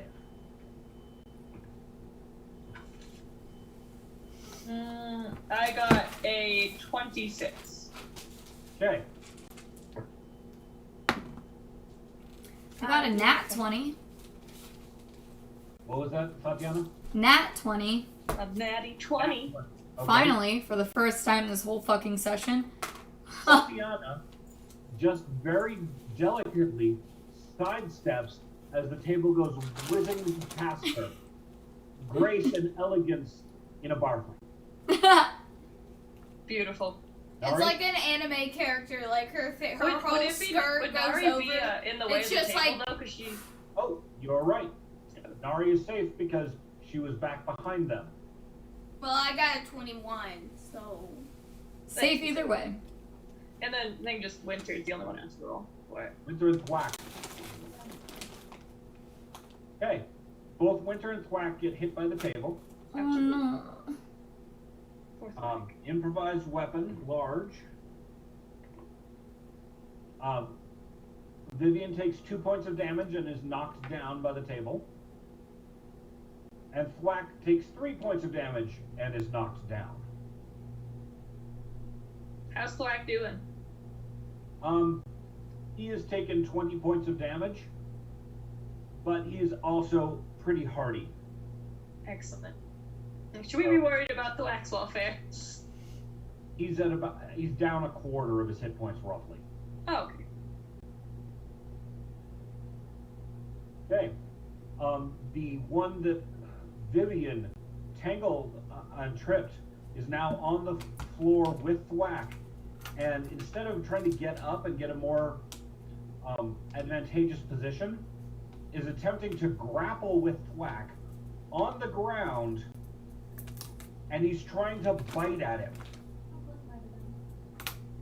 You're on the ground within 5 feet. No. No, specific things have to happen to get the attack of opportunity. They have to basically like move out of your range or do something. But if you do an attack, it's always Doesn't qualify for an attack of opportunity, and you're both equally impaired by being prone on the ground. Okay, so he is now trying to grapple with and bite Thwack, and he gets a nat 20. Vivian, you better fucking heal Thwack. I tried to get an attack of opportunity. I only have one hit point. But I'll Okay. heal him. So his human teeth are not particularly well suited for a bite combat. So even with the nat 20, he does 2 points of damage for his bite. So wait, where is Thwack at with his shit? He is down approximately 1/4 of his hit points. He still has 3/4 remaining. Oh, okay, he's not that bad off. JK. Okay. He's went fine. inside. Yeah, I was gonna throw a healing potion at him, but no, he's fine. I'll get him when we're done. Steffi, does a 23 bypass your armor? Yes. Okay. Tragic. One of the two that made it through the wall, it has taken a swing with his club and hit you for bludgeoning damage of 5 points. Okay. That's not bad. Nope. He will try again. Failure, gross failure, but not critical failure. Alright, the other one who is there is going to take a swing at Tatiana with his short sword that he's using. A little bit. 26. Does that pass your armor? Oh, fuck yeah. Okay. Yes, very. You take 6 points of damage. Cool. As you are cut with your sword. Okay, so I'm assuming. Okay, last session I did the death knell thing, which gave me 10 temporary hit points. But I'm assuming between since then and now, I probably lost those. Correct. Okay, so I just took 6 points of damage. Correct. Okay, cool. I gotta get some fucking armor or something. Like, what the fuck? I need to go find. I'm gonna have to find some magical armor in this town. This town sounds like they got a lot of good shit, so find me some magical shit. I'll do that after COVID. You're in the middle of it. Yeah. Okay. The terrified guy who is just swinging at the bats still is focused on his terror and continues Continue swinging at the bats ineffectually. Eh. The big guy that threw the table at you. No, he'd already had his turn with the table. That's right, he had one action left. He got through the table, and is going to attempt to body slam Vivian. No, you're already on the ground. Yeah. You are. So it means either Tatiana or Sethi. And that makes it Tatiana. The big burly guy attempts to tackle Tatiana. Okay. This is going. Do you have a acrobatics skill, or is your reflex skill better? They're the same. Okay. Roll the same for me. 10. Okay. You are tackled, grabbed and picked up in this giant bear hug by this man, and he's trying to crush you with his huge arms. Oh, it sucks. He does 6 points of damage to you by, popping and dislocating ribs. But he has also got you to where he can't dodge. So he doesn't have a whole lot of defense against you slamming him with a spell. Fireball directly to his personage. Unfortunately, she'd be at ground zero of her own fireball. Yeah, Tragic. I wish. we'll save that for later. Okay. Duffy, top of the round to you. Okay, joking. Who's at you, or right in front of you, who hit you and Tatiana. You've got the big burly guy who is trying to squish the life out of Tatiana. We have Teepee on the ground over there. Little bitey. He's biting, he bit Thwack, and is pretty much chomped on the side of Thwack's neck and trying to shake him like a rat terrier, which really feels backwards, being, Thwack being more the terrier kind of guy. Yo. Is there anybody on the other side of the wall save Mr. Terrified Man? Only Mr. Terrified Man and Nari, who's probably going to fuck up his world in this round. Excellente. So I'm going to use Electric Arc on the two schmuckos directly in front of me because I can hit two schmuckos with my Electric Arc. Okay. So, my D20 fell off the table, so retry. I hate that. I got Find where it went. No, at least it landed on my lap, so I was like, whoa! But I got a 21. Okay. Your electric arc kazorches these two fuckers. Yay! I'm a demon doing 24 plus 4. So they take 5 damage. 5 zippity zappo damage. Now, apparently the electricity it affects their muscles directly. Where the fire was just pain, the electricity causes twitching and convulsions. Ooh. And so they react to that. And you can see that their bodies are worn down and they should be falling over and convulsing. Just whatever they've got going on is keeping them going. Damn, I wish I could have that. Well, got them fucked up. So, I'm gonna give my other action to the bats. To the And they go over the wall for a movement and attack the two schmucks with their Nami Nami Blood Feast spell. Okay. So they take And they have an additional 2 points of piercing damage, plus that bleed damage they would have. No, they wouldn't have had the bleed damage anyway. So they roll a DC 16 reflex save to see if they keep bleeding as well. They're not reflexing anything. That's true. Well, then they take an additional. So basically, they take 3 points of damage right now, and 1 point every turn thereafter of bleed damage. they're falling down. Their bodies cannot hold up any longer, yet they're still trying to crawl and claw at you. They are really not doing well. Well, they're doing worse because they have a bunch of bats eating them, but the bats have one more turn, so they'll do it again.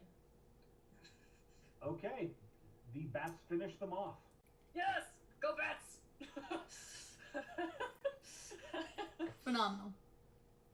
Yes. Okay. Let's see, that was Sephi's turn. Tatiana's turn.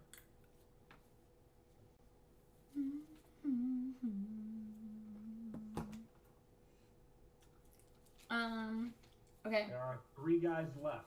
One that's terrified and fighting the bats ineffectually. The big guy that's got you in a bear hug. If you do any extended spell, that he will have an attack of opportunity to try and disrupt your spell. I will also point out a spell-like ability is not a spell itself. AKA elemental toss on the back of his head. Gotcha. The guy that Vesta hit earlier, is he still alive? Or did he die? He's the one that is wrestling on the floor with Thwack. So if he's still alive, then he gets some persistent damage too. Yep. Okay. I think it's a D4 persistent. Yeah, so I'm gonna just go ahead and take care of that real quick, just so I get that out of the way. Okay. So that's his 2 points of persistent damage. So, okay. So the homie that's on me with an elemental toss of 24. Okay, that's a critical hit because our AC is way the hell down in a bear hug. So does that mean I get two dice rolls? It's 1d8 normally. Yep. Make it 2d8. 8 points of damage. Okay. 8 points of damage directly to his head because that's the easiest thing. As you slam your hands into either side of him and basically shoot fire into his ears. He is also now deaf.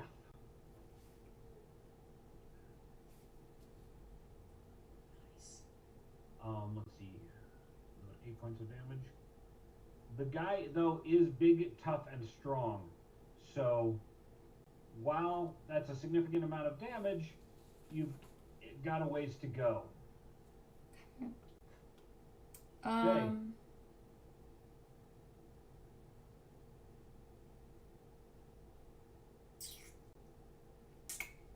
So the pain is, again, not enough to make him try to drop you. He hasn't dropped me yet? Okay. Nope.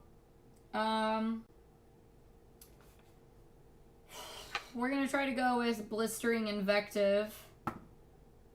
You just made him deaf. Oh, I guess he does have to hear for that, JK. I'm like... Okay. Anything else I do, I have to use 2 actions for.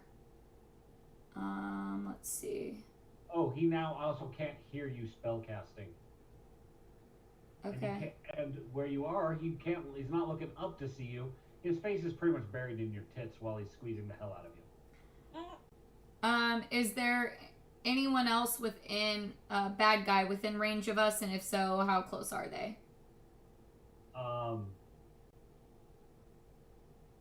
There's the one that's terrified and fighting the bats, and he is, 20, 30 feet away.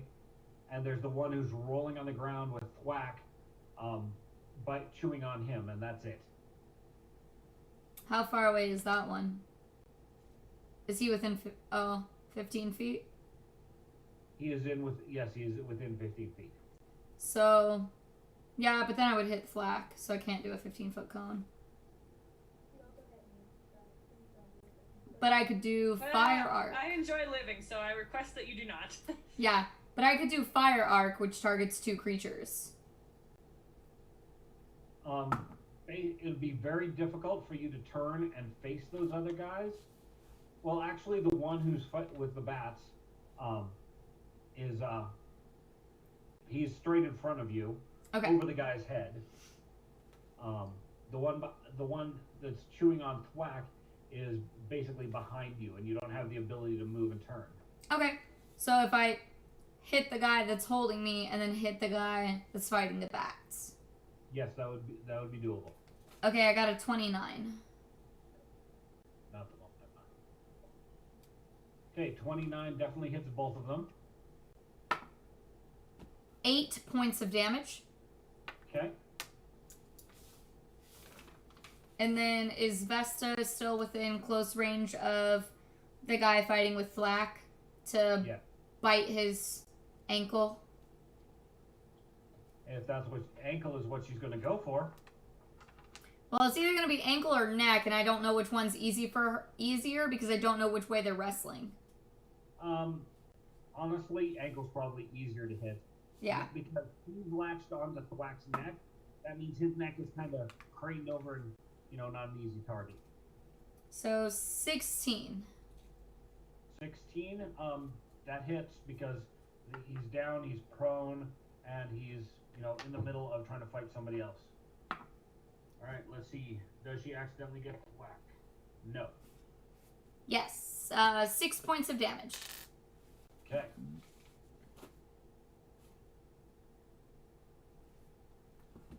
That additional damage is enough to make him let out this unholy scream, and the body stops moving. Oh. He goes from highly active to laying there smoldering. Okay.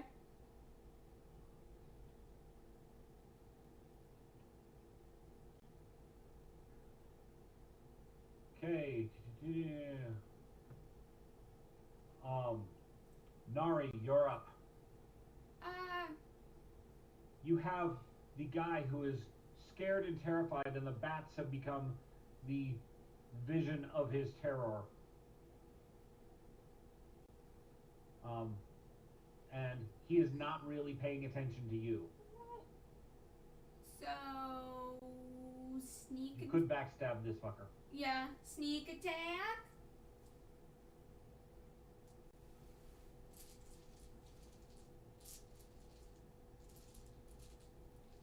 Which is now, I think I upped it, my sneak attacks because of level 5. Oh, you might have even had another D6 for that last attack where you slaughtered that spellcaster. Yep. Okay. Okay, so I roll a...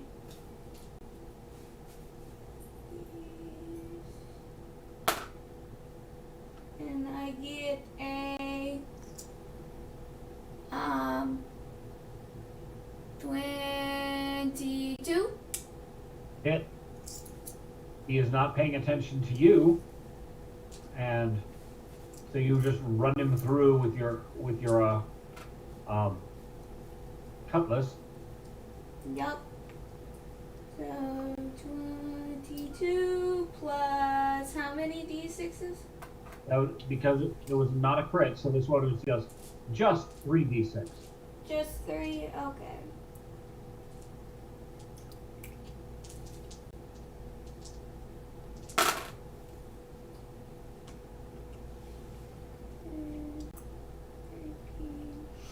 Plus the 1, 14. Okay. You reach out and touch somebody, slicing his neck and blood splurting everywhere. The bats are happy and converging on him, feasting Nom nom nom nom nom. what's left of his life force. He dead. Yay! Tasty bets. All that leaves is the big one, who is trying to squish the hell out of Tatiana. Vivian, it is your turn. They are probably within 10 feet, but you are laying on the ground.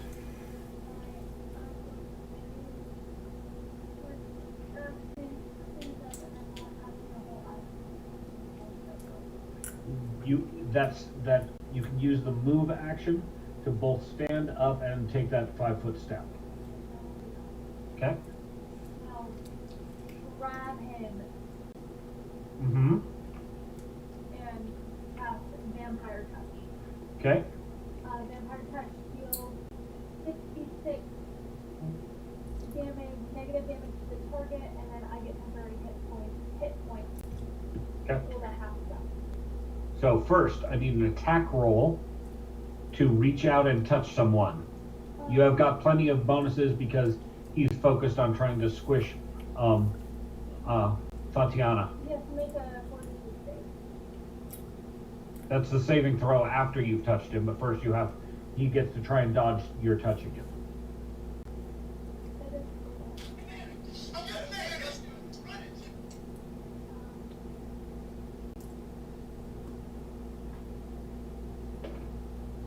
but I got what bonus save? Your spell attack.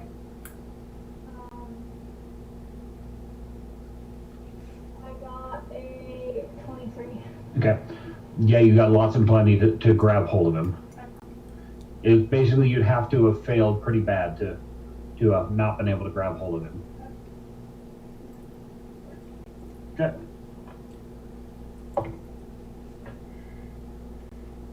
His fortitude is 19. Did not pass. I have a 21 spell. Okay. So 66 damage. Goodbye, friend. 2, 7. 9,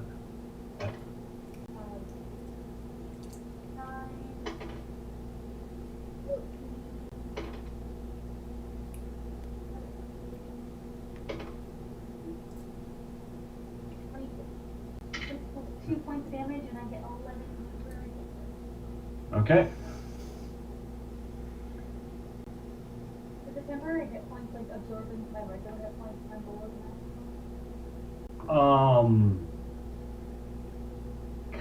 Not really. So you get 11 hit points. You now have more than your full, but after the battle and after those wear off, Yeah. you do still are going to be down however much you were.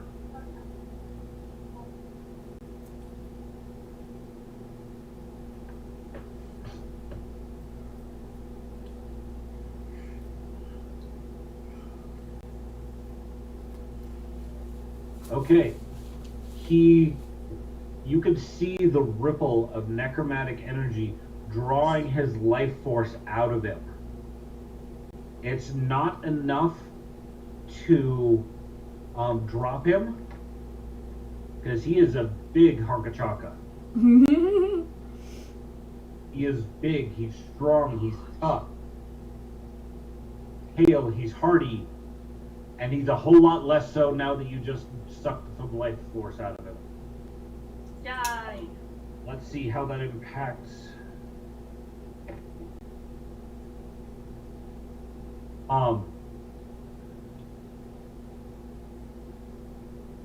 The draining of his life essence seems to have some impact on the frenzy that he's in.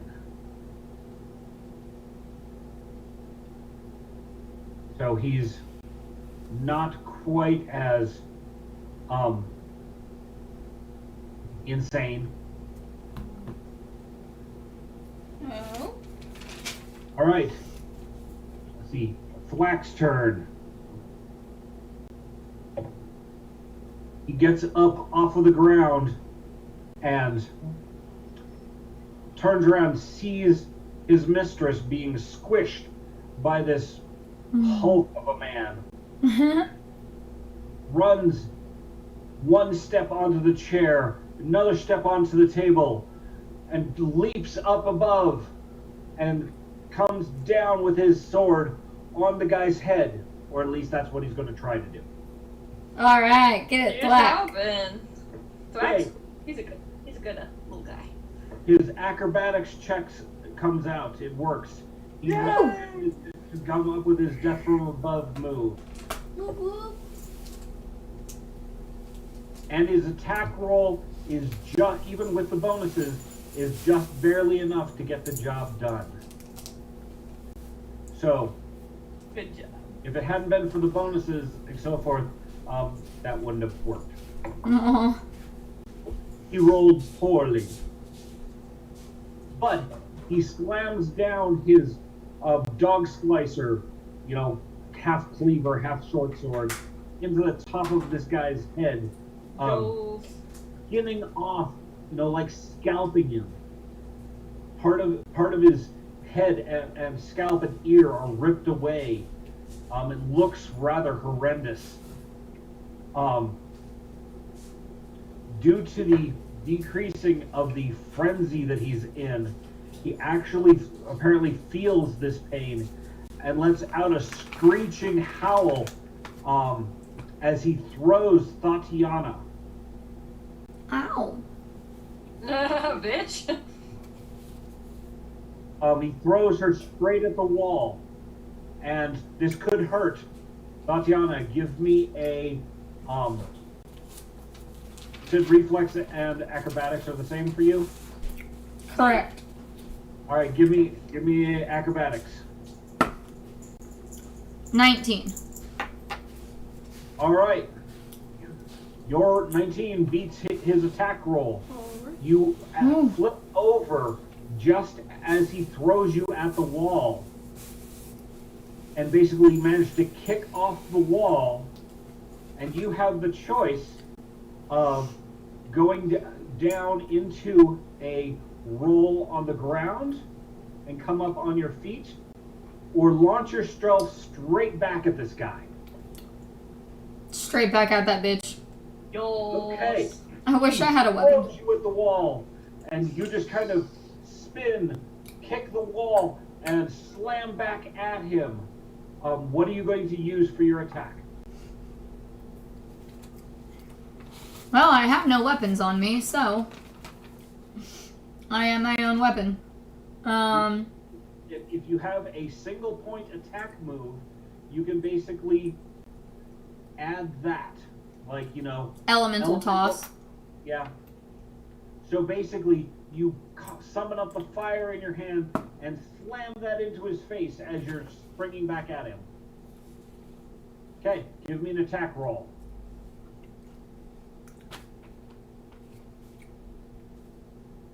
You rolled a nat 1. Okay, Bad. My condolences. so I quit. epic roll.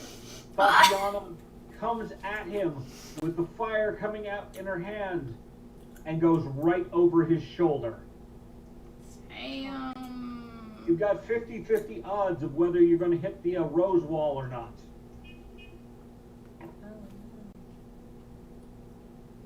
And you miss. Oh, thank God. You manage to slam into a different wall instead. Fair. It's better. While you are stunned, you didn't take any damage.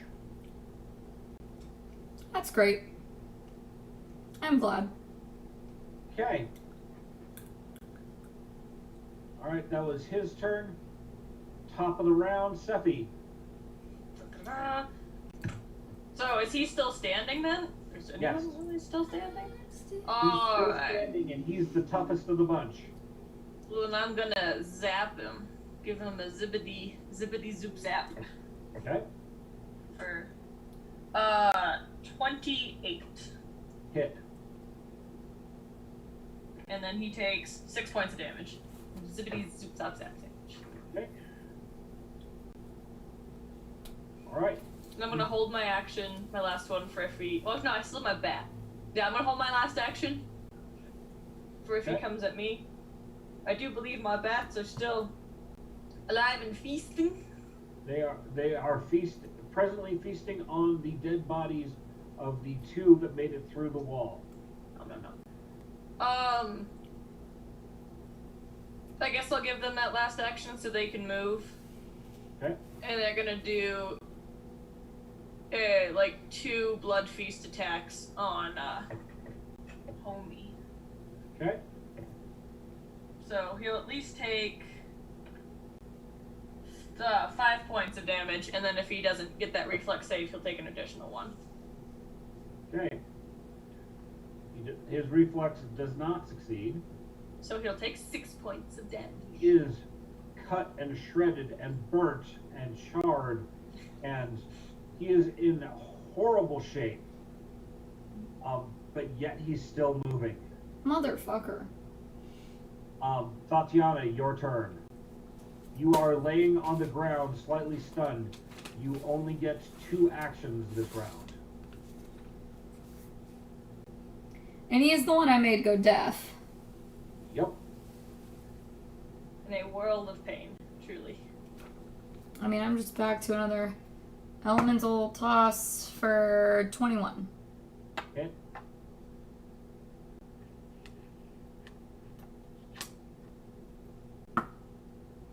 Three points of damage. And then Vesta can take her actions. Vesta is unnecessary, as that elemental toss that you put into his face is enough to off him. Oh, fabulous. Okay.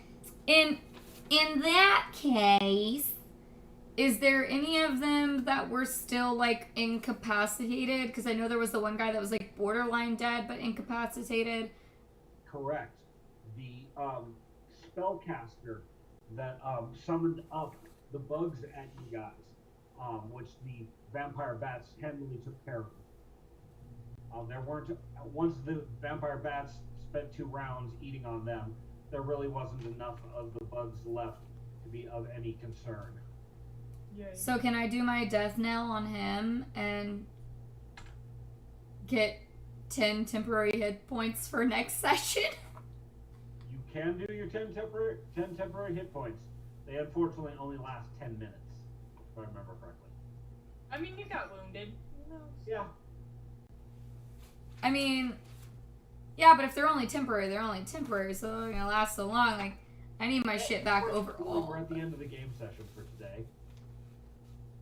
Yeah, but they'll last 10 minutes at the beginning of next session, or Yeah. okay. I'm gonna do that and Okay. search his body.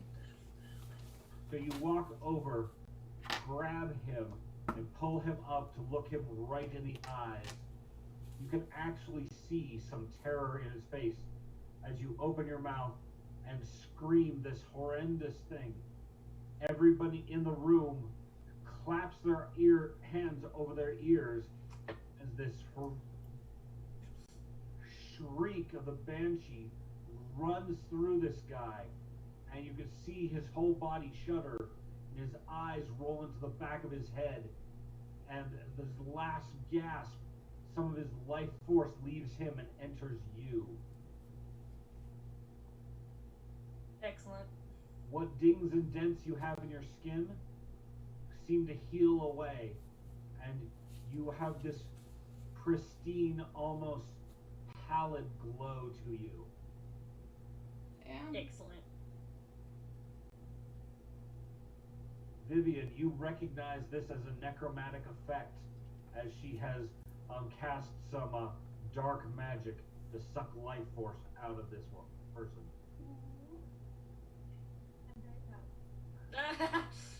Good job, baby. All right. Let's go, baby.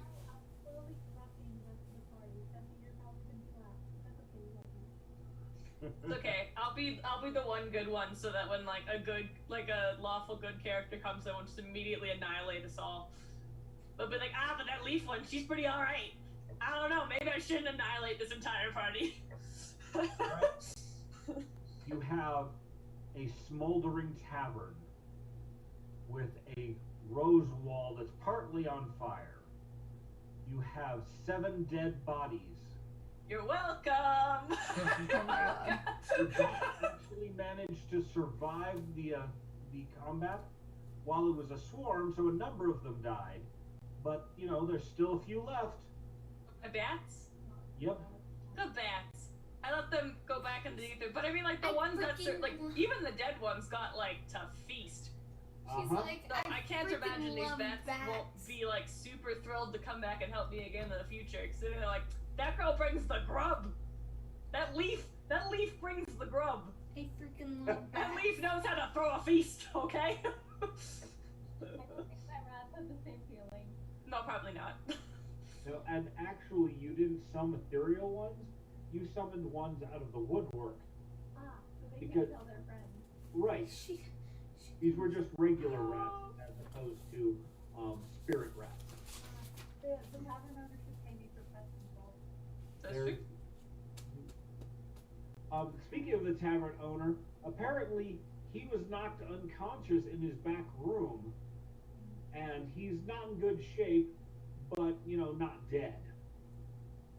So wake him up, I guess. So wait, what did we find on the dead bodies while Vivian goes to take care of the tavern person? Yes, let us find. I'll roll perception. I want to look at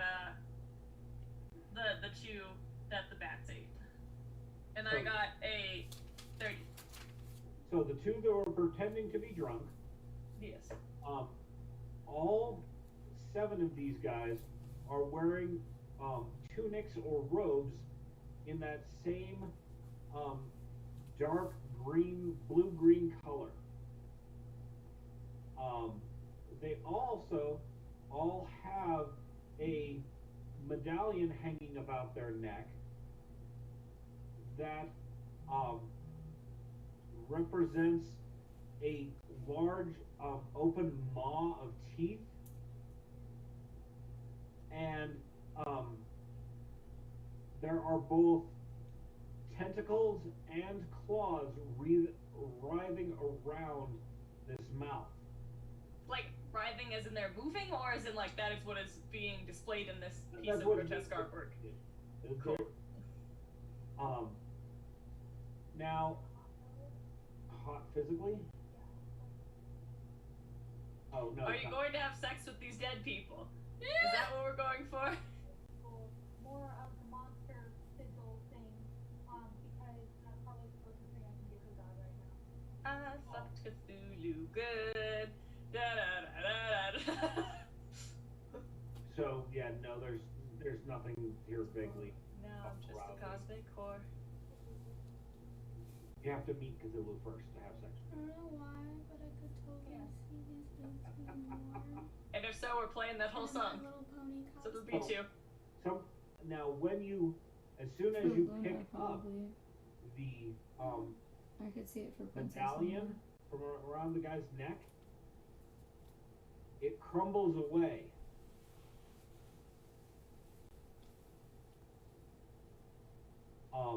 There's a faint tang to magic of the minor self-destruct spell that was placed on these. So they were intended that as soon as its wearer died or someone else tried to take it, they would crumble to dust.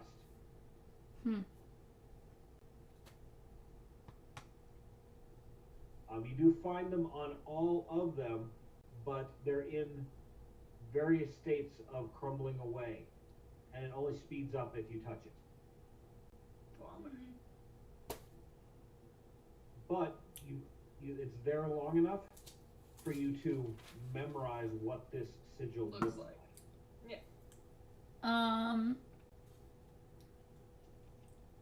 The spellcaster's medallion was fancier than the others. There's like a little bit more scroll work around the edges, kind of thing.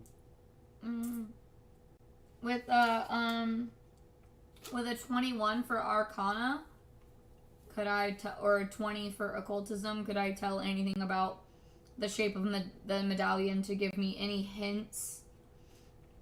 This medallion is very representative of a holy symbol. I figured that much. So really, we need to roll for religion. Religion or occultism, they both apply. Well, occultism would have been a 20. 29.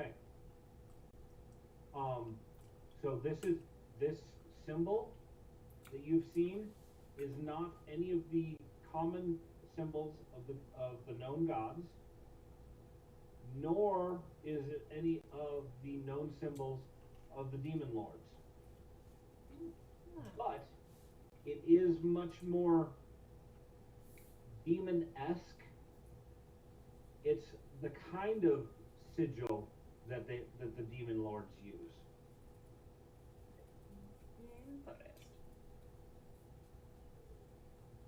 Okay.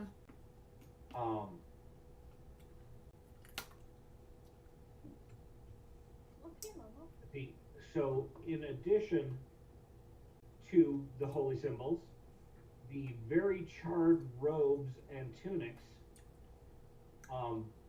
there is a pocket full of coin each.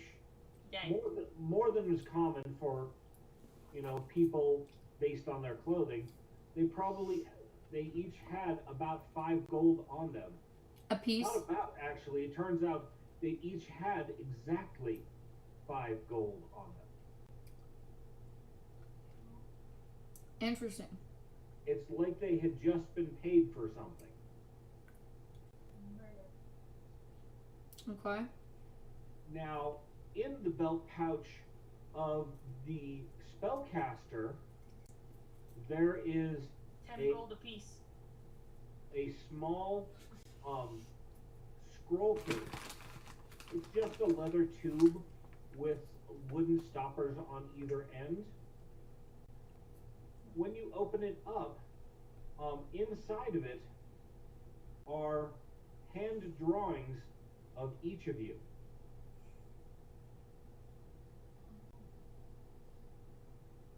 Spooky. Is there anything else besides that, or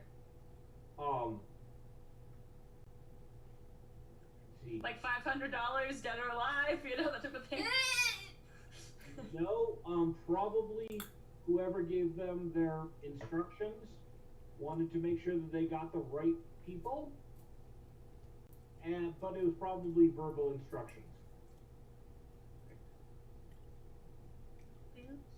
It has a picture of Tatiana, a picture of Nari, a picture of Sephi, and a picture of Vivian. Correct, there's no picture of Thwack. Interesting. I mean, there's some value to not being considered an actual full personage in society.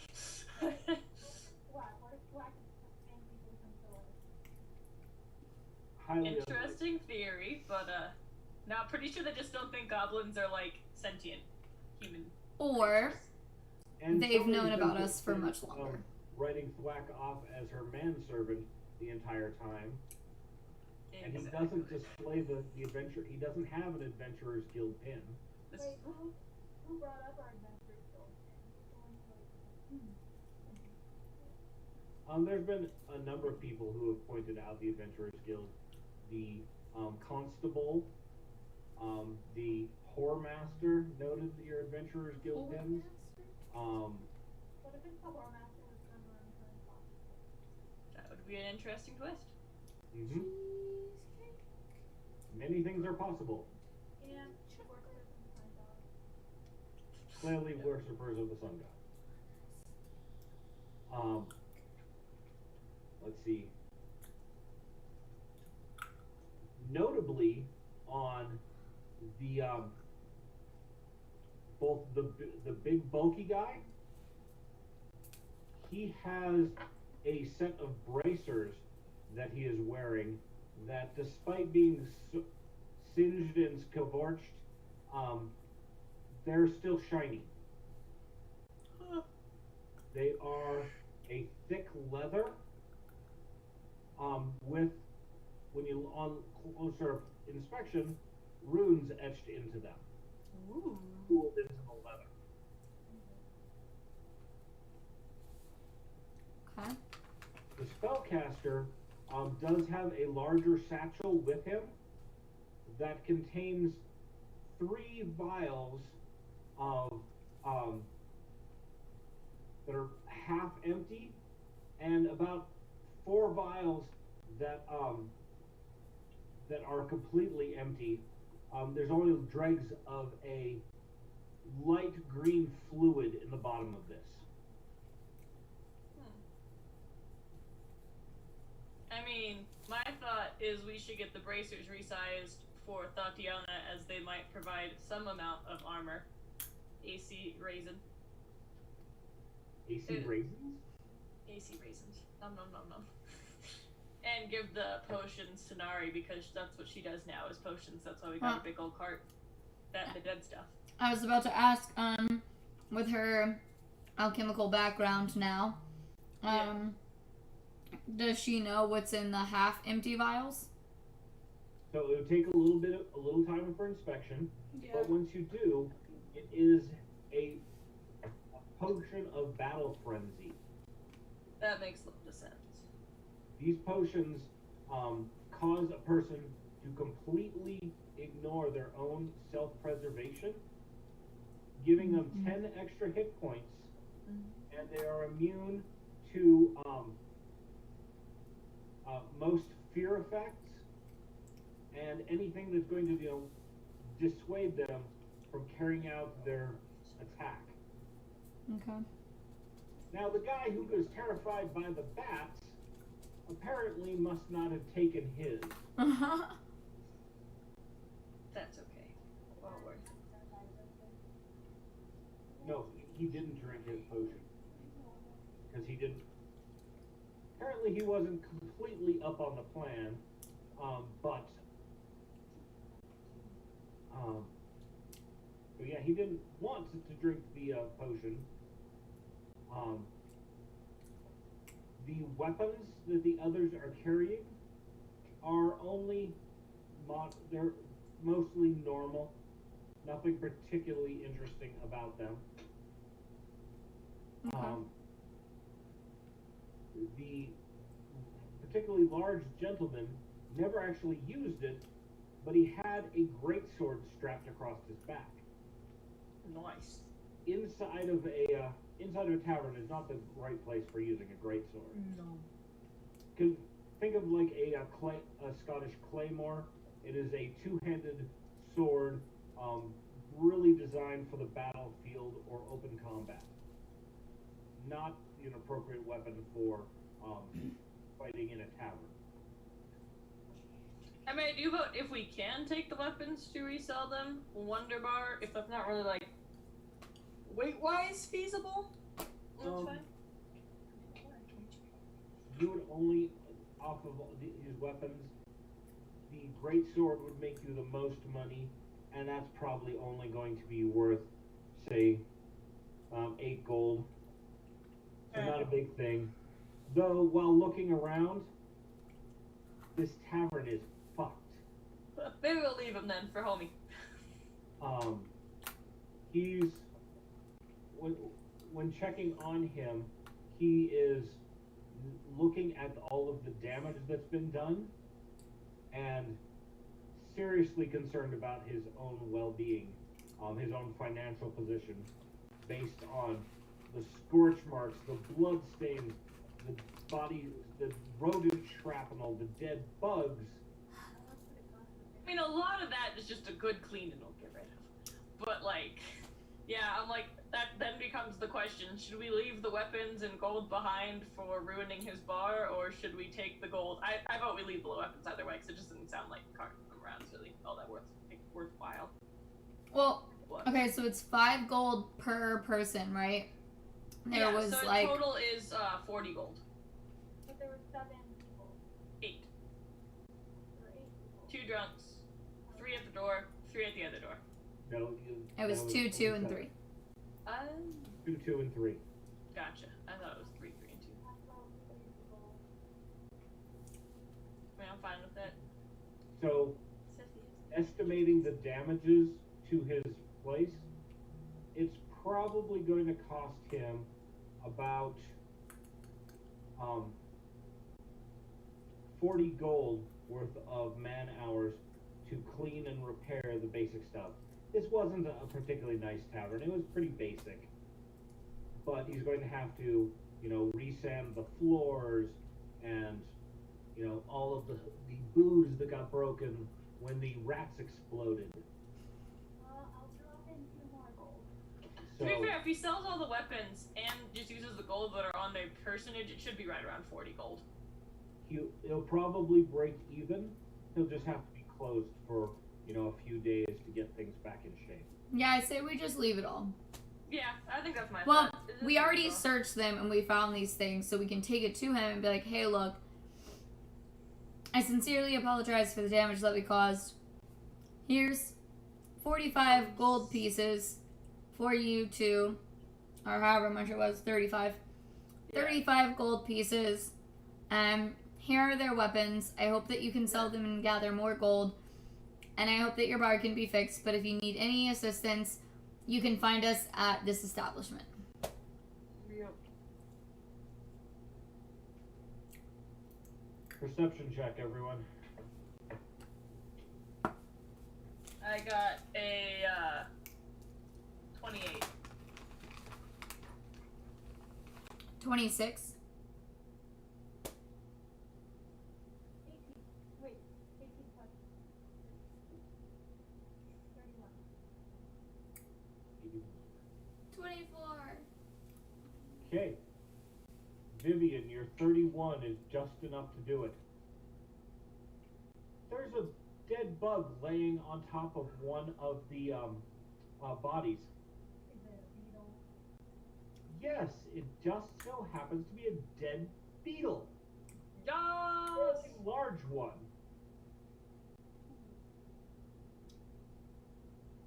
On having a closer look at this beetle that's laying on him, there's a small tattoo right here on his shoulder.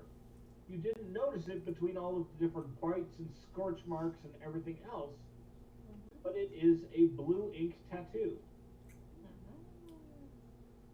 Now, blue ink tattoos are most common amongst the sailor folk, and this one is let's see. It is a set of storm clouds, so not particularly distinct shape, over a ship in rough waters. It's not large. It's no bigger than a quarter, and largely obscured by the spot where he got hit with a electric bolt. But the beetle pointed it out.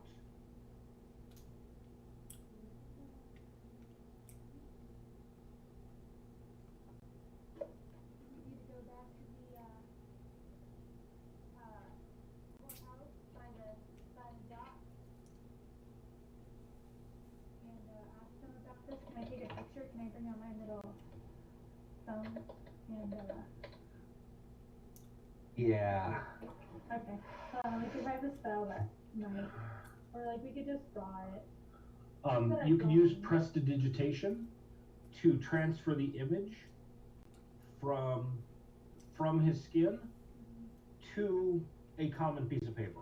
Okay, I will do that. Would that have been possible to do for the amulets as well, or essentially? Basically, they went too fast. Okay. Word. They were specifically spelled, cursed, whatever, to self-destruct so that they would not be used. Etchable. Yep. Well, at least you got the tattoo. But you've seen them, so you know what they look like. Yeah. We can recognize one out of planet. Yep. Whatever.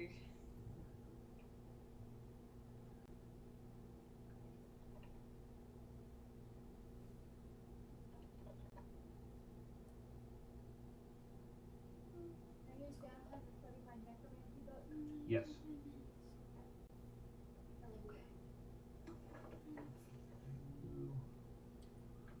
Did you take a sleeping mat?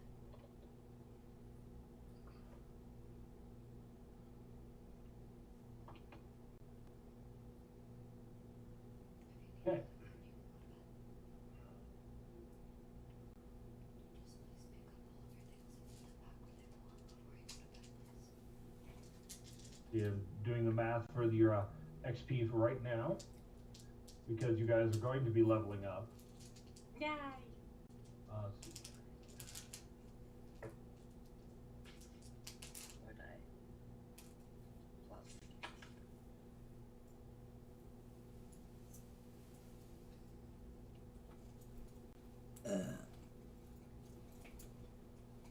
$270 apiece.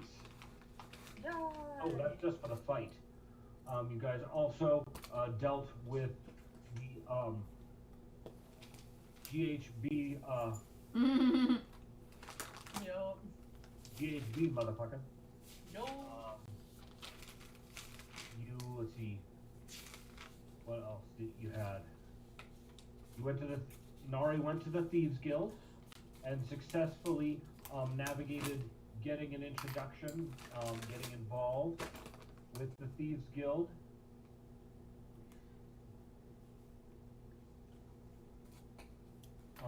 You talked to the constable and got him to provide you his additional information.